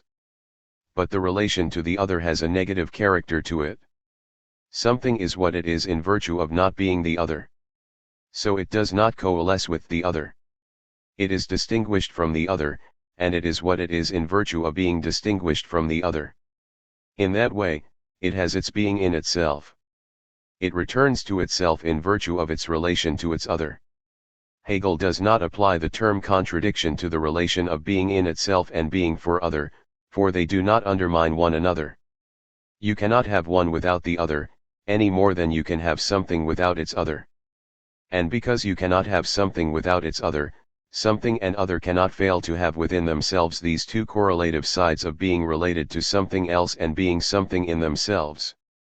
This leads to a further determination. Being in itself and being for other are, in the first instance, distinct. Something, however, involves both aspects, which are undividedly present in it.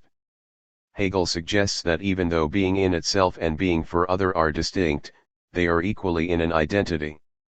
We have previously seen the emergence of identifications of being and nothing and of reality and negation.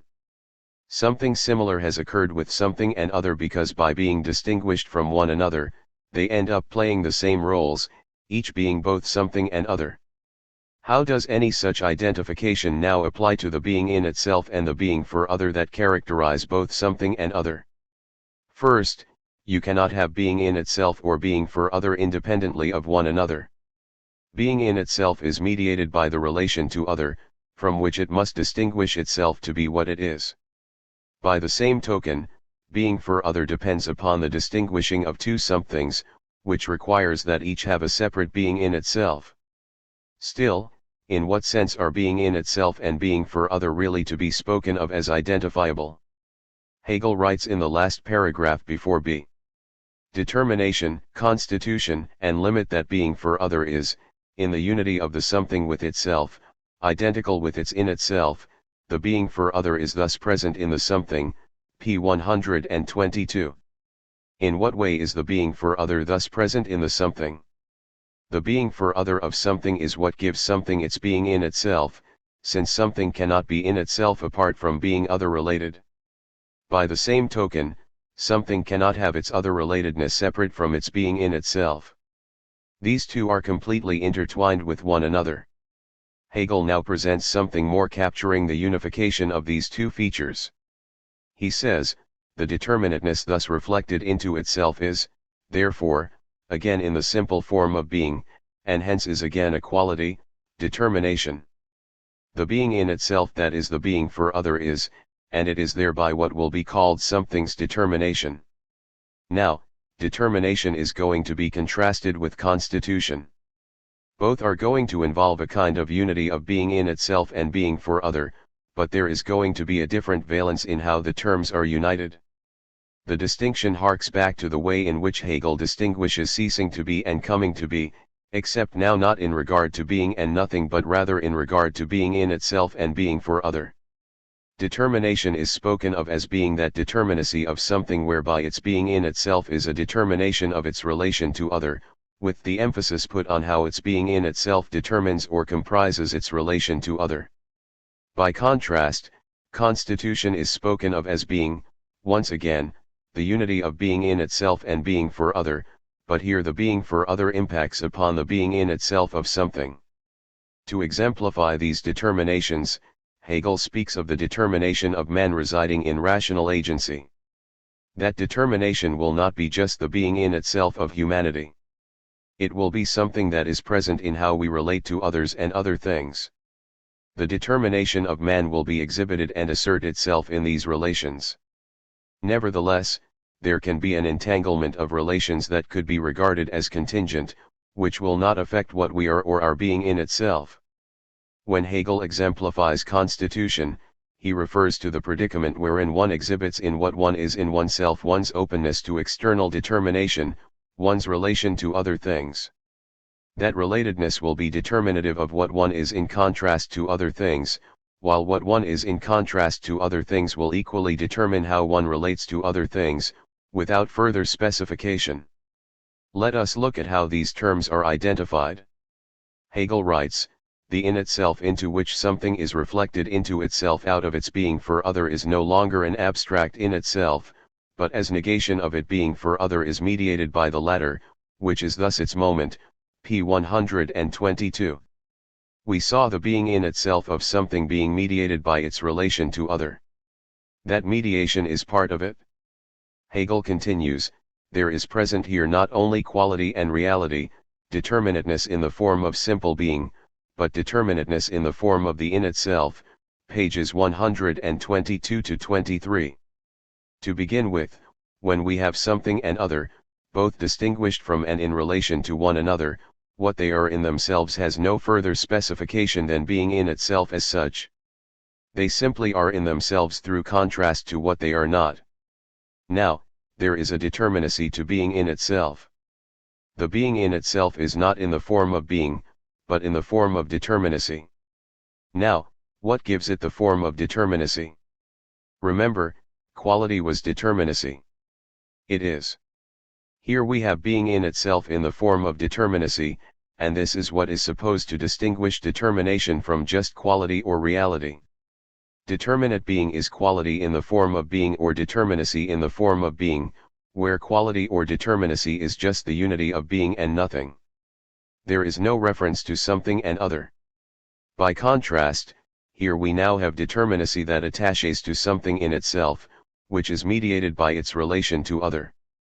Determinacy is here internal to something in its relation to other, and, as Hegel puts it, determination implies that what something is in itself, is also present in it, p. 123.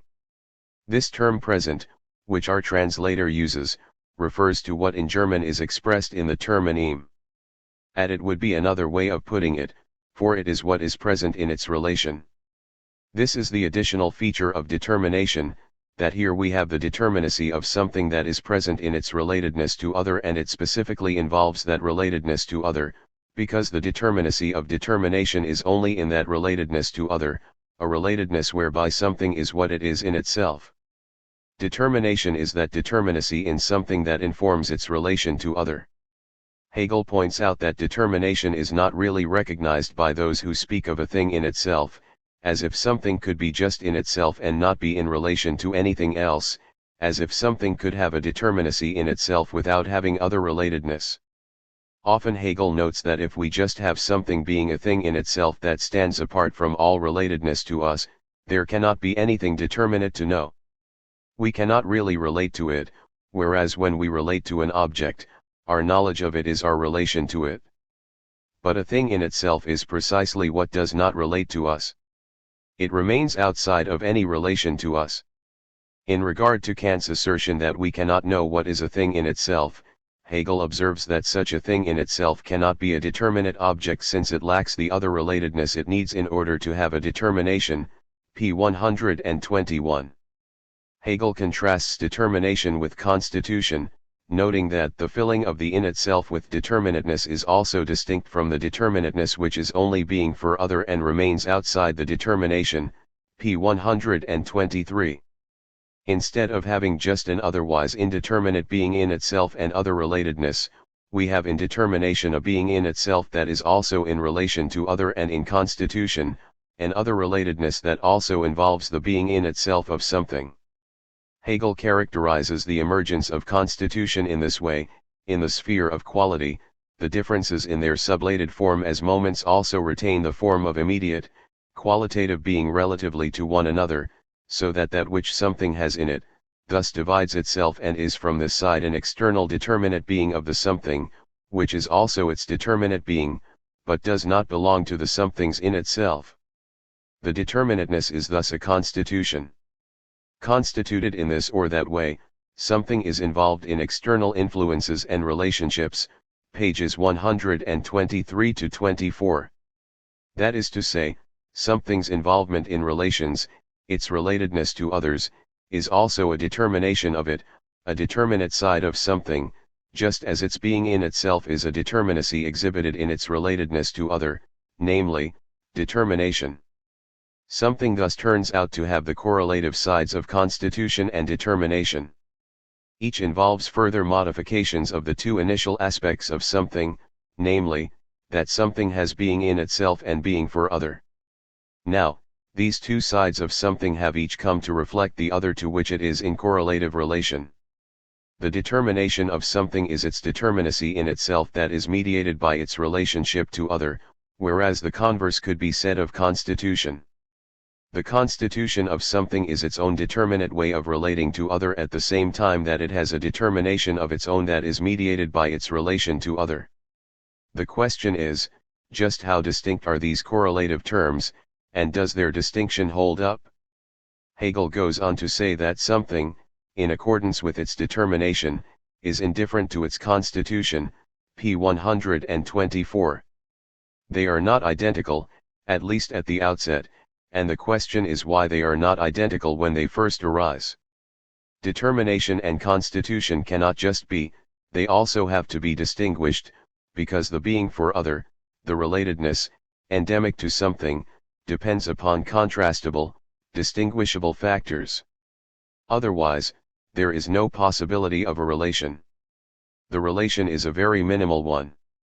At the outset of determinate determinacy, the related factors are distinguishable only by not being what the other is. That gives what they are in themselves a very minimal character and also makes their relation to one another very minimal. It is an immediate relation, rather than one where something happens and gets done. But because these two sides are also coeval, they each reflect the presence of the other aspect, even though, at the same time, they are distinguished. The being in itself or what something is in its relation to other is mediated by its relation, although it still cannot be reducible to that relatedness, because there is something that is related to other.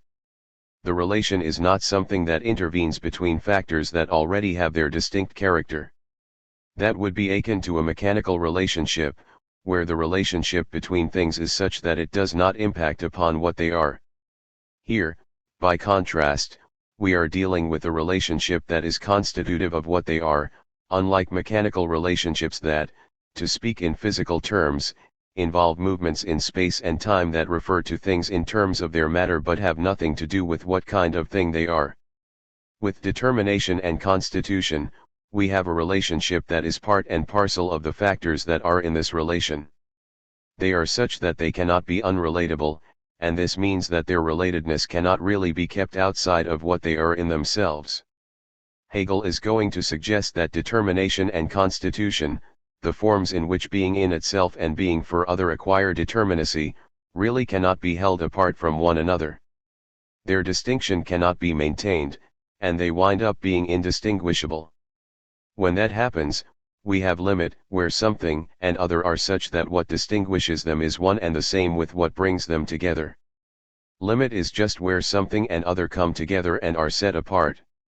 With this qualitative limit we have that common boundary whose conjoined and distinguished terms both begin and end. At the limit, one ends and the other begins. At the limit, one excludes the other from its territory. At the same time, however, limit has them meet at the same point at which they exclude one another. Limit is what sets them apart, and what sets them apart from one another is what gives them their definiteness as well. Their determinacy depends upon it. In this way, limit is going to combine the characteristics that determination and constitution separately realize, before coalescing with one another. Chapter 8. Finitude. The discussion of finitude is divided into three sections, the first involving something and other and what that contrast implies, the discussion of determination and constitution, which ends up engendering limit, and finally, the discussion of the finite, pages 116 to 37. 1. In the finite, two correlative categories arise. One is limitation, and the other is the ought. The beginning of the whole discussion of finitude presents something and other, whose contrast arises after determinacy has become determinate through the being and non-being of quality, where negation and reality each end up combining negation and reality, yielding a determinate determinacy in contrastive relation to an other. There is no background against which this contrast plays. We are not talking about entities in the world, entities in a field of existence, entities in a spatio-temporal continuum. We are speaking about something and other in the most minimal sense, with nothing between them. You simply have something and what it is not, and something is what the other is not. On that basis, however, both something and other have a dual character. They both have being in itself and being for other. On the one hand, they are separate from one another, they each have an intrinsic being, a being in itself. On the other hand, they are in relation to what they are not. They thus have a being for other, and other relatedness. The contrast of something and other thereby becomes internal to each of these factors. Something has both an intrinsic being, a being apart from the other to which it is constitutively in contrast, but it is also related to the other, and the same thing is true of the other. To begin with, this being for other, this other relatedness, is completely undefined in any other respect. It is completely immediate, just as the being in itself is completely immediate. There is no other factor mediating it. But these two terms are mediated, and they cannot but be determinate. That is, something cannot help but have a determinate intrinsic being. It is something contrastable to an other, just as its other relatedness cannot help but be determinate in character. To speak of there being a determinate being in itself, is to refer to what Hegel calls determination.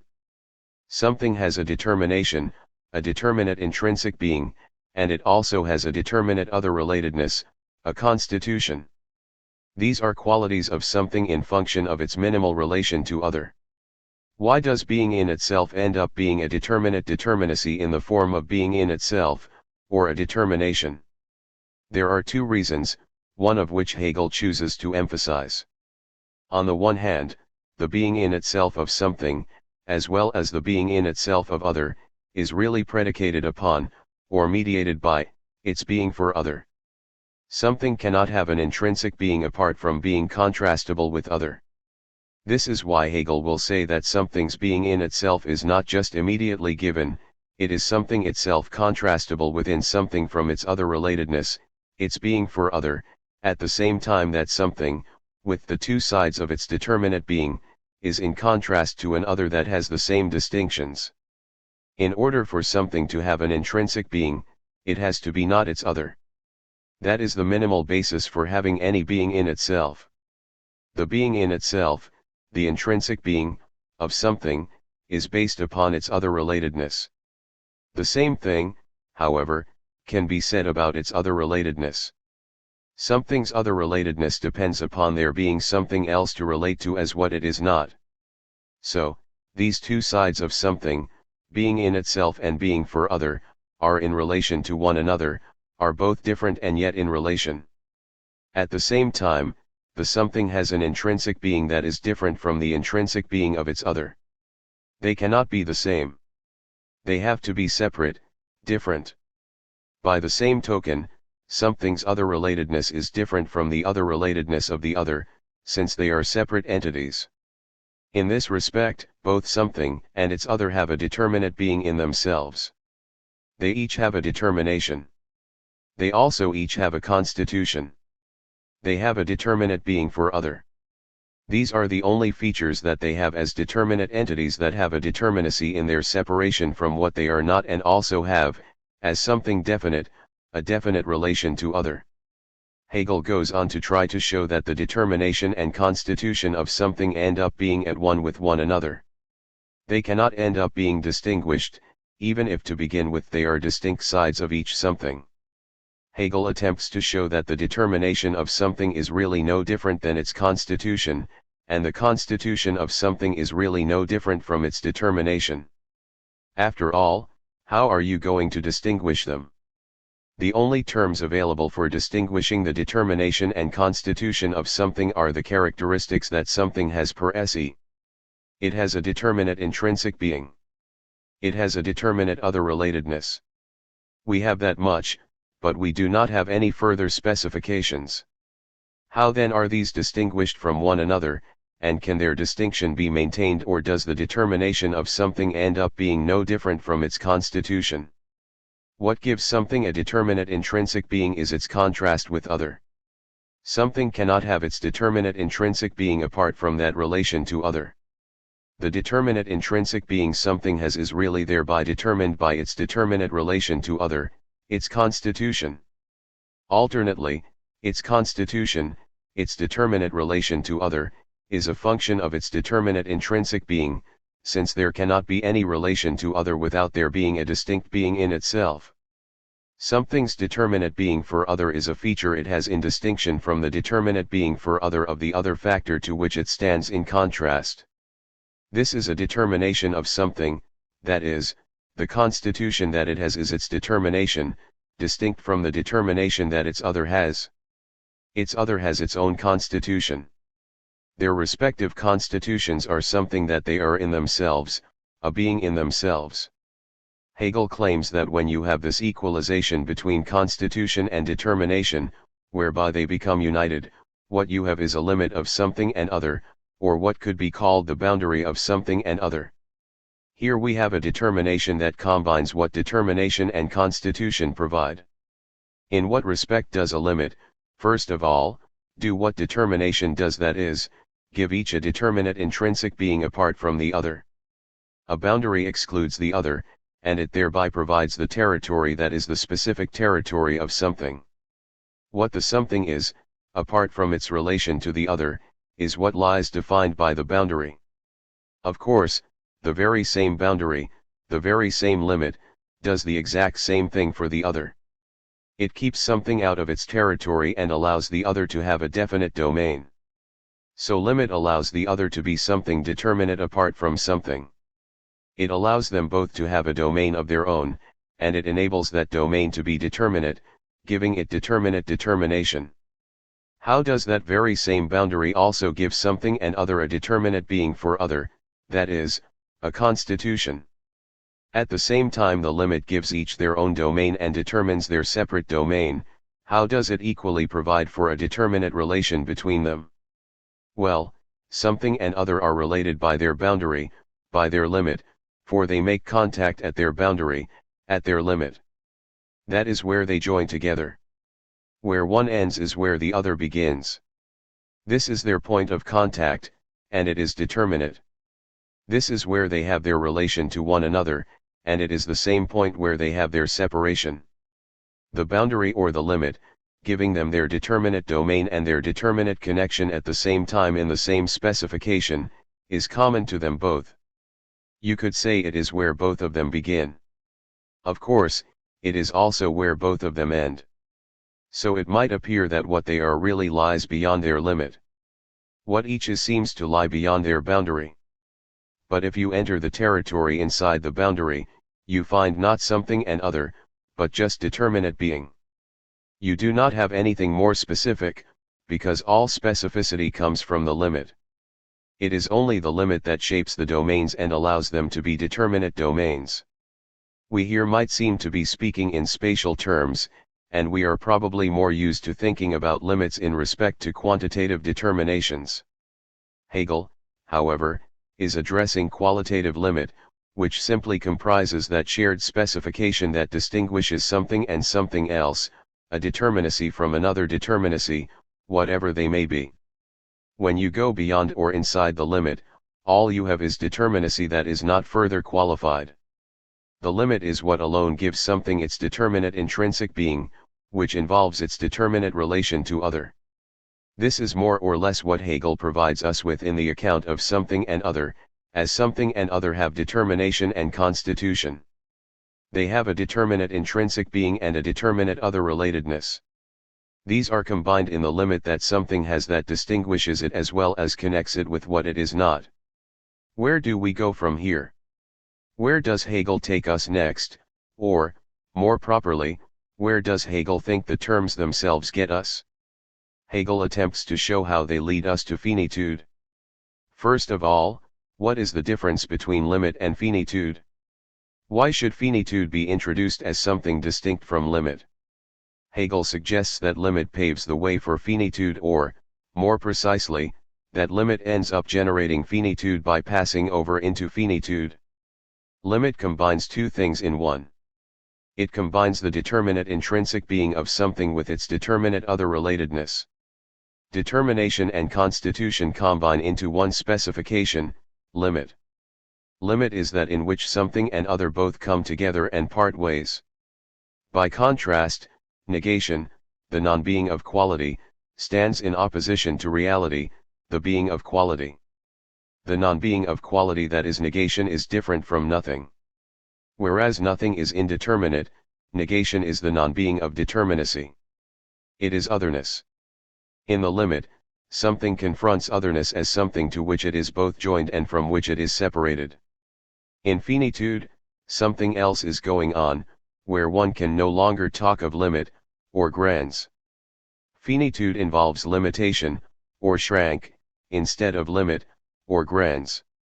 Through limit, the contrast between something and other seems to have fallen away, because what lies beyond the limit is just determinate being.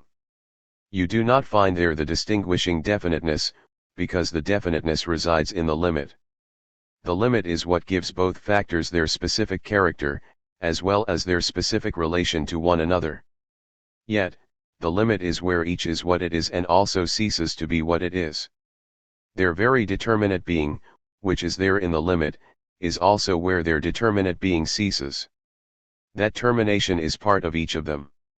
Their determinate ceasing to be or their own negation really does not lie outside them. It is instead internal to them. When something has a limit, its own intrinsic being or its own determinacy is at the very same time where it ceases to be or where it ends. In German, the term for end is also end, and the term for finite is endlich, and that for finitude is Endlichkeit. With finitude we are addressing how something, through its limit, comes to be in its very own being its own end. We have a unity here of not just being and nothing, because we have something more determinate, namely something whose own determinate being is its own termination, its own end, its own ceasing to be in a definite matter. Something's boundary turns out to be a self-limitation. Instead of there being a limit that depends upon the presence of something else for its definition, we now have something that turns out to be its own negation. Something, now determined as finite, contains its own otherness, because the very determinacy of its own being is at the same time the determinate ceasing to be of itself. In that way something has limitation. It is not just limited by something else. It is limited by itself. Thereby it has limitation. As finite, something is not negating something else, is not the otherness of something else. Rather, it is somehow its own otherness. That is why the counterpart of limitation does not lie outside it. The counterpart of limitation is in itself. What is that counterpart of limitation? Hegel offers us the Ott in German, the Sollen. This is an odd term, which ordinarily is applied to ethical matters. Hegel refers to its particular use in Kantian ethics, p. 136, which treats morality as something that is always nothing more than an ought, insofar as Kant, in his critique of practical reason, maintains that doing what is moral really is something that we can only approximate, but never actually achieve. Acting morally will always remain something to aspire to, yet somehow we can never quite do it. We are limited by our sensibility, our inclinations, and we are not pure wills. Here the ought of something is the counterpart of limitation. Something cannot be finite, cannot have limitation, unless it contains something that is being put to an end by its defining limitation. That which is being put to an end is its ought. Why use the term the ought for that which comes to an end in finitude? It is that aspect of the finite which is negated by its own limitation, which is inherent in the finite.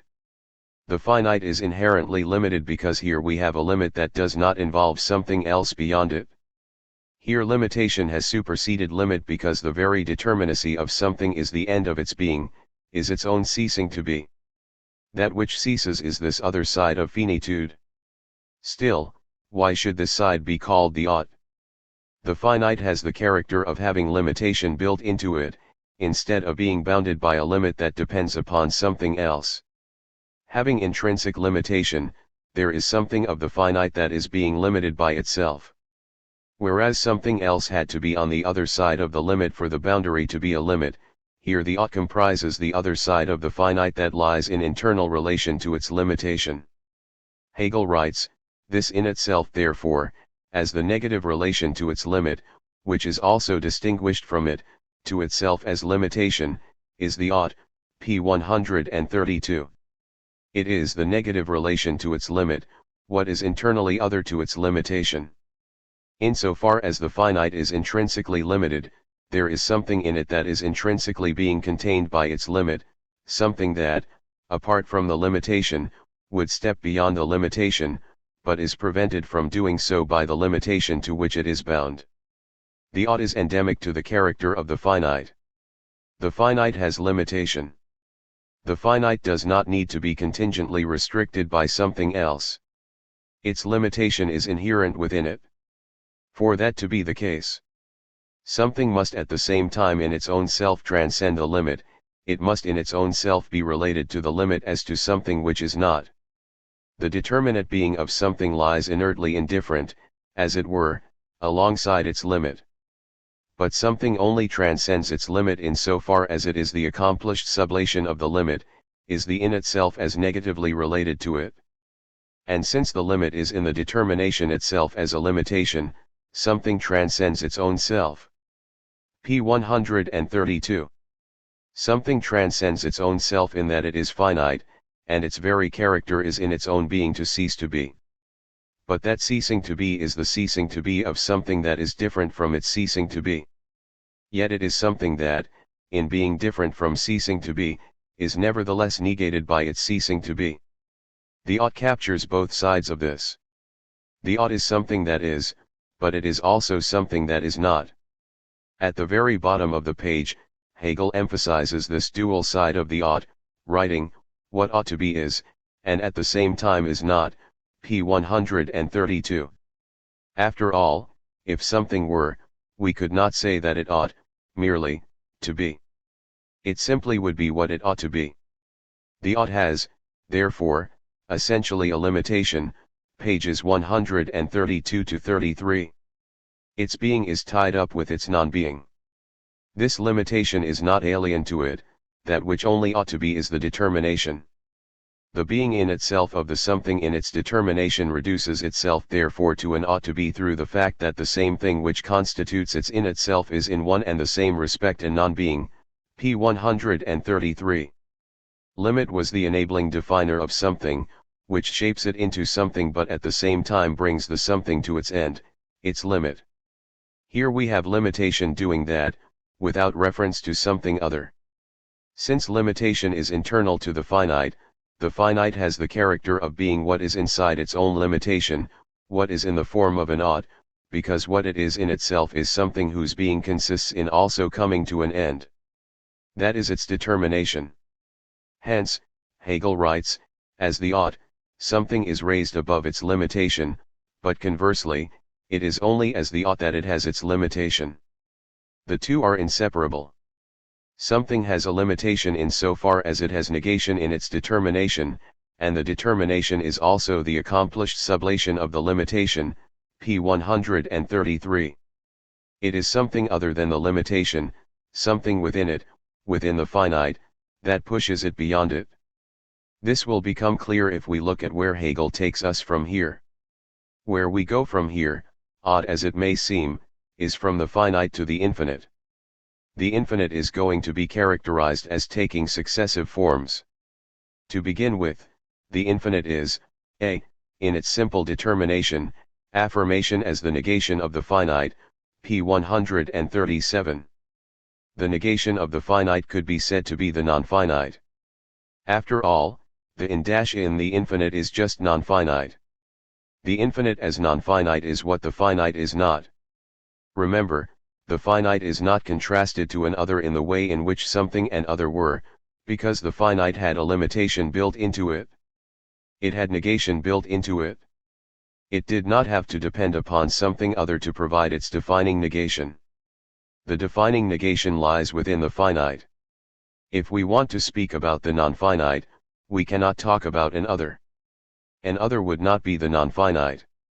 Rather, an other would be another finite entity, bounded by a limit, and thereby ending up with limitation. The non-finite is not just another limited thing. The infinite as the non-finite is what the finite is not, and what the finite is not just another thing with a limit. Hegel suggests that the infinite, minimally understood as the non-finite, is something that emerges from the finite. How the finite would give rise to the non-finite, the infinite, might seem just as mind-boggling as how something can come from being or how nothing can come from being. Nonetheless, Hegel presents us with a transition of the finite into the infinite, showing how the finite cannot help but engender the infinite in the sense of the non-finite. Hegel presents the transition as being entailed in the way in which limitation and the ought operate. It sounds like a variation on how we get to determinate being, where determinate being arrived on the scene when the ceasing to be and coming to be of becoming cease to be. Here, the finite has built into it ceasing to be. The being of the finite is its own ceasing to be. It has its own limitation. That is where it ends. Its ending is in it, not outside. Its termination is not brought upon it by anything else. Since this intrinsic coming to an end is its own being, the finite cannot be surmounted unless that ceasing to be of the finite can be overcome. It can and must, for just as the ceasing to be and the coming to be of becoming ceases to be, so the finite, in ceasing to be, terminates its own process of termination and yields the non-finite. The non-finite should not have limitation built into it, nor should it have the counterpart of limitation, the ought. Nevertheless, the infinite as the non-finite ends up generating what Hegel calls an alternating determination of the infinite with the finite. Hegel points out that this is a common way in which the infinite is construed, as being something that is what the finite is not. It is regarded as something apart from the finite, something that completely transcends the finite, something that is beyond the finite, like a separate domain. If the infinite is a separate domain, there is some separating boundary between it and the finite. But then the infinite has a limit. Consequently, this non-finite infinite ends up being an infinite that really converts into the finite. Yet, insofar as the finite comes to an end and converts itself into its beyond, we are led to another non-finite, which converts into a finite because it lies beyond the finite. So, as Hegel points out, you have a series of finite, infinite, and so on an infinite that, because it lies beyond the finite, is bounded and limited and thereby finite, but the finite, insofar as it terminates itself, becomes the non-finite, that which lies beyond the finite, and we have this unending alternation, which Hegel calls the spurious infinite, p. 139. The series presents a spurious infinite since every time we have the finite and go beyond it, the non-finite beyond is not really infinite, but just another finite, limited by something beyond itself. Each time, the non-finite has a limit because it does not include the finite within it, but transcends the finite. Hegel is going to show that an infinite without limitation will arise from this one-sided spurious infinite. As he will note, the whole process of the alternation of the finite and the non-finite is something that does not have anything lying outside of it, p. 148. Rather, the series itself does not have any finitude lying outside of it but contains the finite and simply stands in relation to itself. That will give us something that is not finite, without being just another finite. As we will see, the self-overcoming of the spurious infinite will lead us to what Hegel will characterize as self-relation. When we speak about something that is self-related and in no way limited by anything else, we will be confronting the one and only, which has no relation to other. But we are not yet there. Let us look again at the transition of the finite into the infinite. This is one of the more difficult transitions, and it is also presented in a very concentrated way. What lies at stake is accounting for how the finite, in and of itself, gives way to the non-finite or the infinite. The finite is not going to get beyond itself by simply having another finite beyond it. If you move from one finite entity to another finite entity, you just return to relations of something and other. The non-finite is something different, and so the process whereby the finite ceases to be must be different from the process whereby something ceases to be by having an other. Hegel begins by writing, the ought as such contains limitation, and limitation contains the ought. Their relation to each other is the finite itself which contains them both in its being within self, p. 136, what the finite contains is limitation and ought. They go together. That is what composes the finite. These moments of its determination are qualitatively opposed, p. 136. One point that Hegel emphasizes is that quality is really united with being, whereas quantity is something you can alter without it ceasing to be what it is. Remember, when we are talking about quality, we are not talking about a property of a thing, even though you may be tempted to think in those terms. Quality is not something that is possessed by some substrate. Quality is just determinacy, opposed to another determinacy. Now, Hegel observes that limitation and the ought are qualitatively opposed. Limitation is determined as the negative of the ought, the non-being of the ought, and the ought likewise as the negative of limitation. The finite is thus inwardly self-contradictory, it sublates itself, ceases to be, p. 136. The finite ceases to be in virtue of itself. It negates itself. What it negates is its ought, its being that is such that it is both there and opposed within what it is, not opposed externally. In this regard, the finite is self-contradictory. It undermines itself. The negative, its ceasing to be, is its very determination, for it is the negative of negative, p. 136. In ceasing to be, the finite is also cancelling its limitation. Since the finite has its limitation built into it, in coming to an end, the finite negates its limitation, as well as the ought to which it is tied. Yet, in ceasing to be, the finite has not ceased to be, it has become in the first instance only another finite which, however, is equally a ceasing to be as transition into another finite, and so on to infinity. Oddly enough, the ceasing to be of the finite, whose being is a ceasing to be, is another ceasing to be that has being. It is just another finite, which, as finite, has the same process, engendering a sequence of the finite giving way to another finite ad infinitum. But, Hegel says, closer consideration of this result shows that the finite in its ceasing to be, in this negation of itself has attained its being in itself, is united with itself. Each of its moments contains precisely this result, the ought transcends the limitation, that is, transcends itself, p. 136. Through the finite ceasing to be, it transcends itself. But that being of its ceasing to be is itself just another finite. As Hegel says, beyond itself or its other, is only the limitation itself. The limitation, however, points directly beyond itself to its other, which is the ought, but this latter is the same duality of being in itself and determinate being as the limitation, it is the same thing, in going beyond itself, therefore, it equally only unites with itself, pages 136 to 37. In going beyond itself, the finite ends up uniting with itself. In ceasing to be, the finite stops ceasing to be since it returns to itself. What we have here is this identity with itself, the negation of negation, which is affirmative being and thus the other of the finite which is supposed to have the first negation for its determinateness, this other is the infinite, p. 137. It is the other of the finite because the finite has negation of its determinacy as its being. The finite is the limitation of itself. It is being that is self-limited.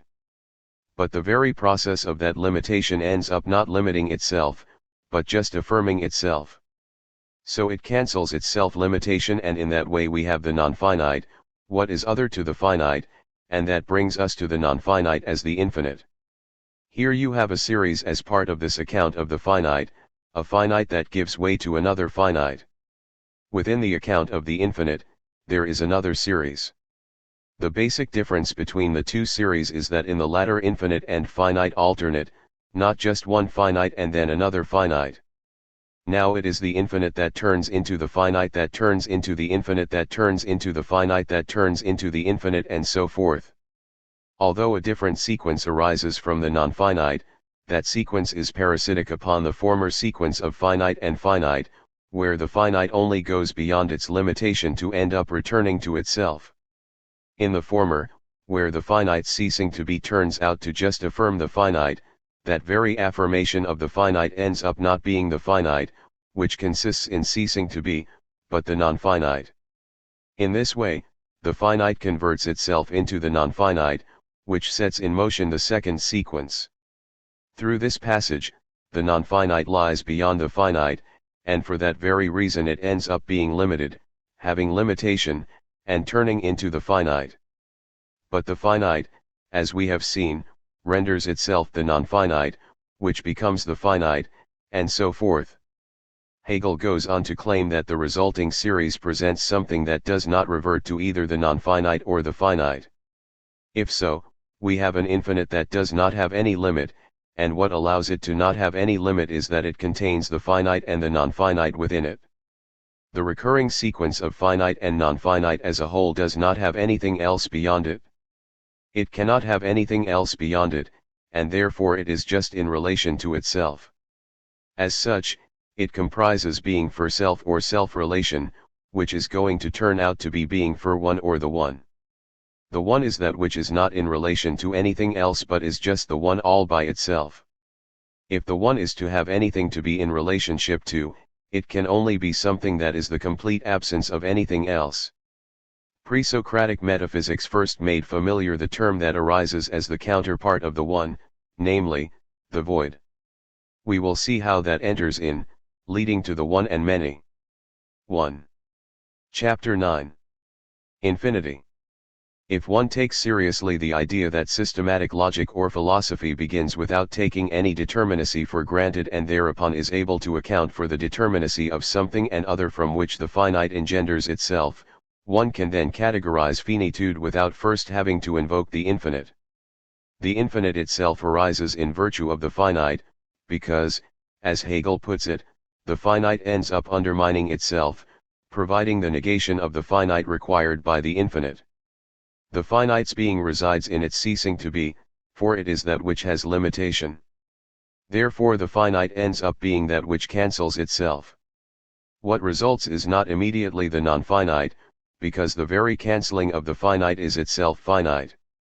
Nonetheless, as Hegel suggests, when the finite gives way to the finite, rather than the non-finite, this provides an entree to the arrival of the infinite. Although the finite ceasing to be itself ceases to be, this just gives way to what is no different from itself. As Hegel writes, this its result, the negative as such, is its very determination, p. 136. Once since the finite's determination is its own removal, that very removal just resuscitates itself.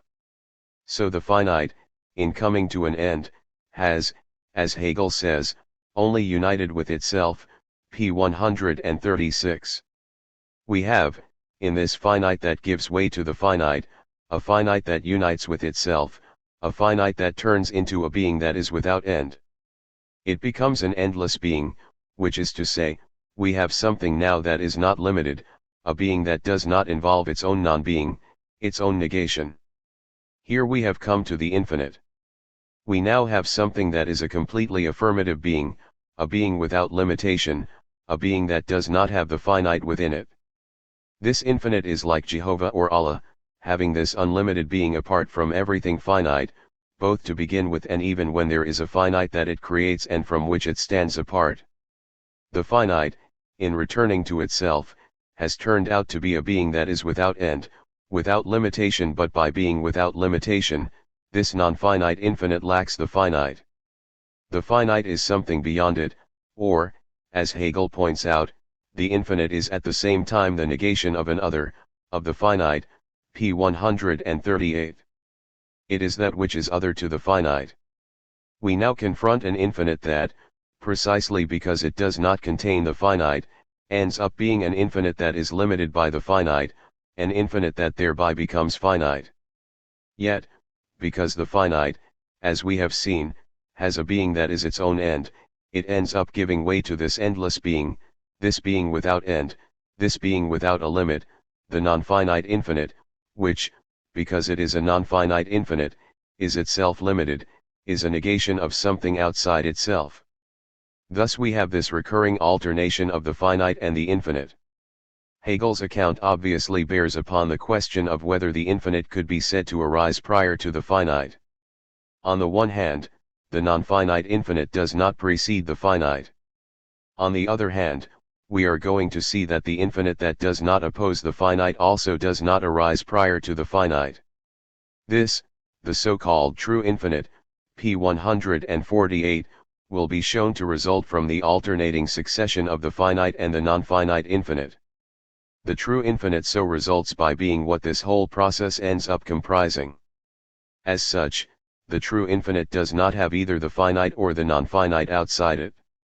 It contains them in the process whereby they revert to one another. This containment is what sets the process in its entirety apart from both the finite and the non-finite infinite. It would be a mistake to identify the eternal with the true infinite. The duration of time is not the same thing as the reappearance of a determination. We can speak of a purely logical succession in distinction from a temporal succession. Of course, it is hard to lay hold of what exactly is the added element in temporality that determinacy in general lacks.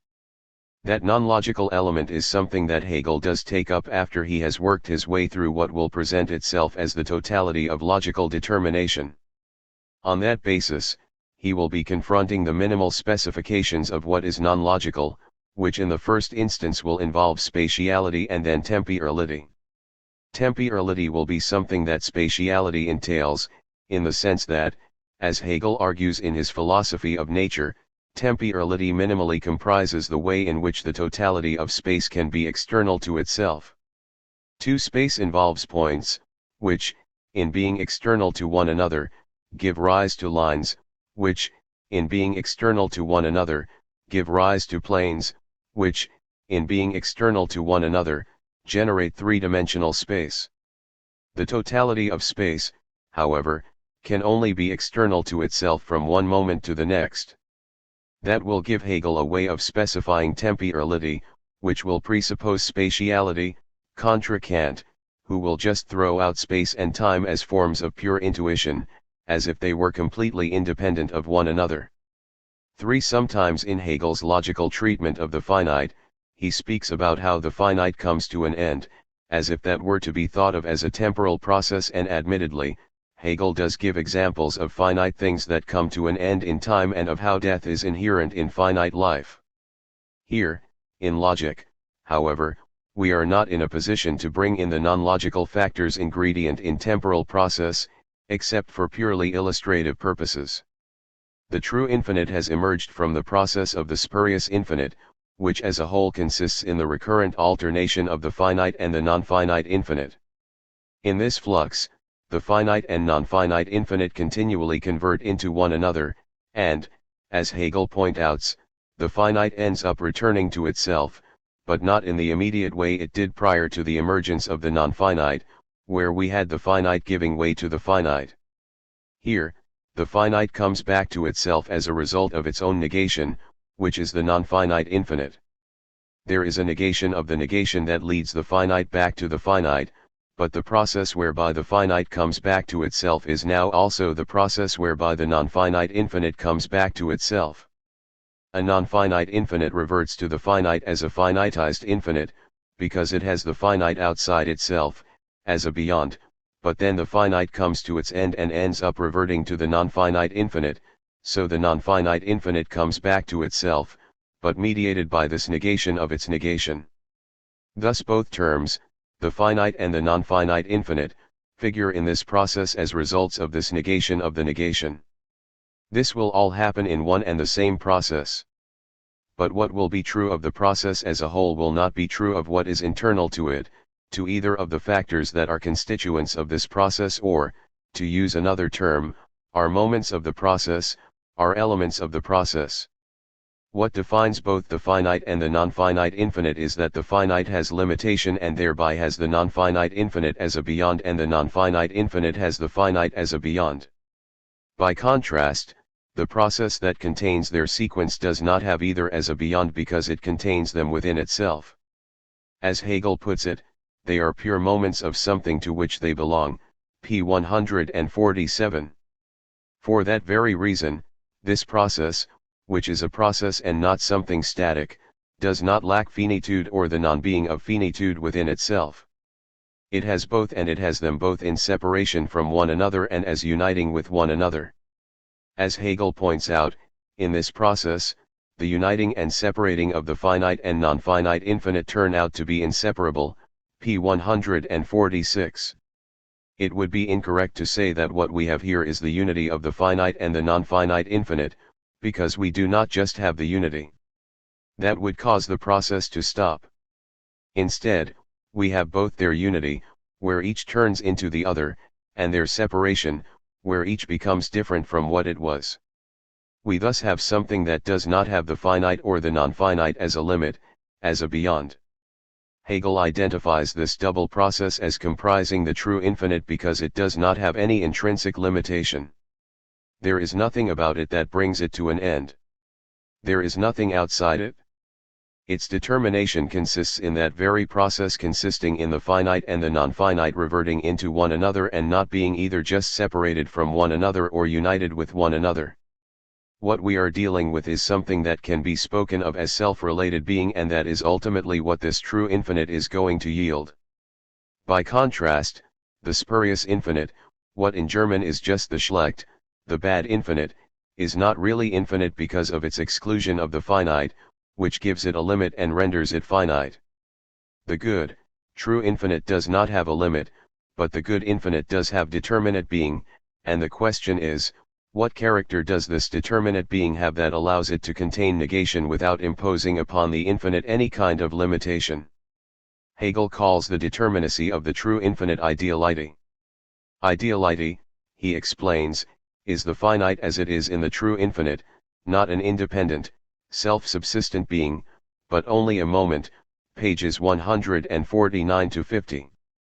The otherness of this distinct element has no independence. From where, then, is the distinction going to be drawn? Why is there not a complete lack of distinction, leaving just indeterminacy? Well, the process of the true infinite has components. We have the finite in the way in which it enters into the sequence with the non-finite infinite and the non-finite infinite undergoing its correlative transformations. Hegel points out that there is a certain resemblance here to what we encountered in becoming, where becoming had its constituents, being and nothing, in their immediate conversion to one another, with ceasing to be and coming to be, p. 150. Now, is there going to be something similar to what happened in the emergence of determinate being from becoming, where the parallel movements, ceasing to be and coming to be, became paralyzed through to the return of being to being and nothing to nothing due to the immediate reverting of nothing to being and being to nothing? Do we really have something similar here? After all, Hegel does speak about the finite as well as the non-finite infinite figuring as results in this process. That is, they are in the process as mediated by the negation of their negation. In this way they are moments of the process, as opposed to factors that have independent being apart from one another and apart from the process in which they are incorporated. Being for self is the minimal or immediate specification of what the true infinite ends up giving us. Being for self is going to be characterized as being for one or the one. It is the one and only because there is nothing else to which it can stand in contrast. There is nothing external to it, no otherness, no beyond. The void is going to be this non-being of all otherness, the nothing that is specifically the nothing of the one, the minimal absence of anything that could set a limit to the one. Different kinds of terms or categories will come into play in dealing with this domain of being for self, where qualitative limitation has been transcended. If the true infinite had no determinacy, it would be nothing or being. The infinite, in contrast to being or nothing, cannot be devoid of determinacy. What is distinctive about it is that the true infinite is devoid of any limitation because limit and limitation, as well as what lies beyond limitation, are contained within it. As such, they do not have any independence. This is why all of these determinations internal to the true infinite have the character of being what Hegel calls ideal. They are moments of it. They are not self-subsistent. Hegel observes that in this detailed example, there is revealed the specific nature of speculative thought, which consists solely in grasping the opposed moments in their unity, p. 152. He has spoken of this before, opposing genuine reason to the thinking of the understanding. The understanding is characterized as holding things apart, and it holds things apart precisely because it takes the terms that it thinks to be fixed in character. They are what they are. They do not revert to what they are not and in that way unite themselves with what they are not and turn out to be both themselves and their other. This contrasting of reason and understanding goes back to something we came upon briefly at the very outset. Hegel had pointed out how logic has to be self-determining. It cannot begin with given contents or with any given procedure that would be applied to such contents. Somehow, whatever is at stake must emerge on its own and order itself, and if anything is going to emerge on its own and order itself, then it will involve thought determinations that do not just have a fixed character, because if they have a fixed character, they do not go anywhere, nor do they generate anything. Somehow, thought determinations are going to have to become other to what they are and yet be at one with what they are not, in that way giving rise to something new, thereby extending and determining themselves. That lack of fixity, of subservience to the principle of non-contradiction, is basic to what happens in a presuppositionless development or to autonomous reason. It also may turn out to be basic to determinacy in general, when we come to understand how determinacy ends up being ultimately self-determining. Here we have something akin to that development, in a very abstract way. What has occurred with the emergence of the true infinite and ideality is that the finite as well as the non-finite have shown themselves to be elements of a process that itself is not delimited in the way in which they each are. Instead, the process of the true infinite is in relation to nothing other than itself precisely because all determination, all distinction, all otherness is internal to it and does not stand outside. The ideality of the finite and the non-finite infinite within the whole process might seem to represent a form of holism. There is a lot of talk of holism these days, and often Hegel is spoken of as a chief representative of the holist bandwagon. What is distinctive about holism as a philosophical position is that it maintains that things have their determination only within a determinate general context. They cannot be what they are without making reference to the whole. The whole is taken to be given, and the terms referred to it are just found. This kind of holism figures in the theory of knowledge that maintains that we know things only by understanding them in terms of the whole, that we cannot know anything directly, on its own terms. The obvious problem with this approach is that the whole itself cannot be known in terms of anything else. The whole is somehow known directly at the same time that any kind of direct knowledge is denied by embracing the idea that things can only be known in some greater context. Here in systematic logic, or philosophy as it begins, we do not have a given whole. We do not start with anything given nor with a given context in which things are found.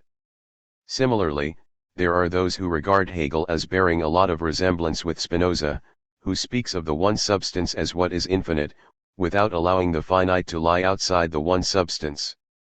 Everything is part of the one substance, just an accident of the one substance. 4.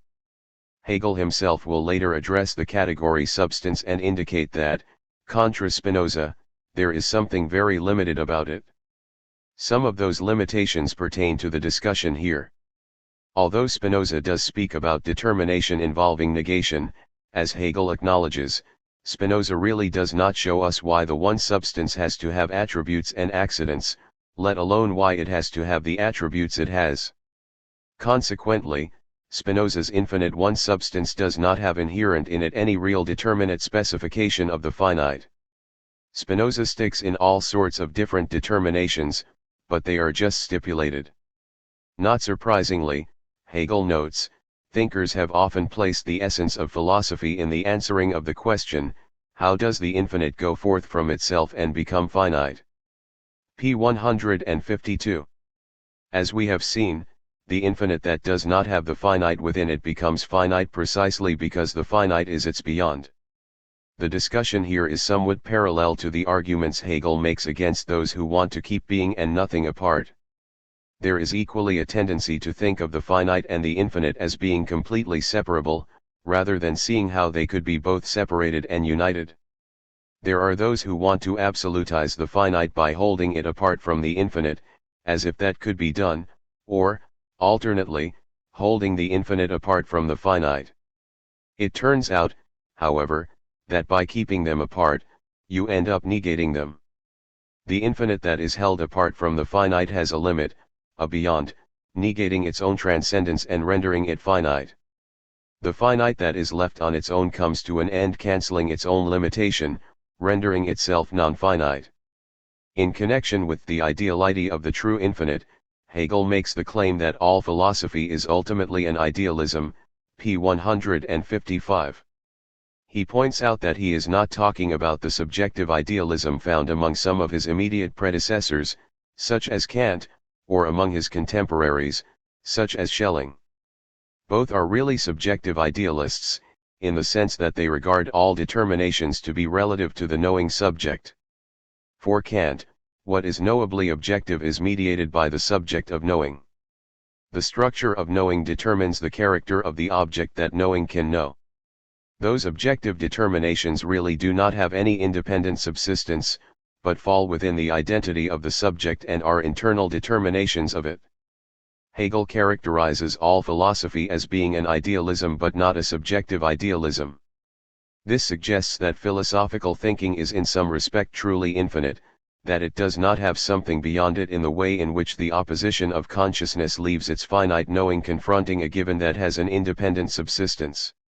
Philosophy, by contrast, involves a self-determining reason that is going to generate the determinacy of everything that it could be said to know, including, ultimately, the categorical determinacy of what is not logical, not merely thought. To what extent we are here engaged in knowing is something logic has yet to determine, for we have yet to deal with the category of knowing, which will come up in the logic of the concept. That philosophy should involve idealism is connected with philosophical thought's lack of external limitations, its coming up with content or distinctions that are internal to reason. Does this mean that philosophical truth has no end? Well, there are different ways in which something could end. If something ends in virtue of itself, then you have to say it has a limitation. If it ends in virtue of something else, it has a limit, beyond which resides an other. Either way, the end in question does not achieve a genuine culmination, but only leads to a further alternation of the finite and the non-finite. The true infinite is without limitation, but it contains the finite within itself. It is not just unlimited. This avoids the big theological problems plaguing those who portray the divine as just unlimited or as just infinite and not containing the finite. The God of Islam and of the Jews is an example of that kind of God, the Lord who opposes finitude. Whereas such a God does not contain finitude, the Christian divine, portrayed in the doctrine of the Trinity, moves away from an infinite that has no finitude within it. With the representation of the Trinity, in which the divine becomes a finite individual, religious imagery depicts an infinite that does not have the finite over and against it. The true infinite now gives rise to what comprises the third part of the account of determinacy or quality. This third section addresses being for self, which is going to exhaust the specifications of determinacy or quality and take us to the point where we arrive at a completely new dimension of determinacy, one that is going to presuppose what is here at stake.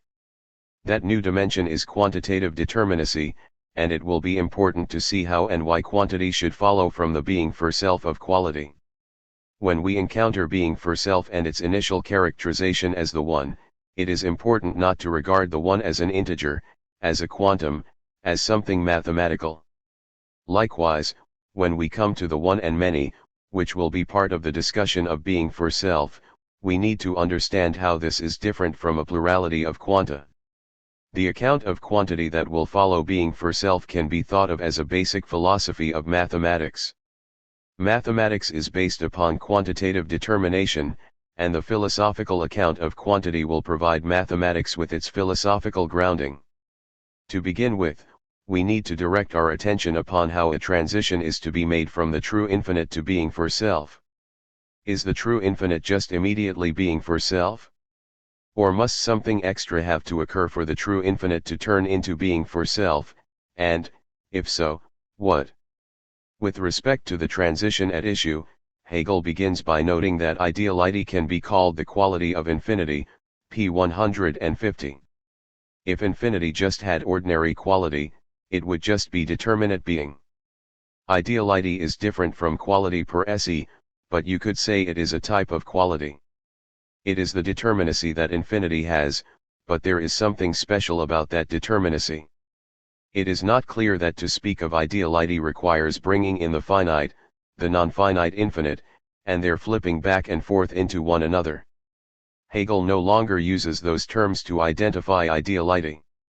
Instead, he characterizes ideality as involving determinacy that has no independent or self-subsistent being but is only something internal to that to which it belongs. With ideality, we have determinacy that is completely internal to infinity, but, Hegel says, it is essentially the process of becoming, and hence a transition like that of becoming indeterminate being which is now to be indicated, p. 150. Becoming collapsed and led to determinate being when the vanishing of being and nothing into one another itself vanished. Ceasing to be ceased to cease and coming to be ceased to come to be because the being that nothing immediately reverted to just as much immediately reverted back to nothing and vice versa, paralyzing their process. Here, by contrast, the two sides of the process are the finite becoming the non-finite and the non-finite becoming the finite. Insofar as each terminus reverts to its counterpart, we appear to have an analogous paralysis of both complementary sides of the process. The finite ceases to turn into the non-finite and the non-finite ceases to become finite, leaving a finite with the infinite, a finite with the non-finite, immediately. Hegel goes on to say, as a sublating of finitude, that is, of finitude as such, and equally of the infinity which is merely its opposite, merely negative, this return into self is self-relation, being, p. 150. We are left not with determinate being, the unity of being and nothing in the form of being, but self-relation in the form of being. Hegel is intimating that the finite has returned to itself by way of the cancelling of the non-finite into which it became, just as the non-finite has returned to itself by way of the cancelling of the finite into which it reverted. On the one hand, there is the finite returning to itself, not immediately, but by having pushed aside the non-finite infinite. It is a finite that has come back to itself by eliminating both its own coming to end as well as the non-finite. On the other hand, there is the non-finite that has cancelled the finite and then returned to itself by eliminating what could be said to be its beyond as well. Whereas the immediate conjoining of being and nothing provided the minimal threshold of determinacy, here the immediate conjoining of finite and non-finite infinite provide the minimal threshold of self-relation.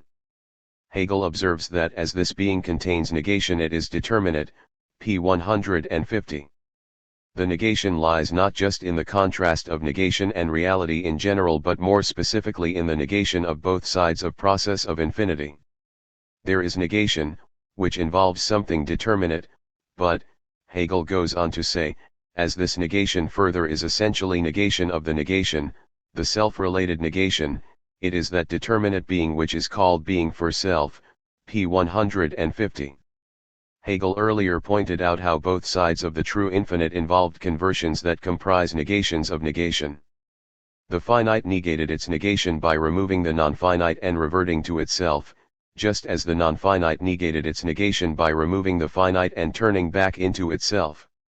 Hegel begins characterizing being for self, or self-relation, writing, in being for self, qualitative being finds its consummation, it is infinite being, p. 157. He now proceeds to flesh out wherein lies this consummation. Being for self somehow comprises the consummation of quality.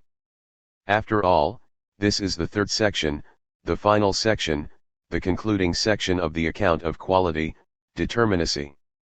How does it bring closure to qualitative determination? Well, determinate being is sublated but only immediately sublated being, p. 157. It is being with non-being, immediately, and nothing more than that. It thus contains, to begin with, only the first negation, which is itself immediate, p. 157.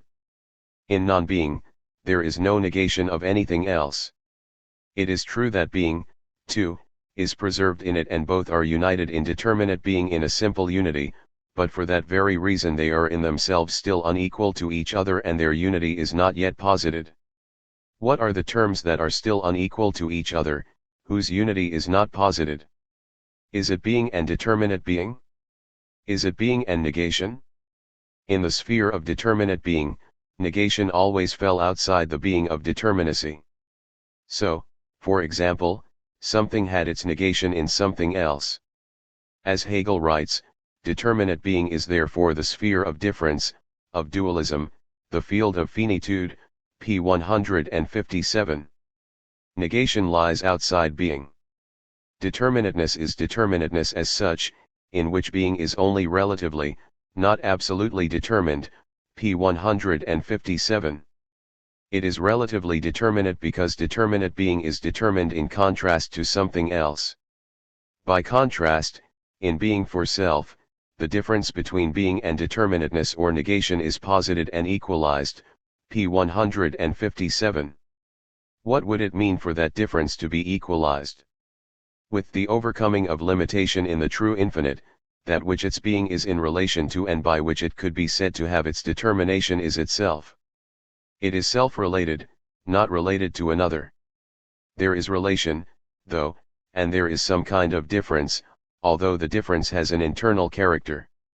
In that way, there is an equalization between negation and being. Quality, otherness, limit like reality, being in itself, the ought, and so on, p. 157, these are all the terms with which determinate being was characterized prior to the emergence of being for self. These are the imperfect embodiments of the negative in being in which the difference of both still lies at the basis, p. 157.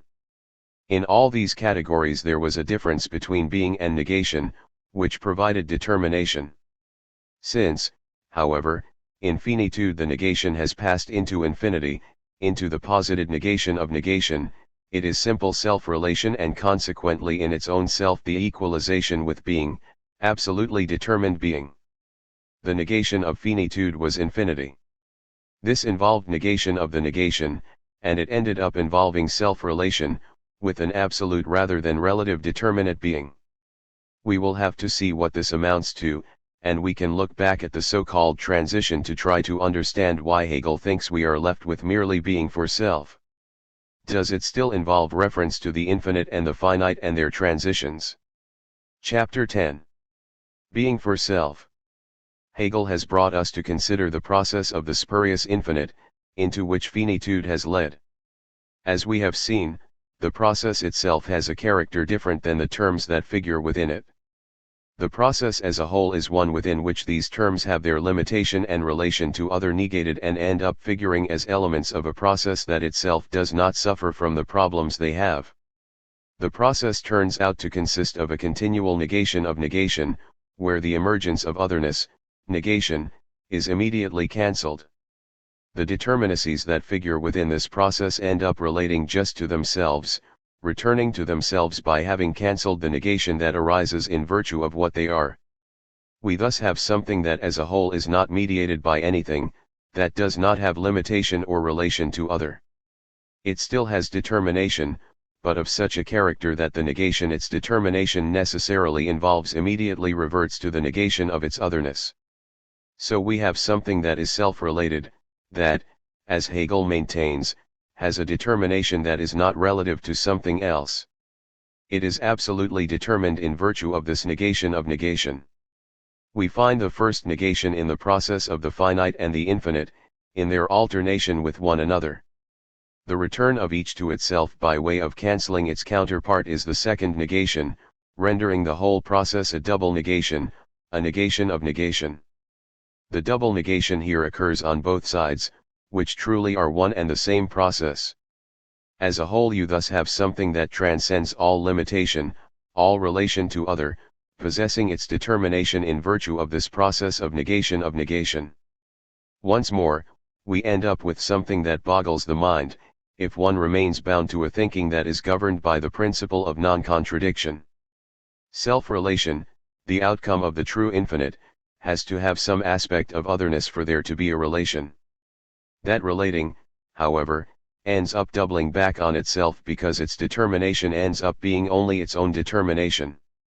Even though self-relation is a relating to, it ends up relating back to itself, becoming something that is determinate without any abiding contrast to something else. As Hegel points out, self-relation does not contain the whole slew of categories that have arisen from the development of determinacy, p. 158. They now have been removed or supplanted by something that is not subject to a difference between being and negation. Up until being for self there has been a division between being and negation. This was exemplified by the separation of something and other, where the negation of something lay in something else. Even in limit being and negation are not completely united, even though limit is where something both begins and ends. With limit, where something ends, it ends because at that same point begins something else, which is its negation. The internalized character of the determinacy of being for self leads Hegel to introduce a new term to capture its distinctive nature. The term in question is not sublation, Aufhebung, which has a much broader reach. Sublation always involves some term losing its immediacy by becoming mediated by something else.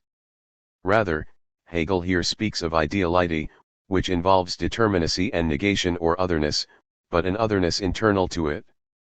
This ideality arises with the true infinite, since it overcomes all limit, which is imposed by any otherness that is external. The true infinite removes the external otherness afflicting the finite and the non-finite infinite by containing both in their process of reverting into one another. Hegel does at times refer to Spinoza in connection to ideality since, for Spinoza, there is ultimately just one being, one substance, which is infinite without confronting any external otherness. Hegel, however, will attempt to show that the way in which Spinoza characterizes this solitary infinite involves something worthy of the name substance. Since Spinoza's substance indeed is not really in relation to anything else but its own accidents and the attributes of its own self, it is self-related. Nonetheless, the specific relation between substance and its internal differentiation involves more than being for self and can only belong to the logic of essence with its two-tiered framework of determiner and determined. We do find Hegel referring to different philosophers who have taken individual categories and treated them as if they were what is fundamental and made them the first principle of everything. Doing that means that they are treating the category in a way that is different than Hegel. To treat a category as a first principle signifies that the category is not regarded as being the product of any prior development or category. Taking the category as a first principle is tantamount to treating it as presuppositionless, as the start of it all. By the same token, the mere fact that such philosophers make the category in question ultimate signifies that they also do not properly acknowledge the development that follows from the category. That development ends up showing that the privileged category is not the final measure of everything, but may end up itself not only presupposing terms that go into its own constitution, but becoming a moment or a constituent of something more concrete and encompassing. Throughout the science of logic, one sees Hegel referring to different philosophers who fixate on one of the categories, which, by being ripped out of the development, is always subject to a certain deformation. Something about the privileged category is not being properly construed, which is symptomatic of how they take it as something that could be considered ultimate and immediate and the last word. We see that in the discussion of being for self. Hegel points to both a philosophical system and a philosopher as seizing upon self-relation and making it ultimate. The pre-Socratic ancient Greek atomists, and Democritus in particular, regard being for self as a first principle by taking the categories of the one, the void, and the many ones separated by the void as being the ultimate constituents of everything. On this atomistic basis, everything is explained in terms of completely external relationships between these many ones, which are otherwise completely indistinguishable. There is no way to differentiate one atom from another. The atoms themselves are not susceptible to any change. They are inalterable. Whatever relations they end up in are completely extrinsic to them, having no bearing upon their own qualitative character. None of the arrangements that they fall into in any way alter their character, nor is there anything about them that requires they be in any relation to one another. In other words, their being does not depend upon their relation to other. Hegel further suggests that the category of being for self is given a central role by Leibniz in his theory of monads. 2. We find being for self in the monads insofar as they are not in any way affected by their relation to other.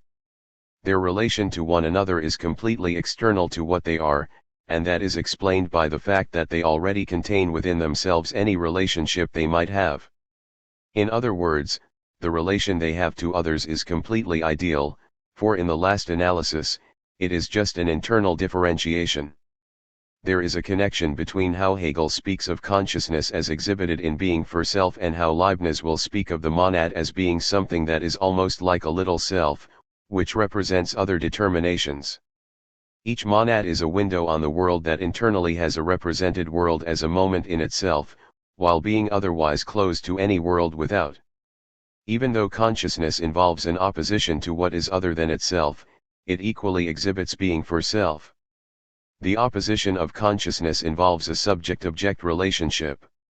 Even when one is conscious of something other, something not oneself, there is self-relation. As conscious, we represent what we are aware of. In representing it, we have a determination of our own. Since it is our determination of our own consciousness awareness by which we have a relation to other, we are really relating to ourselves in confronting an object. At the same time that we are cognizant of something other, we are really just relating to ourselves. Hegel will point out later that because consciousness has both being for self and subject-object opposition, it will involve the categories of appearance and essence. At the very end of his brief introduction to being for self, Hegel lays out the 3 stages in the whole development of being for self. He writes, being for self is first, immediately a being for self the one. Secondly, the one passes into a plurality of one's repulsion, and this otherness of the ones is sublated in their ideality attraction, p. 157. And then thirdly, we have the alternating determination of repulsion and attraction, in which they collapse into equilibrium, whereby quality passes into quantity, p. 157. There are going to be three stages in the development. First of all, we have being for self, which could equally be called self-relatedness or self-relation, which ends up being a self-relatedness, a self-related being. Analogously, determinacy first began with determinate being, which ended up being a determinate being, something. Then we had a relation between somethings, between something and other.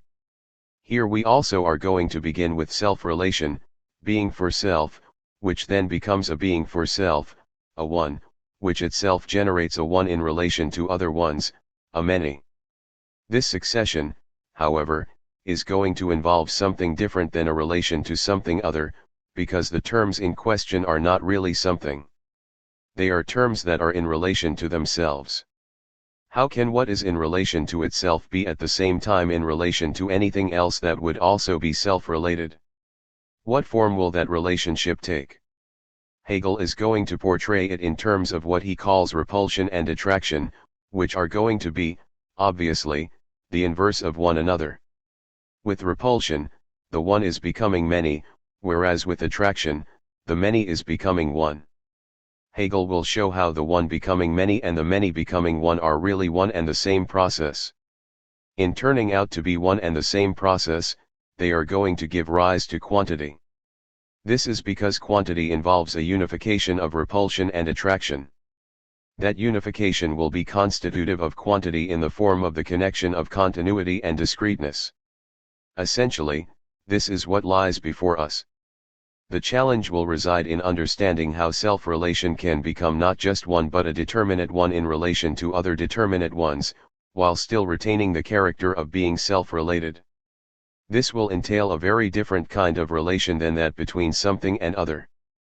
Further, we will have to see how this whole process reverts to something worthy of the name of quantity.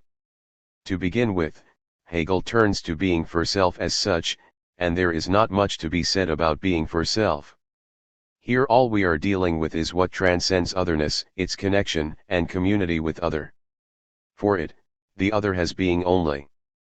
As its moment, being for self consists in having so transcended limitation, its otherness, that it is, as this negation, the infinite return into itself, p. 158.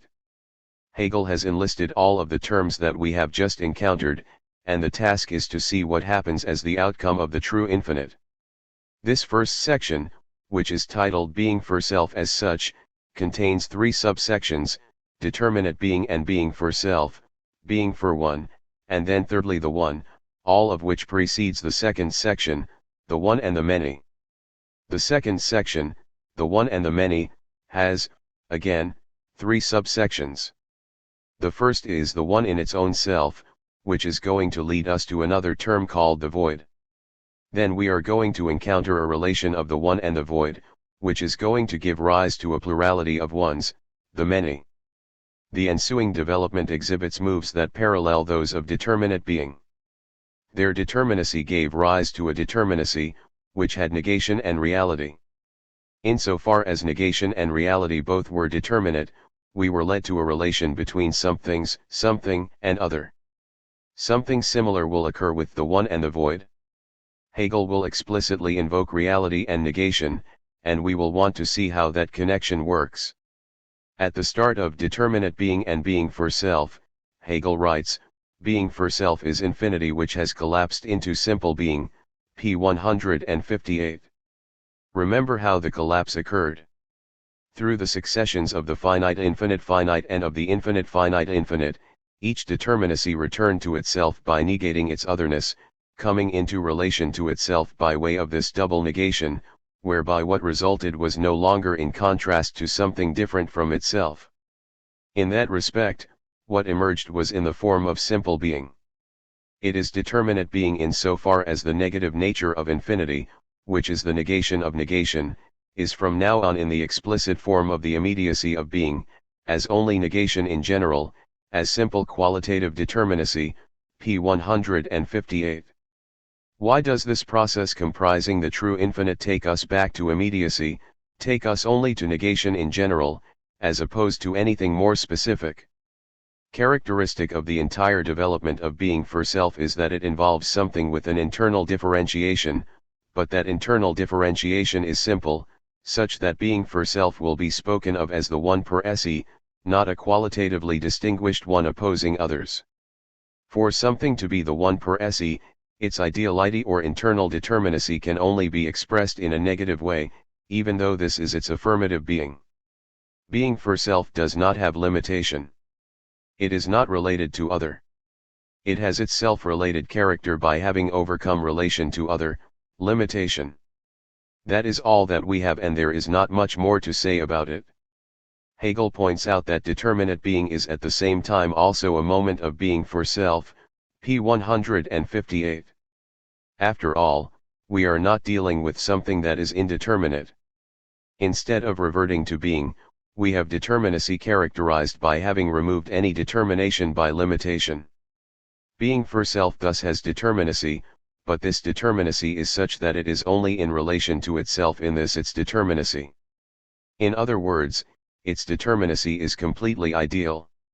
To indicate this, Hegel now introduces the term being for one, p. 159. A determinate being owes its determinacy to what it is not, to its negation, what is other to it.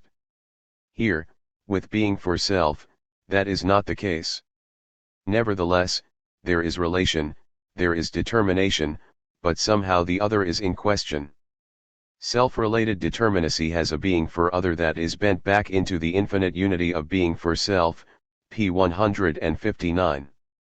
It is an infinite unity because it has lost its limitation as well as any relation to other.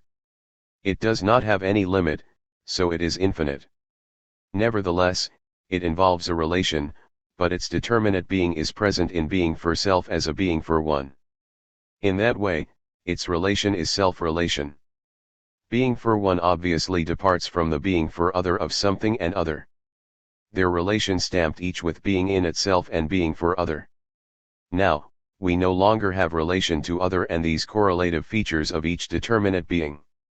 We have determinacy, but the determinacy is of a very special kind, resting upon the elimination of all relation to other and the categories that are based upon that, such as limit and limitation, the finite and the non-finite. All of that has been superseded. Being for one is how the resulting determination stands not as being for other, but as related to itself.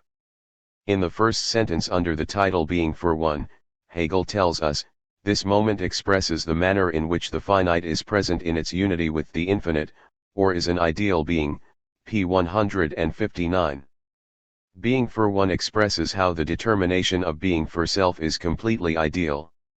The negation that it involves does not involve limit or being for other. It rather involves being for one. At this juncture, Hegel adds something that might appear very perplexing. He writes, now though this moment has been designated as being for one, there is as yet nothing present for which it would be no one, of which it would be the moment. There is, in fact, nothing of the kind as yet fixed in being for self, that for which something, and here there is no something, would be, whatever the other side as such might be, is likewise a moment, is itself only a being for one, not yet a one, p. 159. The determinacy of what has being for self just has a relation to itself, which is the one. There is nothing else available. Why then does Hegel tell us that what being for self is related to is not yet a one, but only a moment? When Hegel first characterized being, he emphasized how being is not in relation to anything else and has no division within itself. Here, self-related being has a relation, but it is not a relation to something else. Instead of being for other, it has being for one, whereby it is just in relation to itself. For that reason, the being for one is really just a relation to what is itself being for one, what is itself just a moment of the whole, as opposed to something that can stand as a one. As Hegel says, what we have before us is still an undistinguishedness of the two sides which may be suggested by being for one, p. 159. We have relatedness, but it is a relation of something to itself, and the rub is that there is a relation. It is, however, a relation intrinsic to it. It is not, however, the same as saying A equals A, where A is put into equivalence with itself. Here we have something that by itself is such as to relate to itself, in virtue of not having a relation to other or a limitation or a limit. The problem is to think of self-relation as both involving a relation and yet not being a relation to another. Normally you think of a relation as involving relata that are distinct, but here is a relation where the relata are not distinct, and that is captured by this term that a determination is only in relation to one, not to anything else. As Hegel writes, what we have before us is still an undistinguishedness of the two sides which may be suggested by being for one, there is only one being for other, and because there is only one, this too is only a being for one, there is only the one ideality of that, for which or in which there is supposed to be a determination as moment, and of that which is supposed to be a moment in it. Being for one and being for self are, therefore, not genuinely opposed determinatenesses. p. 159. Or as Hegel puts it farther down, the one for which it is only itself, p. 159. Insofar as being for self is in relation to itself, its determinacy has being for one, not being for another, and the one is being for self, because it has determinacy that does not involve relation to anything else. It has to involve relation, because you do not have any determinacy without negation. Admittedly, when something relates to other, the other is a something to the first something as its other. They do both end up figuring as something and as other, occupying the same dual relationships, but they do that in alternation. That is, when something relates to its other, it is not something relating to something. It is something relating to an other, to its other. The other relates to it as its other, figuring in the role of something. But in order for them to be something, they relate to their counterpart as an other, not as something. By contrast, being for self is an entity that is only in relation to itself to begin with, not to something that may have a similar structure. Moreover, when we come to consider how something that is self-related can relate to another something that is self-related, the relation will take a different form from how something and other relate to one another. It will involve the relation of one and many, and we will have to see how this relation is different. In other words, when something and other end up figuring both as something and as other, and in that respect exhibit the same structure, that is something for us, that we observe. It is not a removal of the difference and otherness that they each contain. But here we have something that relates to its determinacy as being something in which it only encounters itself. Hegel now turns to what he calls the one, and we want to see how we get to the one, as well as to what we are arriving. Hegel reaffirms, being for self is the simple unity of itself and its moment, being for one, p. 163. Being for self has a determination, which is being for one since it is just in relation to itself.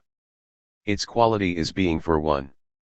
There is before us only a single determination, the self-relation of the sublating, p. 163. Remember, the sublating comprised the removal of dependence on other for determination.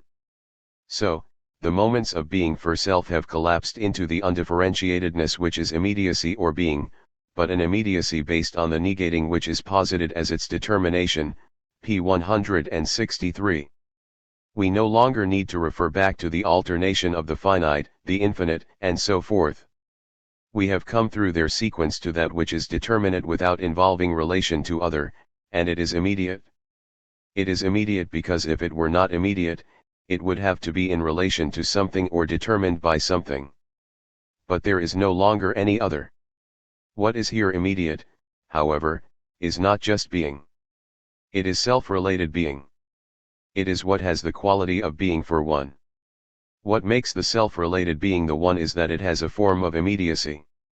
As Hegel writes, being for self is thus a being for self, because it is an immediacy based on the negating which is posited as its determination.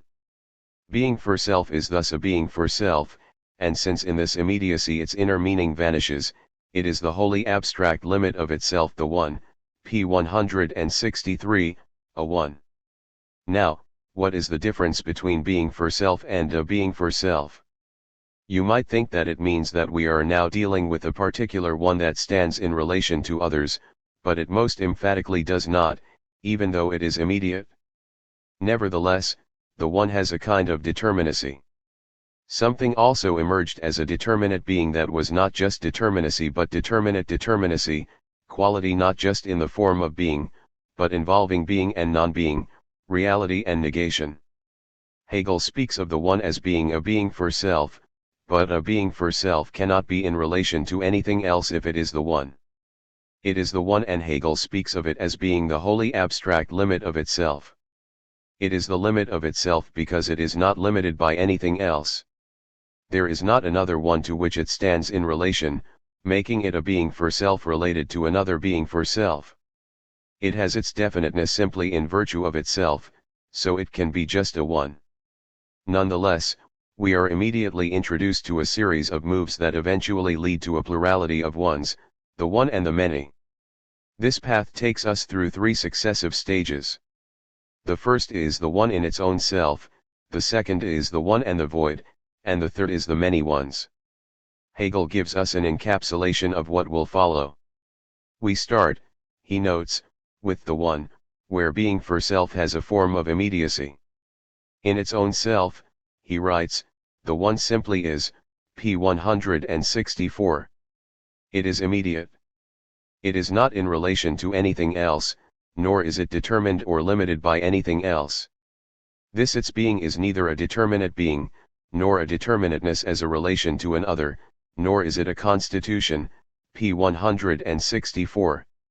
The one does not have any constitution because it has no relation to others. By the same token, it has no determination, for determination and constitution go together, as correlatively determinate renderings of being for other and being in itself. Moreover, the one is not capable of becoming an other.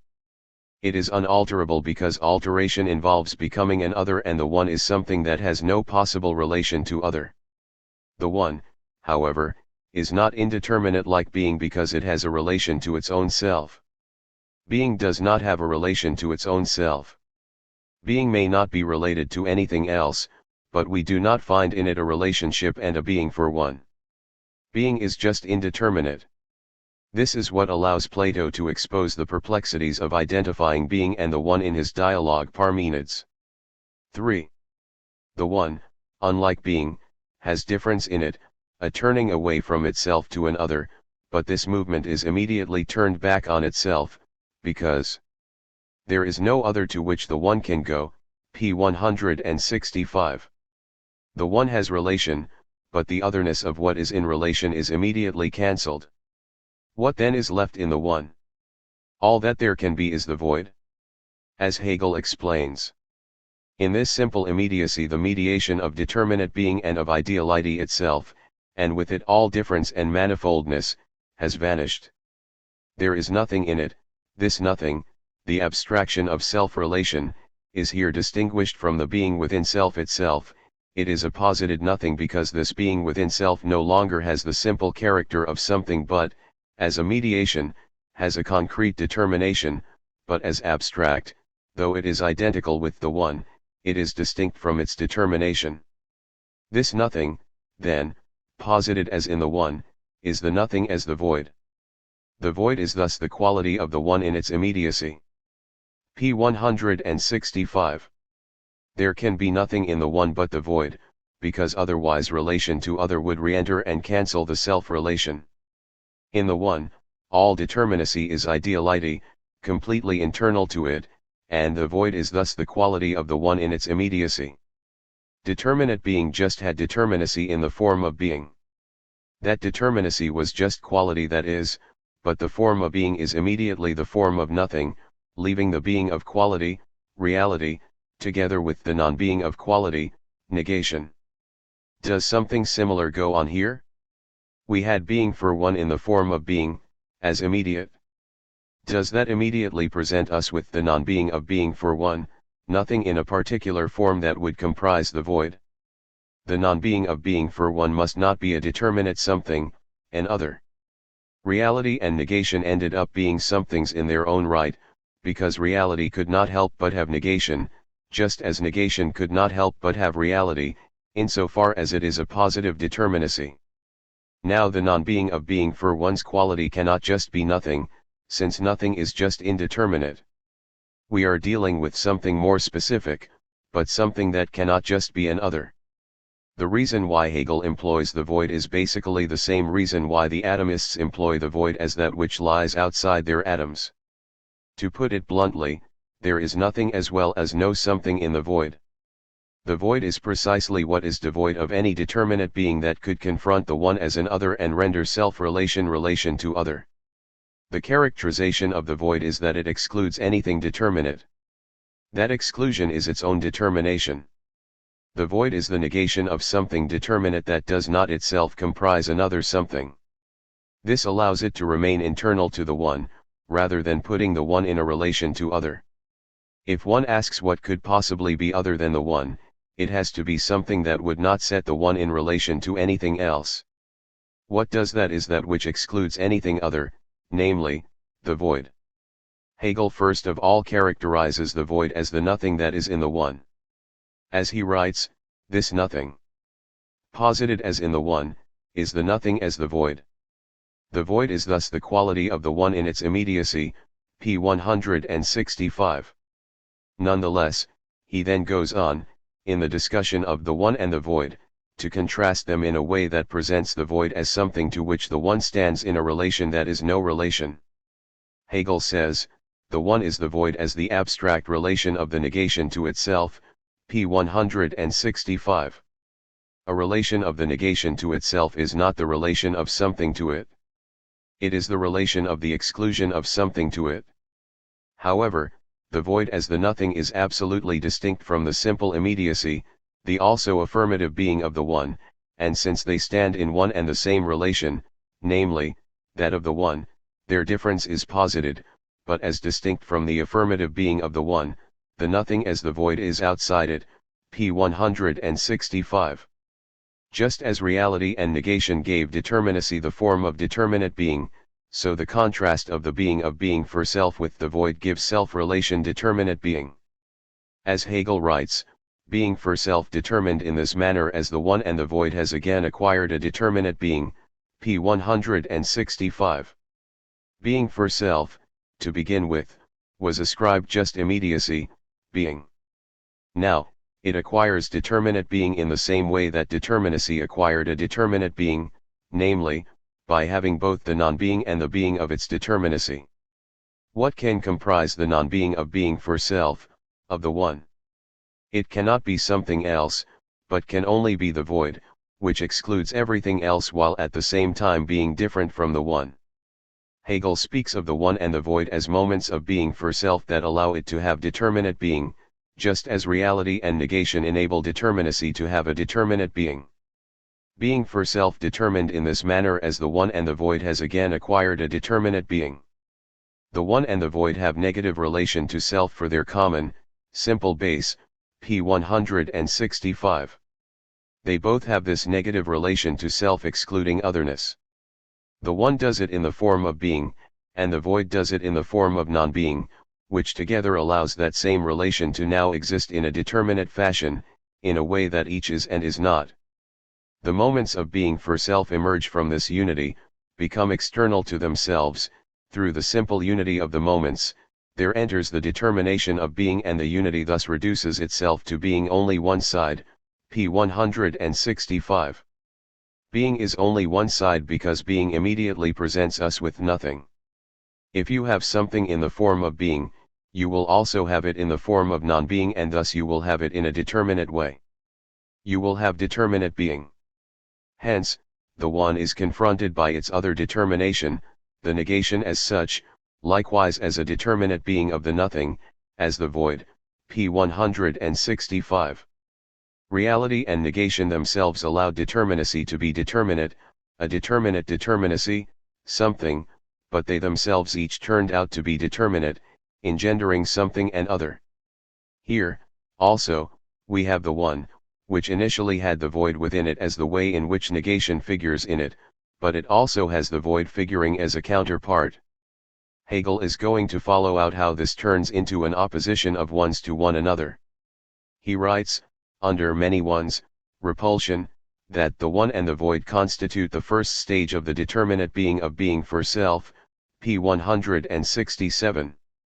Being for self is determined by having both being for one and the void as aspects of itself. Each of these moments has negation for its determination and is at the same time posited as a determinate being, p. 167. They are distinct from one another. According to the former determination, the one and the void are the relation of negation to negation as of an other to its other, p. 167. Now Hegel draws a contrast that harks back to reality and negation. He writes, the one is negation in the determination of being, and the void is negation in the determination of non-being, p. 167. Reality is the being of quality, and negation is the non-being of quality. Here we have something very similar, except it involves a particular kind of negation that is constitutive of being for self. The one is essentially self-relation only as related negation, that is, it is itself that which the void outside it is supposed to be. Each, however, is also posited as an affirmative determinate being, p. 167. They each have pretty much the same kind of relation. They are both the basis of their own determination in this negation of negation, in which they exclude otherness.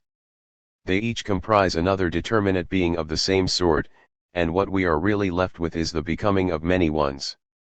The void ends up being another one. How, then, can there be a relation between ones? If they are retaining the character of being one, they cannot be related to one another. So even if somehow they are present, they have to avoid falling into any contact or relation. They cannot come up against each other and have a limit, where what they are is defined by what the other is.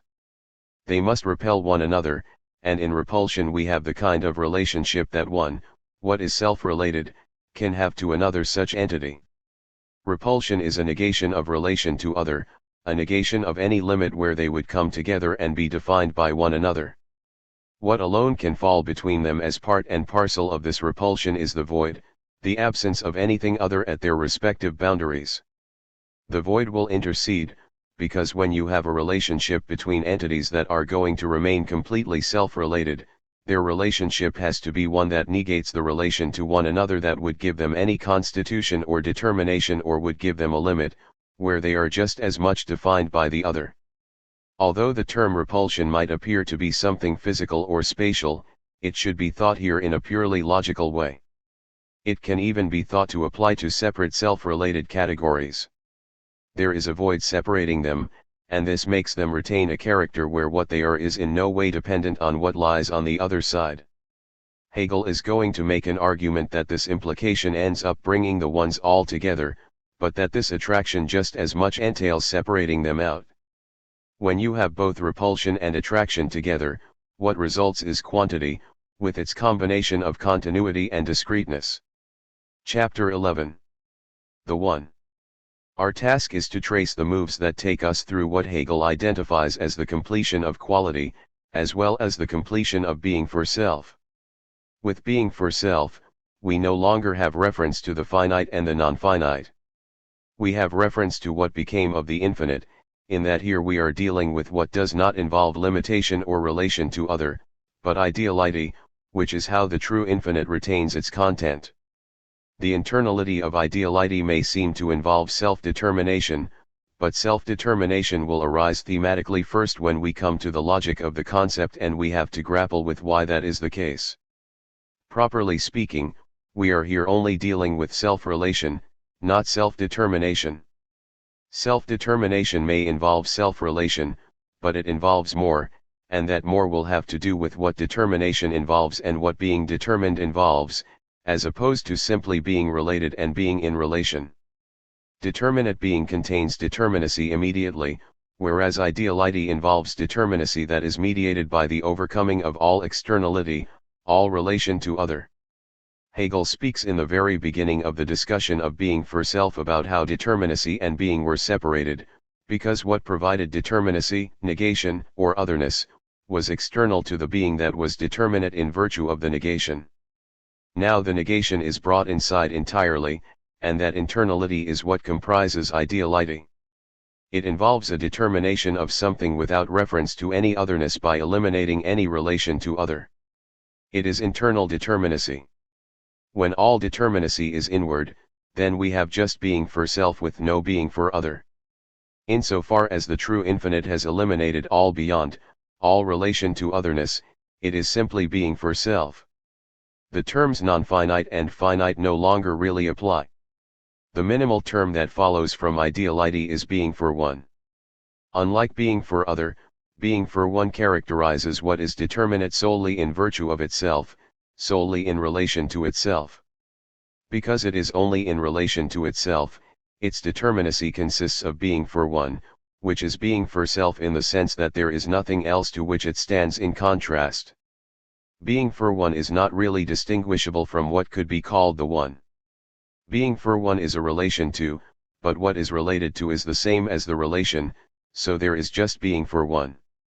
You do not really have a division of terms like you did with determinate being, where you have a relation to other together with being for other and being in itself. Here, we just have being for one. For this reason, being for self is simple. There is no contrast within it.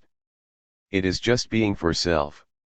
It is just this oneness, without further qualification. It is, however, a oneness that is immediate, and being for self thereby has the one-sidedness that introduces determination. This oneness or being for self cannot help but turn out to be determinate. The being for one that it is in the form of being follows the kind of development by which the one-sided immediacy of determinacy gave rise to the determinate determinacy of something. The being for self that is just being for one or oneness ends up becoming a determinate oneness in virtue of the kind of contrast that is the only kind of contrast that a determinate oneness could have without forfeiting its being for self and reverting to something. We have the being of being for one and the non-being of being for one, just as determinacy had reality and negation. The one is the affirmative being of being for self. The non-being of that affirmative being cannot be a something, for that would reintroduce being for other, which the one excludes. Since the one cannot owe its character to not being something else, the non-being of the one is not negation, the non-being of determinacy, but the non-being of the negation of the negation. Remember that being for self is self-related by having overcome the relation to other. The other is its negation. The overcoming of that negation is the negation of the negation. Here we have just the absence of the one, but an absence that does not bring in something. It is an absence of the one that just as much excludes there being a something. The absence of the one is a nothing that excludes something other being there, because the one cannot stand in relation to or be contrasted with an other. The non-being of the one is thus the void. Accordingly, the one is one aspect of being for self and the void is the other aspect of being for self, just as reality and negation were the sides contained within determinate being, enabling determinate being to acquire a determinate being of its own. When being for self becomes determinate, it has these two sides, the one and the void. They are not just being and nothing, for they themselves are determinate. Hegel proceeds to show that the contrast of the one and the void, with its distinctive determinacy, engenders many ones. The resultant many are not a plurality of somethings, but a plurality of ones, of self-related entities. Hegel suggests that what leads from the contrast of the one and the void to a plurality of ones, the many, is that the void turns out to have the same structure as the one. Insofar as the void turns out to have the same structure as the one, to be nothing other than the one, we have the one and another one, which might appear to be a twosome. Hegel instead speaks about there being the many as if what emerges from one and the void is an indefinite plurality. Why would the conversion of the void into another one lead to not just one and one but indeterminately many ones? If indeed each one is determinate, it is in contrast to a void, and that void itself is equivalent to the one it opposes. Hence, we have this extending move from one to an indefinitely plural many. What makes it plausible for the void to be no different than the one is that the void cannot be in relation to something because the void, like the one, excludes the presence of something other. The void is the absence of any something, and the void is not just nothing because the void is what alone opposes the one.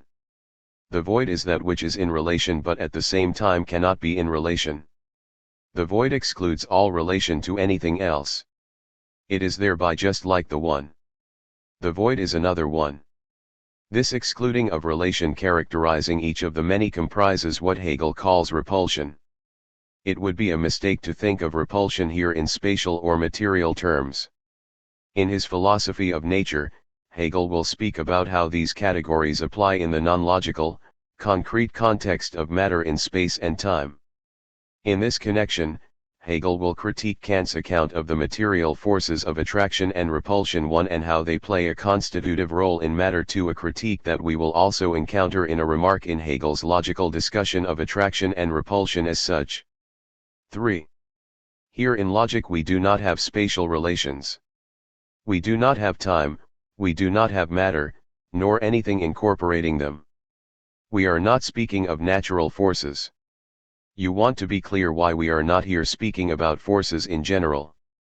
In Hegel's discussion of Kant's account of attraction and repulsion, Hegel will point out that Kant does speak of them as forces. That presupposes that repulsion and attraction are really different from one another and presupposes that there is some third factor, namely, matter, that they are exerted upon. Here, where all that is at stake is the logical determinacy of the many, none of this is the case. On the one hand, a kind of becoming occurs here where the one becomes many.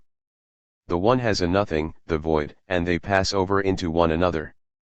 Thereby the one becomes many, with each one engendering a series of ones. This becoming many of the one is identified as repulsion. More precisely, Hegel speaks of it as a first form of repulsion, because once we have it, a second type of repulsion will enter in.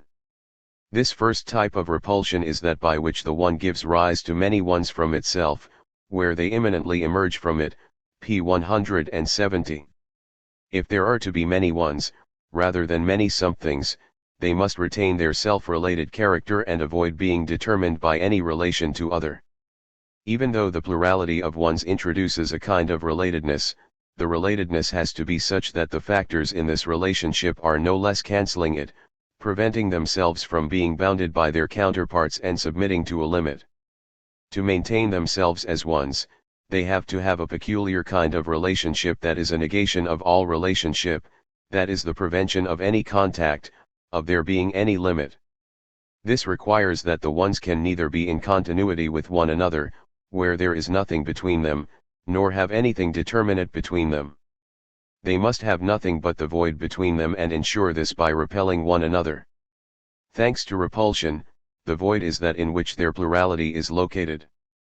The void is that which precludes anything determinate coming into contact. The void in which the ones find themselves is what provides their repulsion from one another. They cannot be a plurality of ones without maintaining a void between one another. The first form of repulsion consists of the one engendering or turning into a plurality of ones, where you have a move from the one to the many, where the one repels other ones from itself. Once this first repulsion occurs, a second form of repulsion immediately arises consisting in the repelling relation between the many that have emerged. Hegel calls this second repulsion relative, in contrast to the first, which in some respect is absolute, p. 176. What is relative about this new situation of repulsion where the many maintain themselves in opposition to one another? The many cannot be bounded by one another as are something and other. The many ones have to keep themselves apart. They have to keep themselves unrelated. They have to possess the kind of repulsion where a void remains between them. What is relative about this situation that was not the case with the first form of repulsion, whereby the one became many? The second form of repulsion is relative to the given existence of the ones. Those ones have arisen because of the first repulsion, whereby the one, or being for self, engendered a plurality of ones.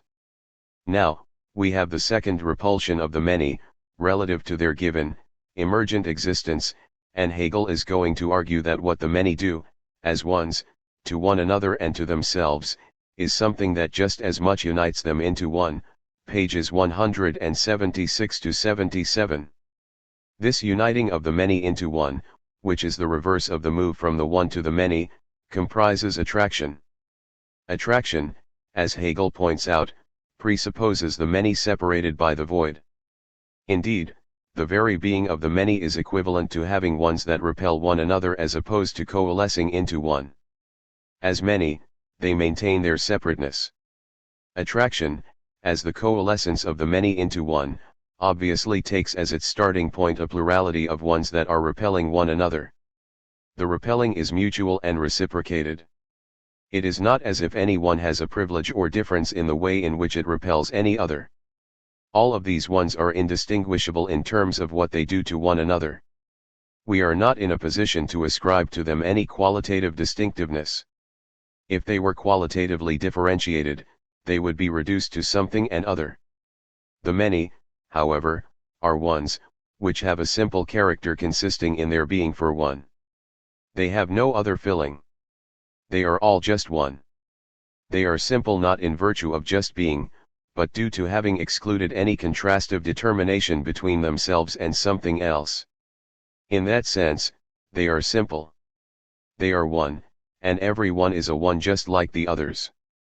This is crucial to understanding how repulsion converts to attraction. Precisely because every one is not only completely indistinguishable but also operates in precisely the same way, repulsion cannot keep its ones apart. What each one does to exclude any relation to other is repel the others just like every other one is doing to it. There is really no difference. In effect, the way they keep themselves apart ends up removing any distinction between them. The way the repelling many relate to one another eliminates any basis for maintaining any contrastive difference. As Hegel observes, we really just have one determination, the one. Accordingly, the many, doing what they do to be many, just as much become one. Attraction is just this becoming one of the many. Therefore, the second kind of repulsion, reciprocal repulsion, where there is a void interspersed between ones, just as much entails attraction. We thus have a repulsion that gives way to an attraction.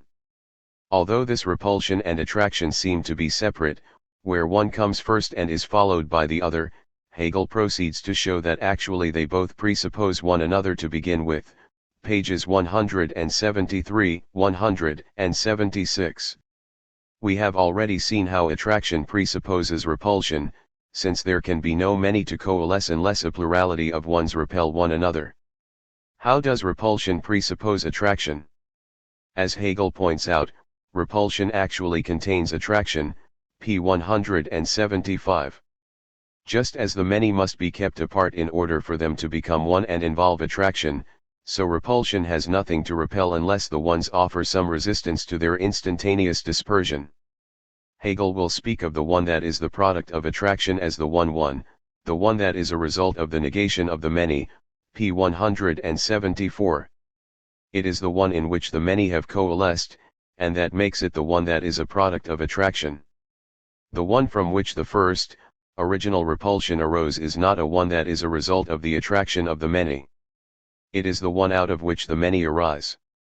Yet, if you just have repulsion by itself or, as Hegel says, abstract repulsion, the repelling immediately cancels itself, p. 174.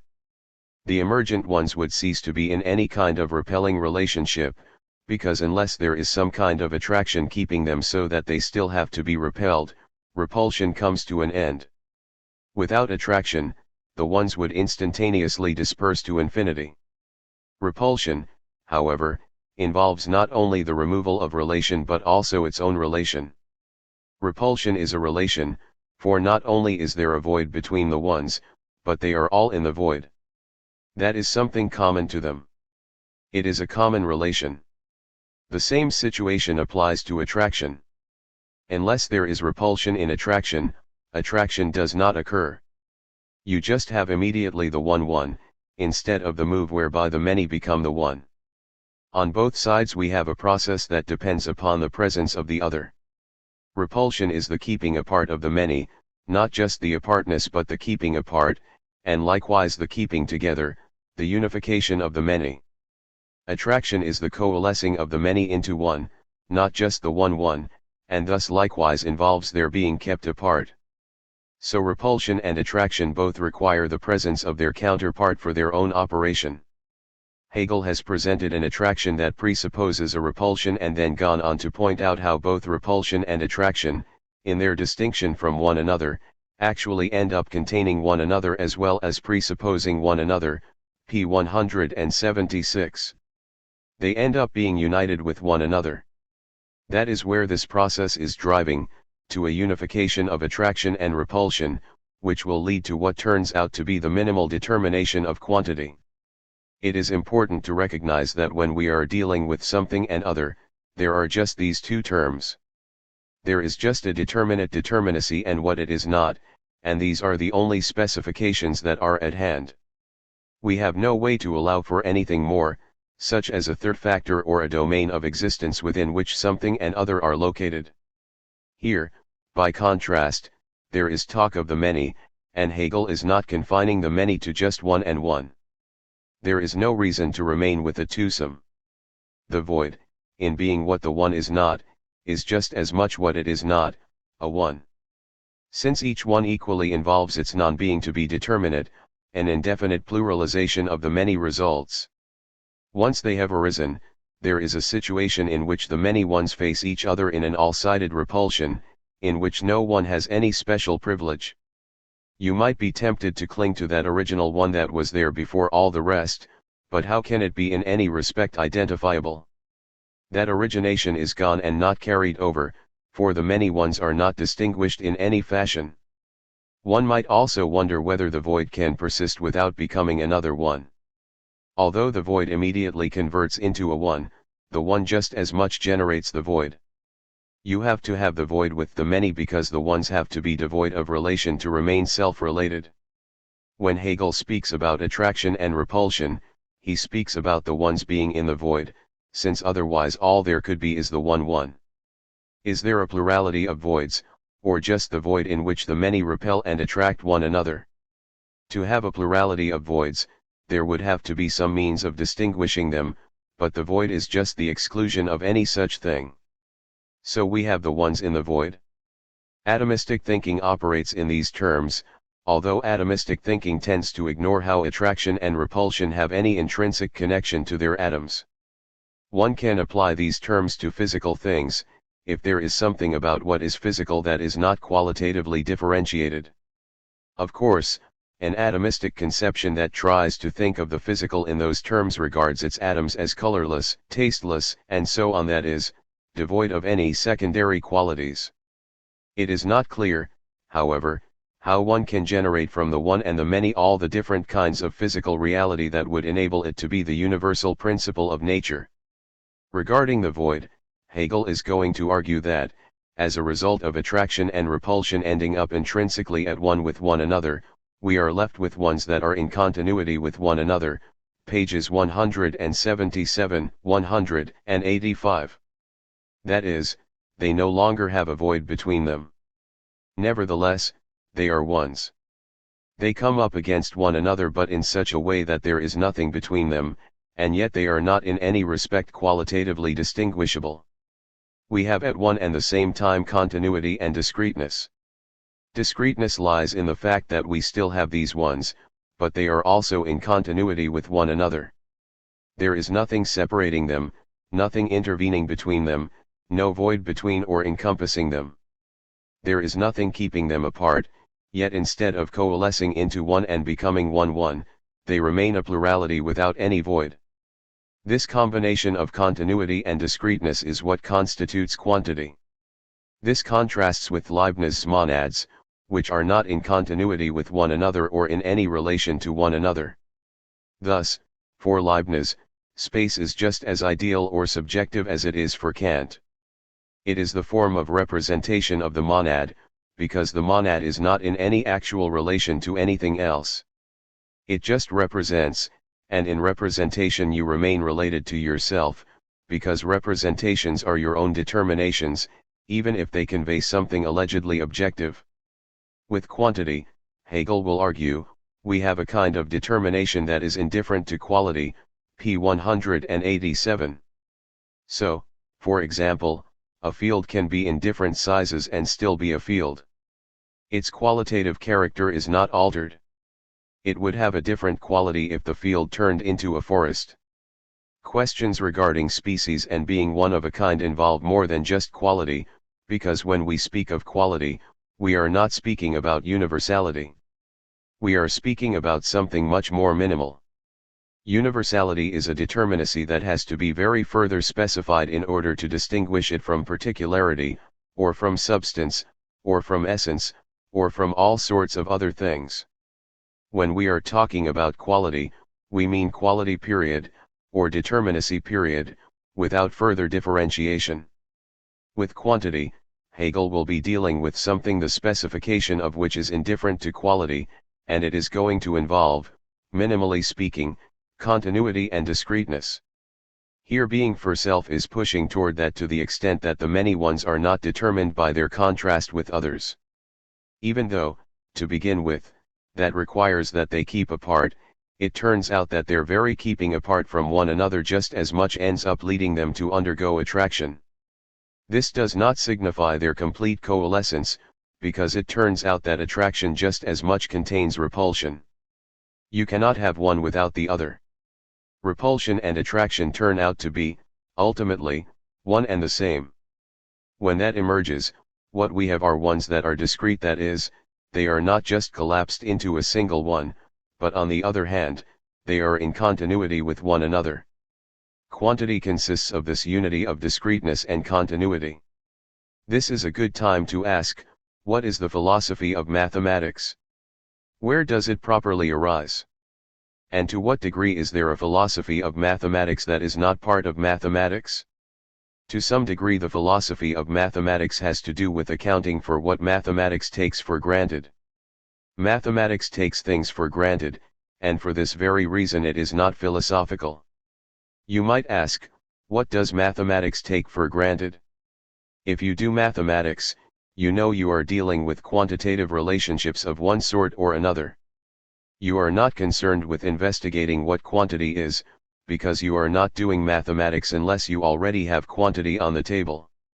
Instead of accounting for quantity, mathematics is rather concerned with discovering the relationships that quantity entails.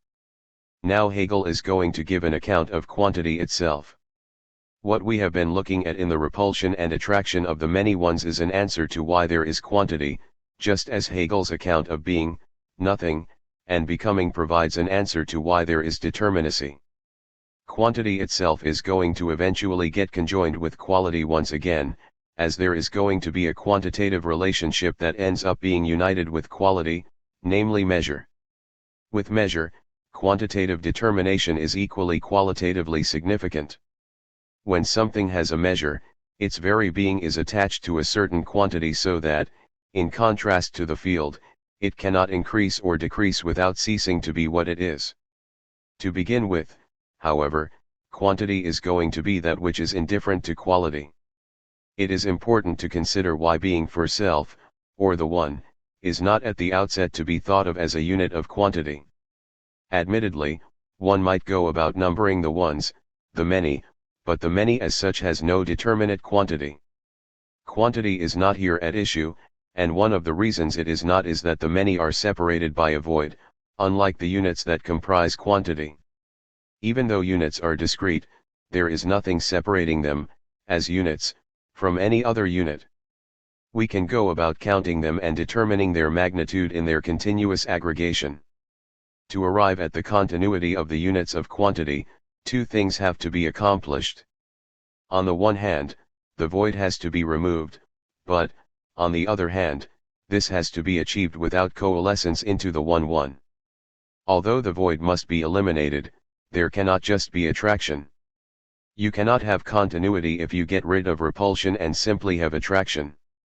Continuity involves there being many, but many that are not separated by a void. Continuity involves their immediate contact without rendering them qualitatively distinct. The units of magnitude are in no way distinguishable from one another. Hegel's remark on the Kantian construction of matter from the forces of attraction and repulsion, pages 178 to 84, provides a concrete way of seeing how repulsion and attraction are bound up with one another. Hegel is addressing a construction Kant makes in his Metaphysical Foundations of Nature. Kant's masterwork, The Critique of Pure Reason, was intended to be an introduction to a system of metaphysics, and that system of metaphysics was going to have two parts, a metaphysics of nature and a metaphysics of freedom.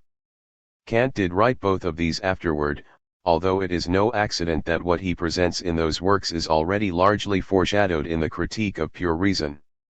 The reason why that is the case is that if you take the transcendental turn and try first to focus upon knowing without making claims about what is, the only way you can secure the objectivity of knowing is if the structure of knowing determines the object of knowing. In that case, investigating knowing will inform you of the basic character of the object of knowing or, generally speaking, nature. So in the Critique of Pure Reason one finds in the principles of experience more or less everything that Kant will draw out in more detail in the Metaphysical Foundations of Nature. There he gives an a priori discussion of matter, attempting to show that you cannot account for matter as Descartes did, by identifying matter with extension, because then there is no void. Everything becomes stuffed full of matter, and motion takes the form of vortexes, because things can only move by displacement and rotation. Kant observes that empty space cannot be distinguished from filled space if matter is identified with space, as Descartes does.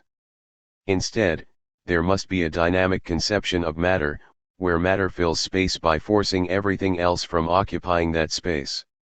Kant claims that this is inherent in experience, insofar as we feel the resistance of objects. We touch them, and their resistance tells us that there is a force of repulsion operating. Kant treats that force of repulsion as more basic than the force of attraction, and he distinguishes repulsion from attraction in a variety of ways. He speaks about the force of repulsion as if it acts on a surface, by contact, whereas the force of attraction operates at a distance, like gravity. Kant does point out that both are required to have matter, because if all there is repulsion, things would disperse to infinity, leaving nothing tangible. The dispersion of matter has to be held back in some way. Nevertheless, Kant still distinguishes them, as if they were separate and had different unities. 4. Hegel questions this idea that the force of repulsion can be understood not only as being separate from the force of attraction, but as having different features, such as only acting by contact on a surface. Hegel points out that reflection on the statement that parts in contact are in contact only insofar as they hold themselves apart, that is, that they repel one another, leads directly to the conclusion that the force of repulsion is not merely on the surface of matter but within the sphere which was supposed to be only a sphere of attraction, p. 183. Otherwise, each body of matter would collapse into a point and lose the surface by which it makes contact. As Hegel observes, Kant assumes further that through the force of attraction, matter only occupies space but does not fill it, and because matter through the force of attraction does not fill space, this force can act across empty space since there is no intervening matter to limit it. Here, then, matter is supposed only to occupy a space but not to fill it. There it is repulsion, if we stop at the first determination of matter, through which the ones repel one another and so are only negatively related to one another, here that means, by empty space. Here, however, it is the force of attraction which keeps space empty, it does not fill space by its connection of the atoms, in other words, it keeps the atoms in a negative relation to one another. p. 183.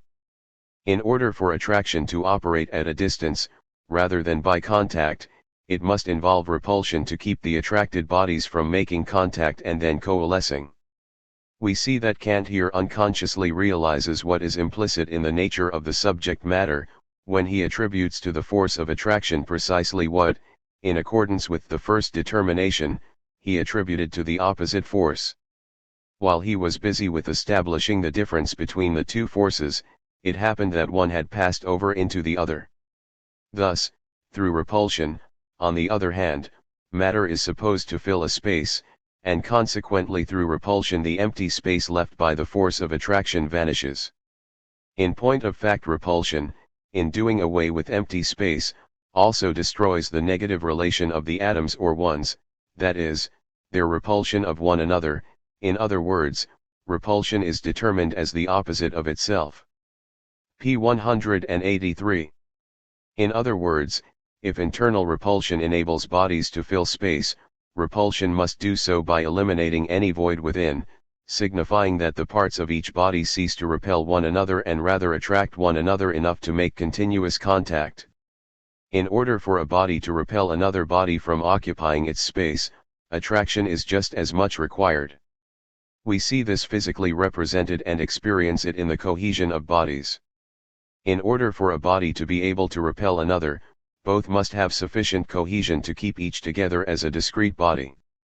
The necessary cohesion can be thought of, as Hegel points out, p. 182, in terms of having the force of attraction separate out distinct bodies of matter. Thus for matter to repel, it must equally have cohesion or attraction. 1. Chapter 12. Quantity. Quality emerged once becoming reverted to the unity of being and nothing in the form of being. Quality, the being of that unity, engendered negation and reality by undergoing the same transition that being undergoes. This led to determinacy acquiring a determinate being of its own, entailing the contrast of something and other. With being for self resulting from the process of the finite and non-finite infinite, the one emerged, excluding all qualitative difference and thereby containing nothing in itself. It is just one, and therefore has a void within it together with its own affirmative being. Since these two aspects of the one turn out to be equivalent to what the one itself is, one gives rise to another one, producing the many. Ones, however, are only in relation to one another in the manner of not having any relation. They only confront one another in the void, which is the absence of any relation between them. That signifies their exclusion of any relation to another. But, as Hegel has pointed out, the void, which prevents the ones from bounding one another, from being determined in respect to their relation to one another, is also something common to them all. Although the one first repels itself, producing the many, which then engenders a mutual repulsion of ones in a void, this just as much reverts to an attraction, because there is nothing distinguishing them, nothing really keeping them outside one another. They all have a common determinacy. They are all in the void. They are all one. They do not have anything inside them to distinguish them. Both repulsion and attraction, however, turn out to presuppose and contain one another. Repulsion cannot repel unless attraction counteracts a dispersion to infinity, just as attraction cannot attract unless ones are separated thanks to repulsion. The unity of repulsion and attraction leads to quantity, where the ones do not collapse into one but, on the other hand, have no void between them. They are both together and discrete. We have a combination of oneness and many in virtue of how repulsion and attraction not only presuppose one another, not only contain one another, but also convert into one another. Once that happens, quantity arises, with attraction and repulsion having become converted into coexisting features of continuity and discreteness. Hegel, by way of anticipation, described the logic of being as having three parts. With the emergence of quantity, the first part, quality, has been concluded. The second part, which now begins, goes under the heading of quantity insofar as it will develop quantitative determinacy in its own right. The third part, measure, will follow since measure involves determinations that combine quality and quantity. Quality and quantity must both be accounted for before measure can be determined. Now we are addressing this intermediary section of the logic of being. We will work our way through its broad developments so as to get toward the beginning of the logic of essence. Once more, we find a threefold division into three sections, the first involving quantity in general, the second involving quantum, and the third involving quantitative relation. At some point, we may want to ask ourselves why logical development seems to involve threesomes. Should a quantitative determination like that possibly have methodological significance, even if we may happen to find things divided in such a way? The concluding section of the logic will shed light on this issue. In any event, we have quantity, then quantum, and finally quantitative relation, whereby we find ourselves in a whole new domain, measure, which is going to involve quantity that is no less qualitative. Then we are going to see that measure ends up exhausting the determinations of the logic of being and brings us to the point where the logic of essence begins. The division of quantitative determinacy into quantity, quantum, and quantitative relation has some parallels to the way in which qualitative determinacy became divided. Quality was divided up into a section on being, then determinate being, and finally being for self. The difference between quantity and quantum parallels that between being and determinate being, for quantum is determinate quantity. In this connection, Hegel points out that it is a mistake to treat quantity in general as if it were equivalent to magnitude, p. 186. 1. In contrast to quantity as such, magnitude is a determinate quantity. Magnitude has a determination. It is a specific quantity, whereas quantity is just quantitative, per se, without further qualification, without further limitation. Hegel begins with quantity, which is not yet a magnitude. Quantity is just quantitative, just as determinacy is just qualitative without being a determinate determinacy, involving something and other. Quantitative relation, which will be spoken of also as ratio, is going to involve magnitudes in relation. Quantitative relation is a quantitative determination that consists of a relation of magnitudes or quanta. This indicates the general plausibility of the general ordering of Hegel's account. You first need to have quantity before you can have a determinate quantity, and you need a determinate quantity before you can speak about relations of determinate quantities. Under the heading of quantity, prior to the discussion of quantum or magnitude, Hegel addresses pure quantity, the quantitative, or quantitative determinacy in general. What is quantity as such? What does it consist of? Determinacy in general consists of the unity of being and nothing that simply is. Similarly, quantity unites two factors, continuity and discreteness. In their unity, continuity and discreteness comprise quantity. When you have discreteness that is equally continuous and continuity that equally entails discreteness, this continuity is just not determinacy. It involves something that flows beyond itself into something that is indistinguishable from it. The resources for this are provided by the unification of repulsion and attraction, by which continuity was prevented from being bounded by discreteness. Now, in quantity, they are interconnected and cannot be found apart. That which involves discreteness and continuity in unity with one another is what is quantitative. With respect to this unity, with respect to quantification, there is no qualitative differentiation. We are dealing with quantitative determinacy because on these terms we determine something solely in regard to being homogeneous, where qualitative differences drop out or are indifferent insofar as they do not prevent something from being treated as in continuity with itself. With quantity, we are dealing with something that is indifferent to limits in two respects. It is indifferent to any limitation within itself, as well as in respect to anything outside itself. Quantity is indifferent to quality in that the being of what is simply quantitative is not undermined by moving beyond any particular limit. Something can be increased or decreased quantitatively without ceasing to be what is, whereas when a qualitative limit is transgressed, something becomes something else. Land, instead of getting indifferently smaller or larger, turns from being a field into a swamp or a forest. By the same token, even though what is quantitative has to have distinction within it, the differentiation within it is indifferent to any limits by which something is distinguished from something else. The interior of quantity is continuous, but you cannot have continuity unless there is some kind of differentiation of what is homogeneous. Continuity involves an overflowing of one thing to something beyond it, which, however, is homogeneous or no different from it. There must be this divisibility of the homogeneous for there to be continuity. Otherwise, there is nothing continuing from one to another. Continuity implies, however, something in which there are not qualitative boundaries, because then you will not have the absence of a void between discrete factors. You only have continuity where something pushes beyond itself to something that is indistinguishable but nevertheless retains the difference of being another one, another discrete element.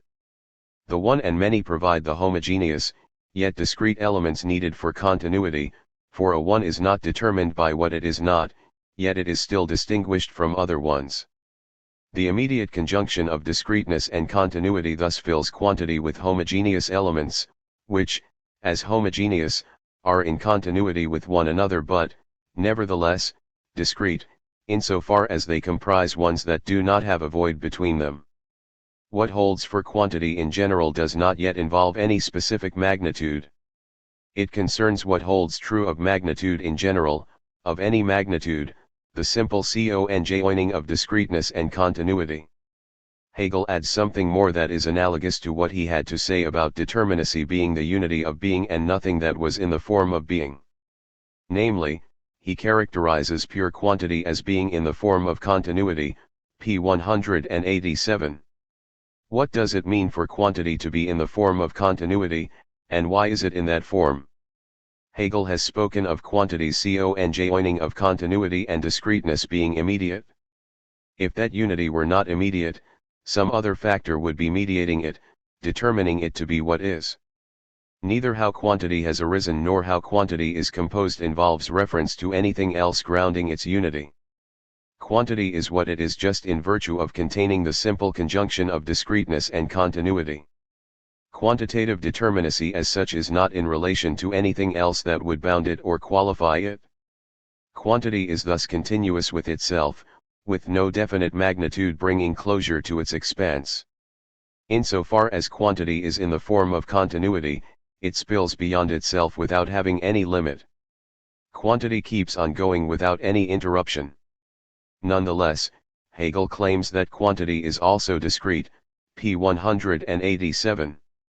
Why must quantity also be in the form of discreteness? It appears that quantity can just extend continuously, even though, in doing so, it combines both discreteness and continuity, since you cannot have continuity unless there is something that is continuous with its divisible homogeneous self. Just because continuity involves discrete homogeneous ones that have nothing separating them, quantity is a quantity of those homogeneous units.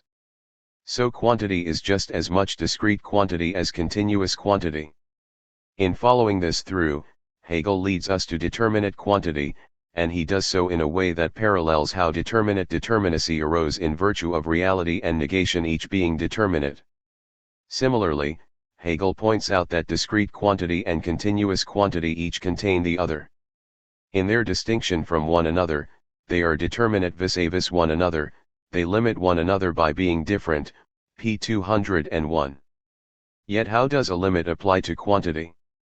Hegel's discussion of continuous and discrete magnitude, which leads to limitation of quantity, provides an answer. Hegel claims that the way in which continuous and discrete magnitude limit one another renders them the same, p. 201.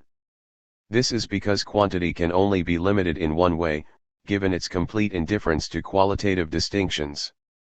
For continuity to be limited, it must end somewhere. At that terminus, however, what begins cannot be qualitatively distinct, but only another continuous quantity with a discrete quantity comparable to that of its counterpart. What makes quantity determinate, rendering it a quantum, is this mutual limitation, where one continuous quantity ends where another begins. Determinate quantity is limited continuity, and it obtains a name, just as determinate determinacy becomes something and an other. That name is number, p. 202. A determinate quantity, a magnitude, is a number. What does number consist of and how does it allow quantity to be limited without bringing in any qualitative distinctions? Number has to incorporate what quantity, pure quantity, has. Number must have continuity as well as discreteness, but number has them in a way in which their unity exists in a form that is determinate and thereby contrastable to other such unities in a purely quantitative manner. We have quantitative, as opposed to qualitative, differences when we have determinate quantities. We have determinate quantities when we have number and not just quantity in general. Number is what a quantum or magnitude turns out to be. It involves discreteness and it involves continuity, but in such a way that it has a limit that can distinguish it from other quantities. That limit is going to be composed entirely out of the resources of quantity itself.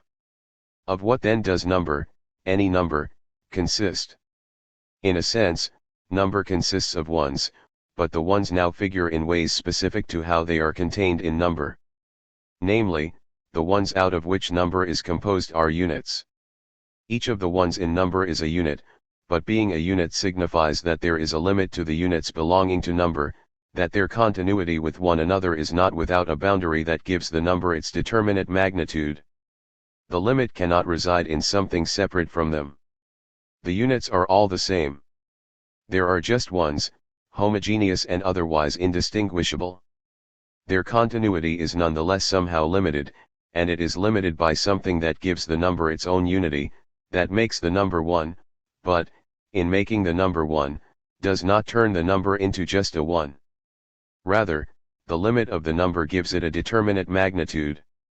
The limit specific to number, which relies on nothing but its units, is the amount of those units.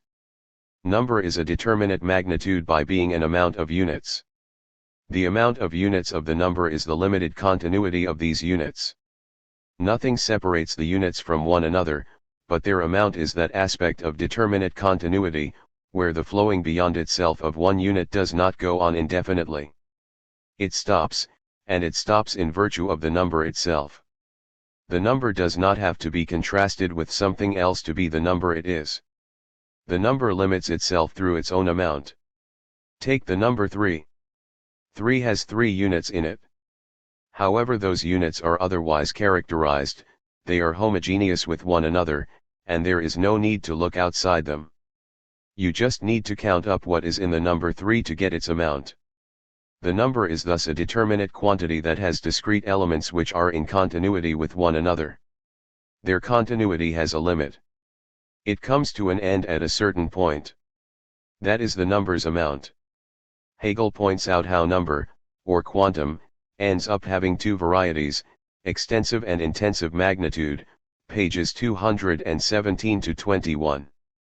One might think that the distinction of these varieties is similar to the division between discrete and continuous quantity. The distinction is different, however, because discrete and continuous quantities are species of quantity in general, but not quanta. In a sense, numbers result immediately in extensive quantity, because in extensive quantity, you have a magnitude that has a plurality of units within it, a plurality that exhibits continuity. Extensive quantities would thus be what numbers have by containing a plurality of units. Intensive quantity, or degree, is different. We speak about murder in the first degree, 20 degrees centigrade, 5th degree Freemason, or whatever. Hegel claims that intensive quantity lies in any and every extensive magnitude. Every extensive magnitude converts itself into an intensive magnitude once you recognize that its units are one and the same. In a sense, the plurality gets collapsed, and one has the amount without having to deal with the plurality. Degree immediately presents the determinate magnitude, cancelling out the discrete aspect. No plurality lies within degree. Instead, the plurality lies outside of it. Intensive magnitude is simple. It is intensive because, as simple, it does not contain an extension of plural units. Degree still involves a plurality, but this plurality is outside each degree. So there is a 5th degree, in between the 6th and the 4th degree. Or if you take 1st, 2nd, 3rd, 4th, and 5th degree, you still have a plurality, but it is external to each intensive magnitude. Although magnitude figures in these distinct ways, they nevertheless convert into one another. Whatever is 5th could also be 5. 5 is the 5th number.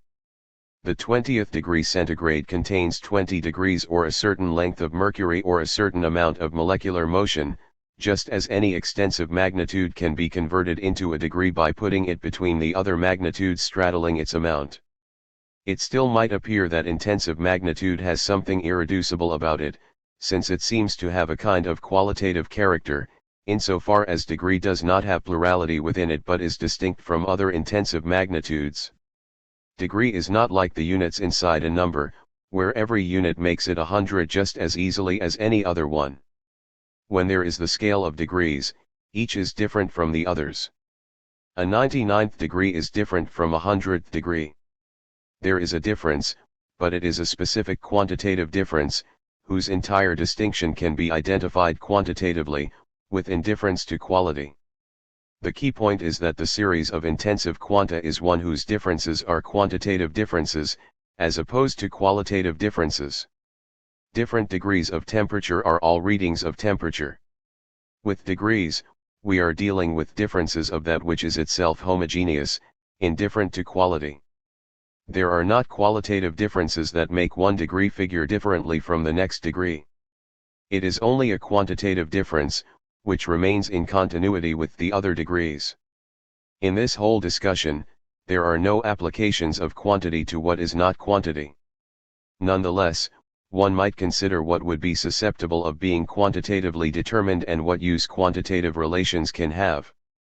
Generally, what is quantifiable must have homogeneity and elements that fall outside one another, either spatially in extensive externality or temporally as changes of state in intensive externality.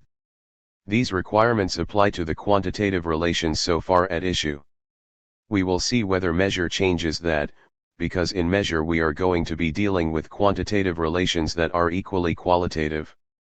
Then it will be appropriate to ask whether there are any limits to what can have a measure. Some philosophers want to say that everything has a measure. Right now, however, we are dealing with just quantitative and mathematical determinations, not yet involving anything more. Quantitative infinity enters in as a result of what is at hand, once magnitude becomes determinate. Quantity that is a determinate magnitude is finite quantity because it has a quantitative limit.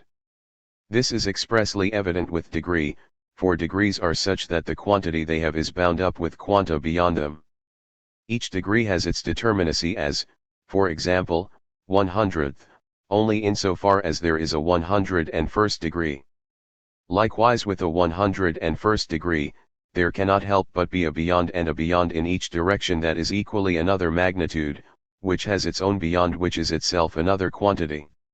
Here we have a specifically quantitative infinite. The qualitative infinite first involved the alternating contrast of the finite and non-finite.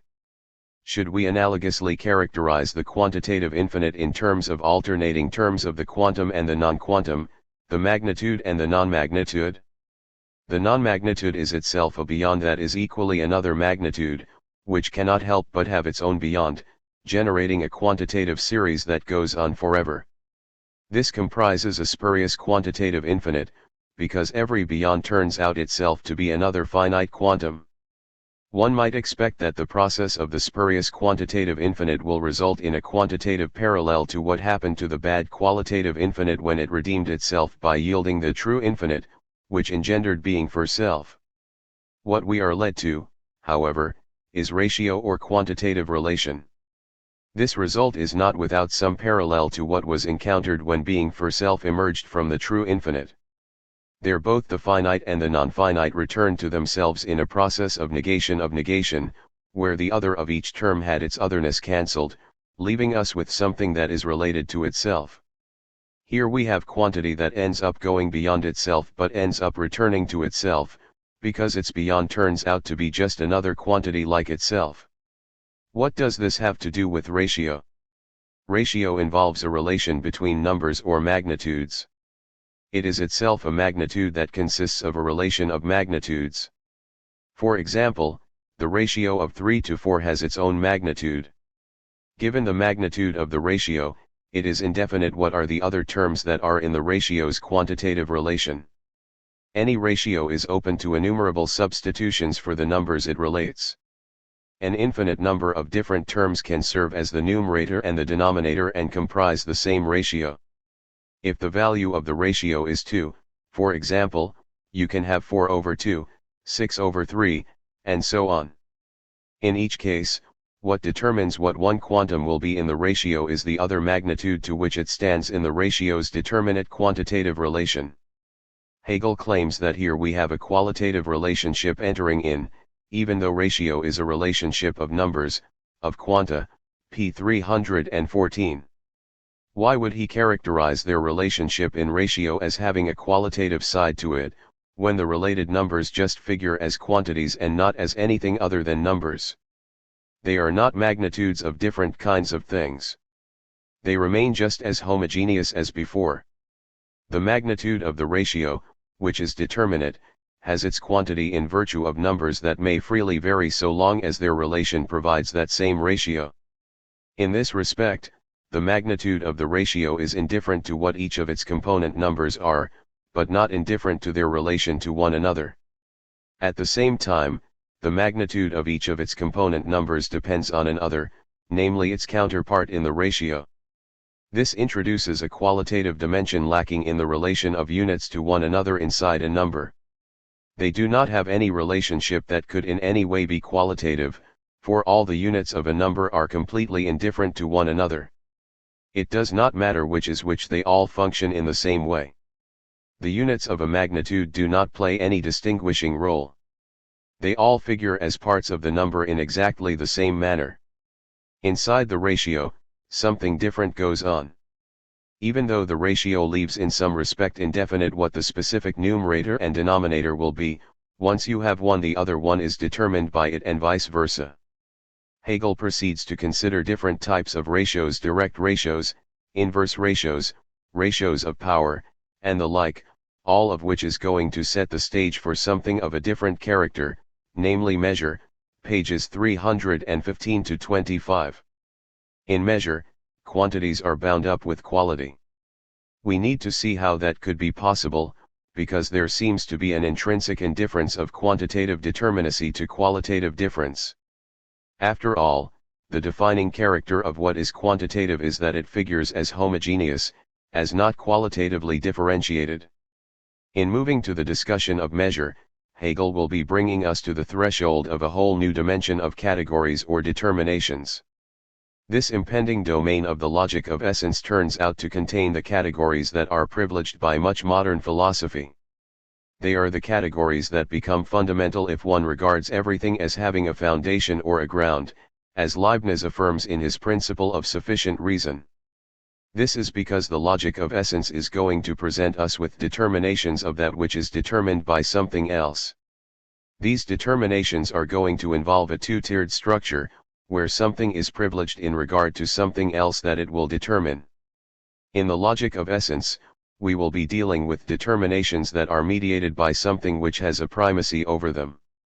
Essence provides the categories for conceiving this. Essence itself will be that which underlies appearance. There will be ground and grounded, cause and effect, substance and accident, whole and parts, and existence in which things with properties are mediated by one another.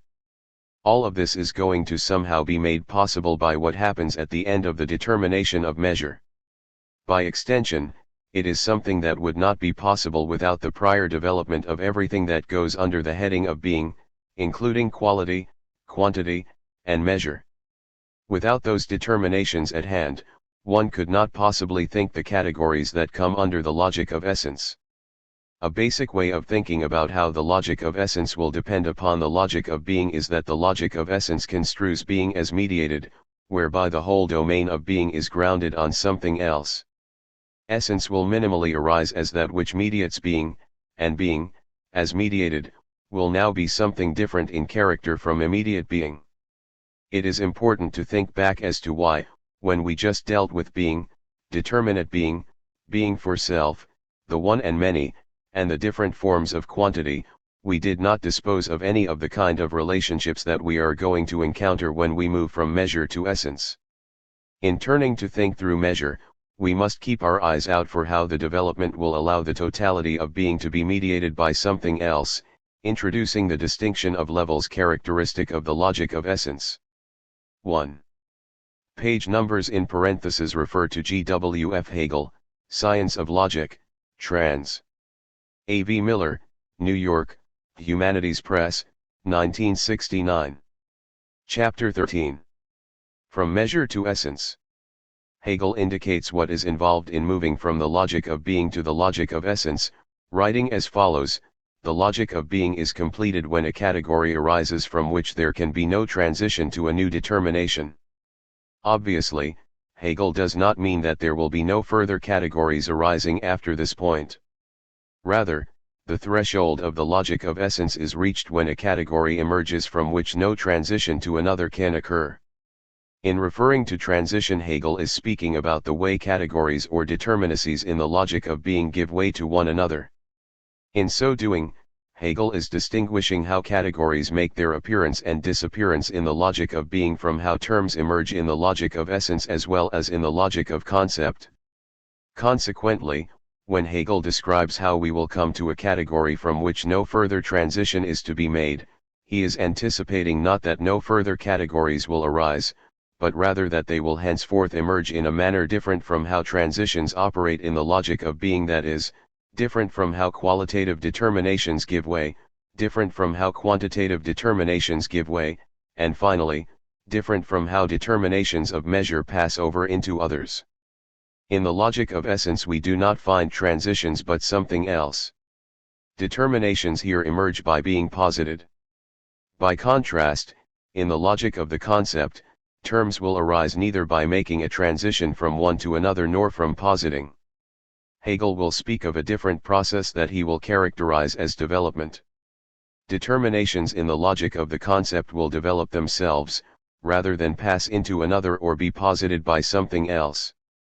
These differences in the form of the logical exposition have to do with the nature of the terms in question.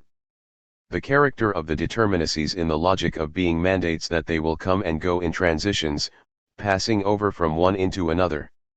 They cannot arise through positing because all terms in the logic of being are equiprimordial, deriving their determination from contrast with one another. Positing will be central to everything in the logic of essence, because there what is at stake, broadly speaking, is determinacy that is determined by some source of determinacy. That source of determinacy is not itself determined in virtue of its contrast with other coeval factors, in the way in which something and other are determined, nor is it going to be specified in the way in which quantity is determined, in indifference to quality, nor as a measure. The source of determination will be determined in virtue of what it posits. It still will be determined as a positor, as a determiner of determined determinacy, as a source of determinacy, so the determinacy that will be encountered will be determinacy that is mediated by that which is its source or determiner. In the logic of being we have come upon three different types of determinacy: qualitative, quantitative, and determinacy that involves both quality and quantity. Closure will be achieved when we reach a determinacy that can no longer pass over into something of these types. What Hegel will offer as the culminating category of measure is an infinite series of alternating measure/measureless terms that as a whole contains within itself all qualitative, quantitative, and measure determinacies. The whole process of this series comprises that in which all of the determinacies of being reside in a movement that successively cancels the immediate being of every one. Insofar as its process is that which underlies them, it is no longer a determinacy of being. Rather, it is that which mediates them. It is that which renders them all no longer immediately given but determined by that which spews them forth as elements of its encompassing process. Precisely by rendering all of being its moment or its component, that process will not be something that is itself any of the preceding determinations. Hegel proceeds beyond being to the logic of essence through these concluding moves of the account of measure. Measure has arisen as the third part of the logic of being. Measure follows from quality and quantity precisely because it involves determinacy that is both qualitative and quantitative. Measure, in the first instance, is an immediate unity of quality and quantity. It is a qualitatively specific quantum, something in which quantity is bound up with quality without further qualification. The ensuing discussion of measure is presented in 3 chapters. The first presents specific quantity, the next offers real measure, and the third delineates the becoming of essence, which focuses upon what happens to absolute indifference. Specific quantity presents the qualitative quantum as it is immediately given. By contrast, real measure involves the relation of self-subsistent measures, and these relations will take various forms. When Hegel talks about real measure, the emphasis is on measure that is determinate, whereas specific quantity merely comprises measure per se. Just as determinacy as such becomes a determinate determinacy in the contrast of something and other, so measure becomes real in relations between measures, relations between specific qualitative quanta. The specific quantum contains quality on the one hand and quantity on the other. Although they are immediately united, they are also distinguishable. Due to this distinguishability, the specific quantum presents a duality that presents a quandary to those who are baffled by whether the removal of one hair makes one bald or whether the removal of a single grain of sand from a heap makes it cease to be a heap.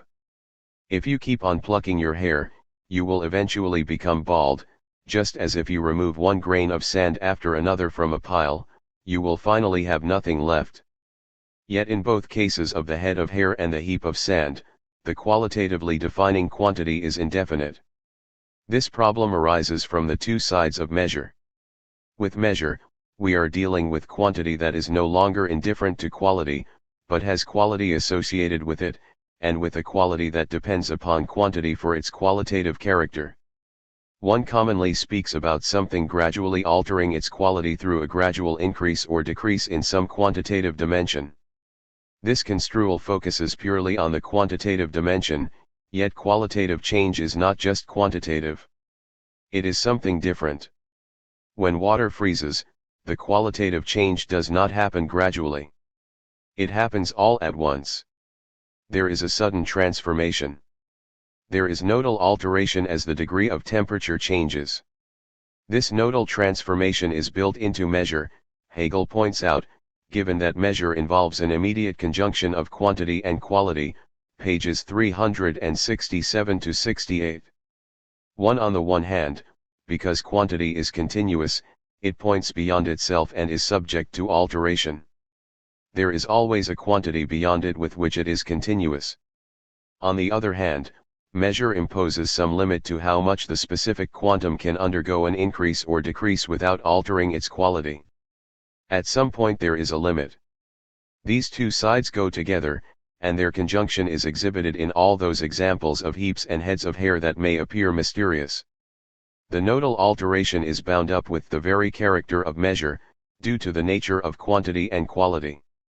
There is an aspect of indifference that cannot be completely eliminated, but on the other hand, there is a limit in measure, where something at a certain point will lose its quality, ceasing to be what it is when a certain quantitative threshold is reached. Once the measure relationship applies to quantities and presents a rule for them, a specific quantum can serve as a standard for measuring other things, whose quantities have a qualitative side different from that of their standard of measure. We end up with relations between different measures, and Hegel follows out how the ensuing relationship between measures involves a distinct kind of infinity, consisting in an infinite series that is different from the unending qualitative series of finite, non-finite, and finite, and from the infinite quantitative series of continuous quanta, pages 371 to 74. Now we have a relationship between measures that involves a series endemic to the relation of measure. It is rooted in the way in which, when we are dealing with measure, its quantitative side is always subject to an increase or decrease, while at a certain point, at a certain juncture, at a certain nodal point, there is a qualitative change and no longer just a quantitative change. At that point we move beyond the measure to what is its negation, the non-measure, the measureless.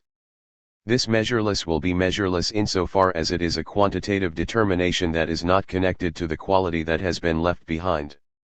Yet, for this to be the case, the quantity must be tied to another quality. Thus, the move beyond measure into the measureless turns out to be a move to another measure, which itself is subject to the same quantitative alteration that will push it beyond its qualitative limit, to another measureless, which will turn out to itself be another measure. This infinite process of measures, which Hegel presents as endemic to measure relations, allegedly pushes the whole domain of being beyond itself, and our task is to understand how that is the case. What is at stake is the emergence of a certain kind of infinity that is not spurious. The emergent consummation of measure relations is not just a continuation of one measure going on into another measure, but something this process brings with it that is not just reducible to the terms of measure and quality that fall within it. Hegel introduces the process in question as something leading to what he will call absolute indifference. He describes this under the heading of the measureless, p. 371, and he points out that here we have a kind of infinite that is very different from what we have encountered before. Insofar as this process involves measures that are pushed beyond themselves to a new measure, we have quantitative alteration giving rise to a new quality and measure, which itself gives rise to quantitative alteration because of its accompanying quantity. The new quality is bound up with the quantity as part of its measure, which is subject to alteration in virtue of its very own continuity. That gives rise to a new quality once again, and we have quality arising from quantity arising from quality, and this process itself vanishing, because each factor leads back to itself. In the process as a whole, every term ends up being mediated by and produced by the same movement into which it enters. Every element of quantity and quality is thus posited by the movement in which they figure. Hegel describes this as a process in which both quantity and quality are converted into one another and, through being converted into one another, end up returning to themselves, p. 372. Here measure, which has a quantity bound up with quality, gives rise to quantitative changes that engender a new quality tied to quantity, which then gives rise to further quantitative changes that alter it and produce a new measure. As Hegel writes, the transition of the qualitative, of one specific existence, into another, is such that all that occurs is an alteration of the specific magnitude of a ratio. Hence the alteration of the qualitative itself into the qualitative is posited as an external and indifferent change, as a coming together with itself. Moreover, the quantitative, in being converted into the qualitative, into that which is determined in and for itself, sublates itself. This unity which thus continues itself into itself in its alternating measures is the truly persisting, self-subsistent material substance or thing. p. 372. The key point is that although the process is one that contains measures passing over into one another, making a transition into one another, the process as a whole does not alter. It remains that which is at one with itself through the procession of these different measures. Thus, as Hegel notes, what therefore is present here is one and the same thing which is posited as the perennial substrate of its differentiations, p. 372. We have here a transition of the qualitative and the quantitative into each other that, as Hegel writes, proceeds on the basis of their unity, and the meaning of this process is only to show or to posit the determinate being of such a substrate underlying the process, a substrate which is their unity, p. 373. The emergent process is that within which measure relations and quality operate as moments. Consequently, Hegel concludes, the measures and the self-subsistent things posited with them are reduced to states. The alteration is only change of a state, and the subject of the transition is posited as remaining the same in the process, p. 373. Here is a movement that is itself an entity of a particular kind, one which does not itself stand in any relation that is quantitative or qualitative. Rather, this substrate contains qualitative and quantitative determinations that are continually produced as a result of its process and have their immediate being cancelled, passing over into something else. What we thus have is something that could be said to be, as Hegel initially puts it, absolutely indifferent to all of its component determinations of quality, quantity, and measure, precisely because it is that in which they are continually being superseded, p. 375. It is continually superseding them, yet it consists of nothing other than that process of superseding them, the process by which they come to be, the process of their becoming. For this reason, they figure within it as only a state of, a condition of its being. How does this outcome serve as the becoming of essence? Hegel offers his explanation in the chapter of that name, writing, what has thus been determined as qualitative and external is only a vanishing determinateness, quality as thus external to being is the opposite of itself and as such is only the sublation of itself. In this manner, the determinateness is still only posited in the substrate as an empty differentiation. But it is just this empty differentiation which is indifference itself as a result, and indifference is thus concrete, a mediation with self through the negation of every determination of being. As this mediation it contains negation and relation, and what was called state is its immanent, self-related differentiation. It is precisely externality and its vanishing which make the unity of being into indifference, and they are therefore within this indifference, which therewith ceases to be only a substrate and in its own self only abstract. p. 375.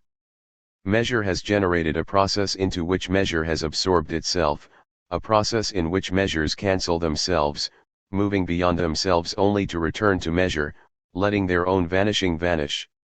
This process contains the determinations of quality, quantity, and measure as mere states of itself, states mediated by this encompassing process. Why would this provide closure for the logic of being and take us to something beyond everything in this first categorical arena? How are we now contending with what is no longer characterizable simply qualitatively or simply quantitatively or as a qualitative quantity? Why do we have something that requires new categories to be or be thought? The emergent process cannot be reducible to any of the terms it contains precisely because it contains them all with further qualification. You cannot use categories of quality, quantity, or measure to categorize what involves them all in an additional relationship, a relationship that takes the totality of their relations and renders them internal differentiations of something that robs them of their immediacy by being their underlying mediation. What we have is both their determinations and that which generates them without having any further character. Hegel points out that this is precisely what essence has always been understood to be, p. 379. Traditionally, essence is construed as what underlies being. You arrive at the essence of being by somehow getting at what being really rests upon. Being has an essence insofar as it is mediated by something else, without which it cannot be. Typically, Hegel observes in introducing essence, when knowing seeks the truth of being beyond what is immediately given, it attempts to penetrate being by going behind it to its determining source, p. 389. It is understood that underlying being is something else on which it depends. Cognition here presumes that being has a ground, that it has a foundation, that there is a privileged essence mediating what appears to be. Essence is here treated as what is ultimate, and if essence is what is ultimate, being is just an appearance of essence, something whose presence is really not immediate, because it is grounded on something else. Being's immediacy is illusory. It is just appearance. Instead of taking being in its immediacy, as just being what is, we here understand being to be just a show of what underlies it. As Hegel notes in his introduction to the logic of essence, this way of getting at essence seems to depend upon an external assumption and an external reflection that addresses being and then tries to look for something serving as its basis, p. 389.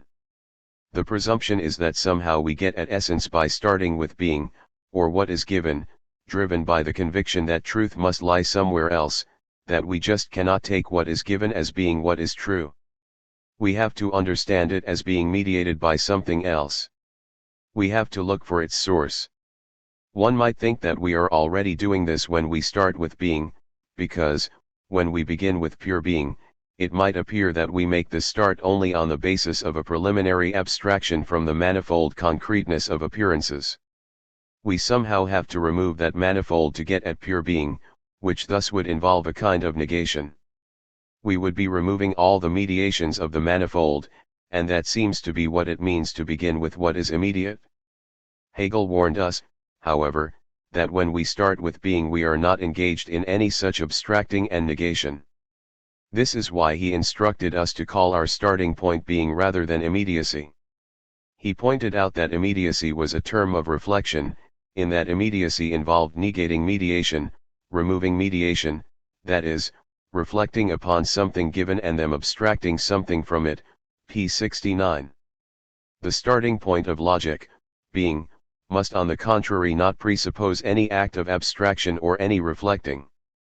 Essence is ordinarily arrived at by those who maintain that we cannot just take the given as primordial and authoritative, we have to look behind it. Hegel is presenting a very different arrival at essence. We do not arrive at essence through any external reflections on the given. Rather, essence arises as a result of what being itself is. Being ends up negating its own immediacy and making a transition into what negates the immediacy of being, rendering it mediated or relative to something else that underlies it. Here in the logic of essence, we are dealing with determinacy that is relative, that is mediated, that is posited by some determiner of its determinacy. To avoid misunderstandings, Hegel pointedly contrasts these two ways of conceiving essence, p. 390. The way employing external reflection thinks of essence as being only a thought, a reflection that presumes that being has some ground or foundation. Essence thereby arises as something that is through an external, abstractive reflection, something that is for an other, namely for abstraction as well as in general, for the simply affirmative being that remains confronting it, p. 390. If we arrive at essence in this way, essence gets construed as something that does not exist in and of itself. It exists in virtue of two things, the presence of being and the presence of the abstraction that has reflected upon being and moved behind it to something else. But, writes Hegel, essence as it has here come to be, is what it is, through a negativity which is not alien to it but is its very own, the infinite movement of being. It is being that is in itself and for itself, it is absolute being in itself in that it is indifferent to every determinateness of being, and otherness and relation to other have been completely sublated, p. 390. Why would Hegel characterize essence as being an absolute being in itself? Being in itself figured earlier as one aspect of something, a determinate being. On the other hand, something involved being for other. Essence does have a determinacy. After all, essence is not going to be the same thing as being. Essence is not indeterminate. It has a determination in its own right, and it is here characterized as absolute. It is absolute insofar as essence has emerged as indifferent to every determination of being, including every qualitative determination, every quantitative determination, and every qualitatively quantitative determination or every measure determination. Essence is indifferent to all of them, as opposed to being determined by them, because essence has reduced them to moments of itself, which it determines, rather than the other way round. These determinations of being no longer have any independent being of their own, any immediate being of their own, any self-subsistence. Their self-subsistence has been removed, because they have turned out to be states of the process constitutive of essence. By being mediated by essence they have lost their self-subsistence. Essence does not stand in relation to them as separate entities, incurring a relation to other. Essence just has a being in itself that is absolute, not relative. Yet, as Hegel writes, essence is not only this being in itself, as mere being in itself it would be only the abstraction of pure essence, but it is equally essentially being for self, it is itself this negativity, the self-sublating of otherness and determinateness, p. 390. How does essence involve being for self? Hegel associates essence as being for self with this negativity, the self-sublating of otherness and determinateness. The otherness and determinateness that is negated, that has its self-subsistence removed, is the totality of quality, quantity, and measure determinations. All of the specifications of being have had their immediacy or self-subsistence removed by becoming states of essence, which now posits or mediates them by being that of which they are now the appearance. Essence is in relation to itself by how it renders the determinations of being mediated rather than immediate. Essence's own being consists in a positing of being as mediated, as no longer self-subsistent, as being the show of essence. Hegel will use the term reflection to refer to essence, because essence is reflected in the determinacies that are posited by it. Its own character as what determines these determinacies, as what mediates them, is reflected in them because they are not self-subsistent. They are expressly determined by essence, and it is in that sense that reflection will figure in the unfolding of the logic of essence. Hegel nevertheless begins by describing essence as being at first indeterminate. With the self-engendered closure of being, we just have essence without further qualification. Essence as the completed return of being into itself is thus at first indeterminate essence, p. 390. Essence is indeterminate in that it is nothing other than the utterly unqualified positor of the determinations of being. It is simply that which mediates them, that which posits them. Essence does not yet have any further character than that. You could say this is the most minimal specification of essence. As Hegel proceeds to write, absolute essence in this simple equality with itself has no determinate being, p. 390, because all contrastable determinacy resides in the being that has relinquished its own self-subsistence and resolved itself into a process that is just simply that which mediates being. Essence is going to obtain further determination only in virtue of what it posits. As essence develops, the character of what it posits is going to alter together with the character of the positing. Accordingly, the positor, which essence comprises, will become further determined.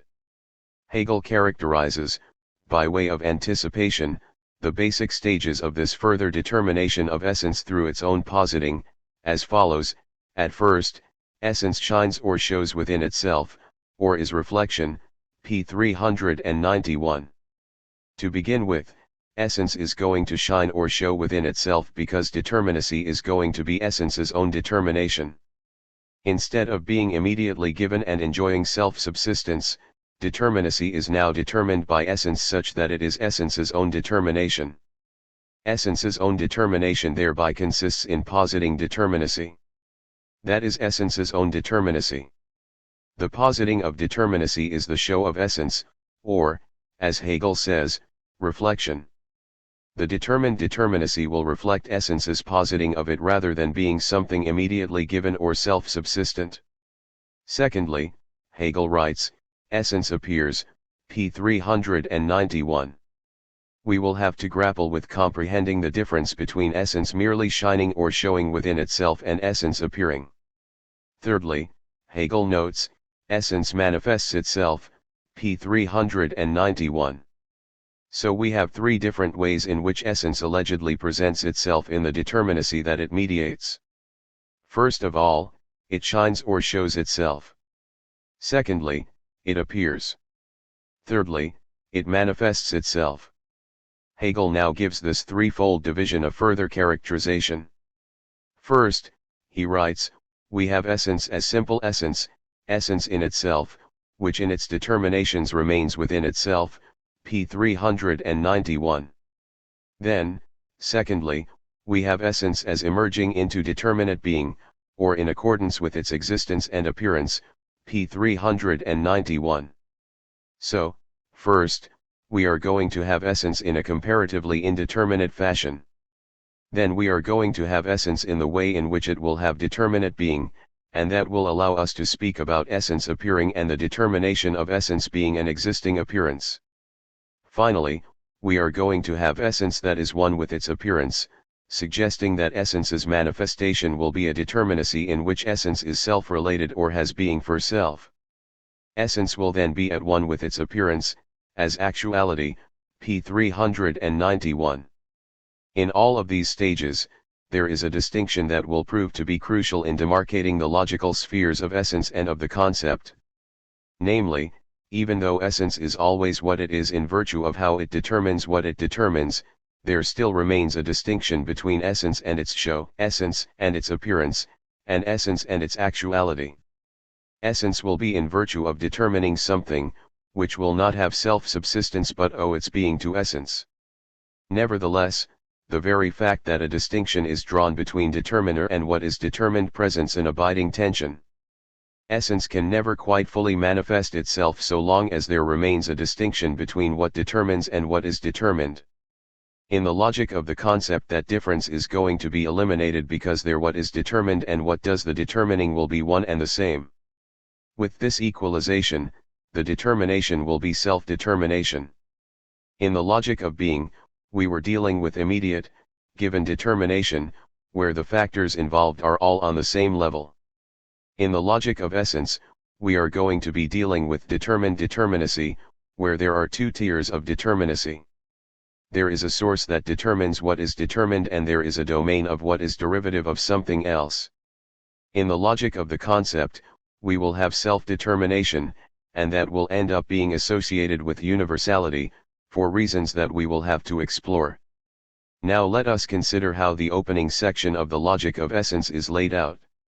The three divisions of the logic of essence will successively present essence as reflection within itself, essence as appearance, and essence as actuality. Hegel points out something that will be decisive at the start. He notes that essence issues from being, hence it is not immediately in and for itself but is a result of that movement, p. 393. If essence were in and for itself, it would owe its being to itself and not be in relation to anything else. Essence, however, has emerged as a result of a preceding development, consisting in the transitions that being has undergone. For this very reason, if we take essence at first as an immediacy, then it is a specific determinate being confronted by another such, p. 393. What does it confront? It confronts the determinations of being from which it has arisen. Accordingly, at the very outset, essence is determined in some respect in terms of the contrast of something and other. Essence must thus be to start with something essential opposed to unessential determinate being. Essence will therefore have its initial specification in the contrast between the essential and the unessential. Essence, however, will not just be in relation to what is unessential because, as Hegel writes, essence is being that has been sublated in and for itself, p. 393. The being that confronts essence, which is the being from which it is arisen, no longer has any self-subsistence. Thus what confronts it is only illusory being, p. 393, an illusory being, which is only a show of essence, because it is really just essence's own positing. Insofar as it is essence's own positing, essence is reflection, for essence is in relation to itself as manifest in what it has determined. Essence will take the form of determinations of reflection, and when essence becomes reflection into itself, it will convert into ground. This is the initial itinerary that awaits us as we follow the successive positings of essence. Chapter 14. Essence. Hegel develops the opening sections of the logic of essence in a seemingly different way in his Science of Logic and in his Encyclopedia Logic, which condenses the argument into a study guide for accompanying his university lectures. This disparity raises the question, in what degree is there a single necessary development? Might multiple routes be followed? How are we to look upon Hegel's own achievement, given that we do find discrepancies in his various attempts to work out systematic logic? The Science of Logic came out in various installments, and Hegel, late in life, began revising the whole work. In the prefaces and introduction, he points out that his own efforts may warrant revision and certainly could be improved upon. Alas, Hegel died before he got any further than revising the logic of being, which he did publish in a new version late in life one and which is the version all subsequent editions of the Science of Logic contain. The logic of essence and the logic of the concept that we are left with are the same unrevised texts that Hegel gave the world in 1813 and 1816. Once Hegel finally got a job teaching in a university after years of instructing high school students, he ended up each year lecturing on all aspects of philosophy, presenting what he took to be the resolution of the problems in all the different spheres of philosophy. Hegel worked year in, year out on this systematic encompassing task and presented his results in lectures year in, year out. He did publish different versions of his chapbook study guide to his philosophical system, and the compendium of the latest version appears in 3 volumes, the first of which is the Logic of the Encyclopedia of the Philosophical Sciences, followed by the Philosophy of Nature, and then by the Philosophy of Spirit. The encyclopedia is organized into numbered paragraphs. Some of them have remarks that follow, which are in larger type, and then there are sections in very small type, which sometimes go by the name of editions or Zusätzen.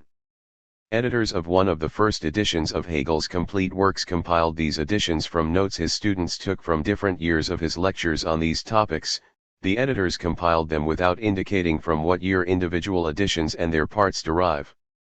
Now scholars in Germany are beginning to publish the lecture notes of students from different years, providing a further resource for exploring the differences in Hegel's formulations. In any event, what is striking is that there is a big discrepancy between how the logic is developed in the Science of Logic and in the encyclopedia version of 1830, which seems to be Hegel's last word on the subject in its entirety. In the Science of Logic, the development of the first part of the logic of essence takes place in 3 chapters. The first chapter is titled Illusory Being. It has 3 parts, the essential and the unessential, then illusory being, and then reflection.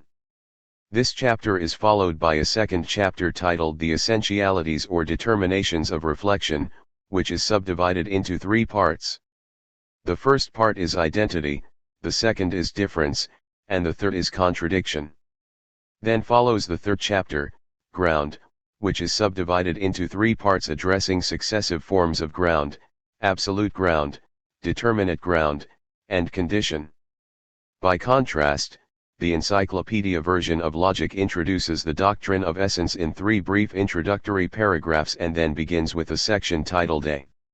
Essence as Ground of Existence, which opens with a discussion titled, The Pure Principles or Categories of Reflection, the first of which is identity. The rest of the encyclopedia treatment of the logic of essence more or less conforms to what you find in chapters 2 and 3 of the Science of Logic. In other words, Hegel in the encyclopedia version has seemingly left out entirely what he addresses in chapter 1 of the logic of essence in the Science of Logic. In the Encyclopedia Logic, he appears to suggest that the logic of essence can begin straight away with identity, whereas in the Science of Logic, Hegel does not introduce identity until he has worked through what goes under the heading of chapter 1, with its 3 different stages of first the contrast of the essential and the unessential, then illusory being, and finally reflection. Could both treatments be right? Are there 2 alternate routes, or is one or both of them wrong? Can the logic of essence begin straight away with identity? Is that really where we have arrived when the logic of being achieves closure? Is identity what essence, minimally speaking, is? Or, rather, does identity itself depend upon other more rudimentary, more primary determinations of essence? If we take seriously the project of a systematic logic, can there possibly be valid alternate routes? Can the material be ordered in different ways? If one could alter the itinerary, or if there were multiple itineraries one could follow, would the contents then be arbitrary? Or would it rather be that the content is non-arbitrary, but the ordering or form or method of exposition is arbitrary? Either way, the possibility of different routes bears upon the relationship between form and content, or ordering and content. It leaves them separate and separable. Then, the content does not order itself. Its ordering depends upon something outside itself. The thinking of logic and what logic thinks become distinguishable. In that case, however, philosophy would be a vain or an impossible enterprise. Think back to the considerations at the very beginning of the Science of Logic about what happens if philosophy were to be dealing with a subject matter that is different from the thinking that brings it into play. That means the thinking that philosophy uses is not itself under scrutiny, but just taken for granted. In that case, philosophy cannot help but be dogmatic. If different orders of presentation of the material were possible and there were a separation of form and content, logic could not be a thinking of thinking. Its thinking would instead be of something different from itself. That difference is precisely what logic, as a science, is denying and overcoming. So, if there is to be such a logic, it had better have a non-arbitrary order of development, or alternately, the content has to be such that it cannot be ordered independently of what it is. In other words, the content must be such as to develop itself or order itself, so that the basis for moving from one term to another lies in the terms themselves and nowhere else. So, if we are going to take Hegel's project seriously and, by extension, take logic and philosophy seriously, we want to see not whether there can be optional routes, which would be impossible if there is to be logic and philosophy, but to figure out which root is the real McCoy. What might, perhaps, remove some of the discrepancy is that in section 114 of the Encyclopedia Logic, Hegel does mention the contrast of the unessential and the essential. 3. So to some degree he is here not excluding something that he takes much bigger pains to develop in the first part of the first chapter of the Science of Logic's treatment of essence. To address the issue in a serious way, it is necessary to examine the development in the science of logic and see what rationale lies behind it. On the one hand, we need to consider what reason we have for taking seriously the science of logic's claim that essence, in the first instance, is something that does not involve identity but involves a series of different relationships, beginning with the contrast of the essential and the unessential. On the other hand, we then need to investigate to what degree these developments are required in order for identity to come on the scene. The categories of essence have tended to be privileged by those thinkers who want to regard what is as having a foundation or a ground, and they have also been privileged, as it turns out, by those who have also tended to look upon the ground of objectivity to reside in the structure of cognition, that is, thinkers who have made a transcendental turn. It is no accident that preeminent among the categories Kant uses to categorize objectivity are those that we here encounter in the logic of essence. After all, if objectivity is going to be determined by the structure of knowing, that means that knowable objectivity is determined by something other, or is generally speaking, conditioned. That identification of objectivity with determinations that come from the logic of essence has some pretty fateful consequences, because it means that knowable objectivity has no room for what is not determined by something else. Broadly speaking, it leaves no room for freedom or, more generally, subjectivity. Contingency need not be excluded, and Kant does consider contingency to be bound up with the kind of necessity that is at work in experience. Everything is contingent insofar as the spatial-temporal determination of all objects is necessitated by conditions that are themselves contingent upon further necessitating conditions in the same predicament. Contingency and external necessity go hand in hand with one another, but freedom, subjectivity, beauty, and life are all precluded. There is basically only room for mechanical reality or mechanism. That makes it hard to think about the objective reality of self-consciousness or of morality. It will thus be important to see to what degree categories of essence do not have the final word. If they did have the final word, we would be stuck in the throes of foundational determination, which has its slogan in Leibniz's principle of sufficient reason.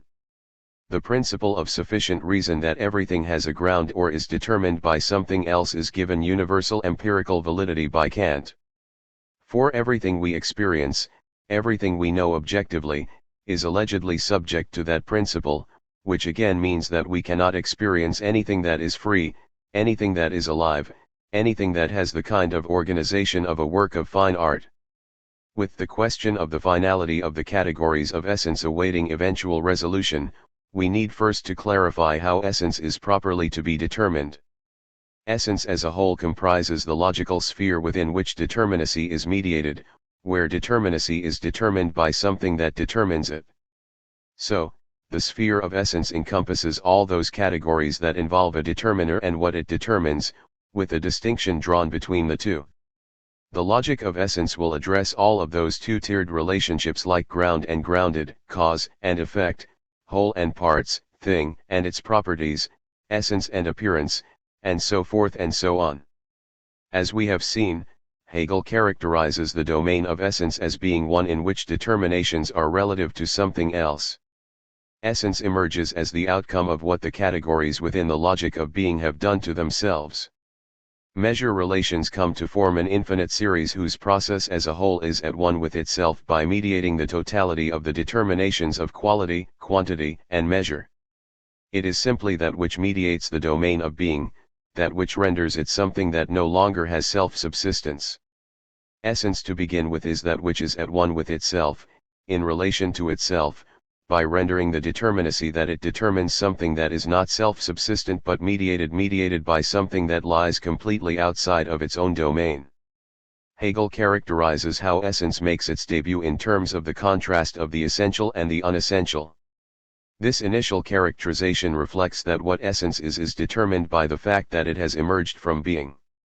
How does that emergence render essence something that comes forward as the essential standing in relation to the unessential? This initial contrast seems to put the essential and the unessential on the same level.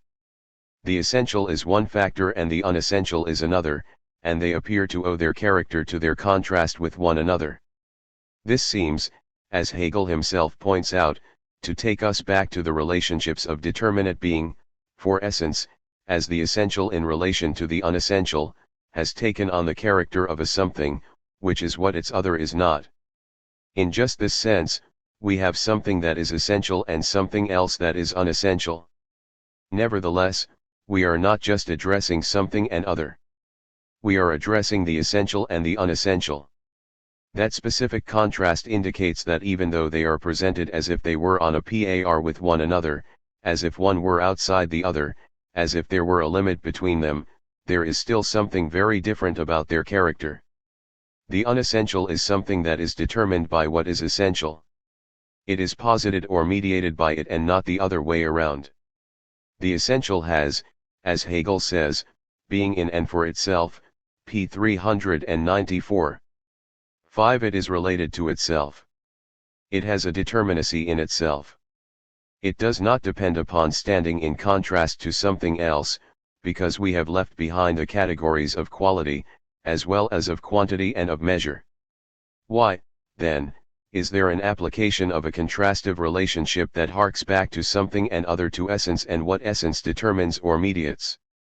To shed light on this, Hegel turns to how the skeptics treat what the dogmatists considered to have genuine reality or self-subsistence, p. 396. Through their suspension of judgment, the skeptics want instead to treat what the dogmatist had taken to be as merely a domain of phenomena. The ancient skeptics reduced all alleged being to phenomena by pointing out that what was taken to be real was actually relative to different standpoints, different conditions, and so forth. All the tropes that the skeptics use to show that we have to suspend our judgment and not make claims about what is immediately expose how what we take to be immediate is actually mediated and relative to various factors of one sort or another. When you recognize that what is taken to be is mediated, rather than immediate,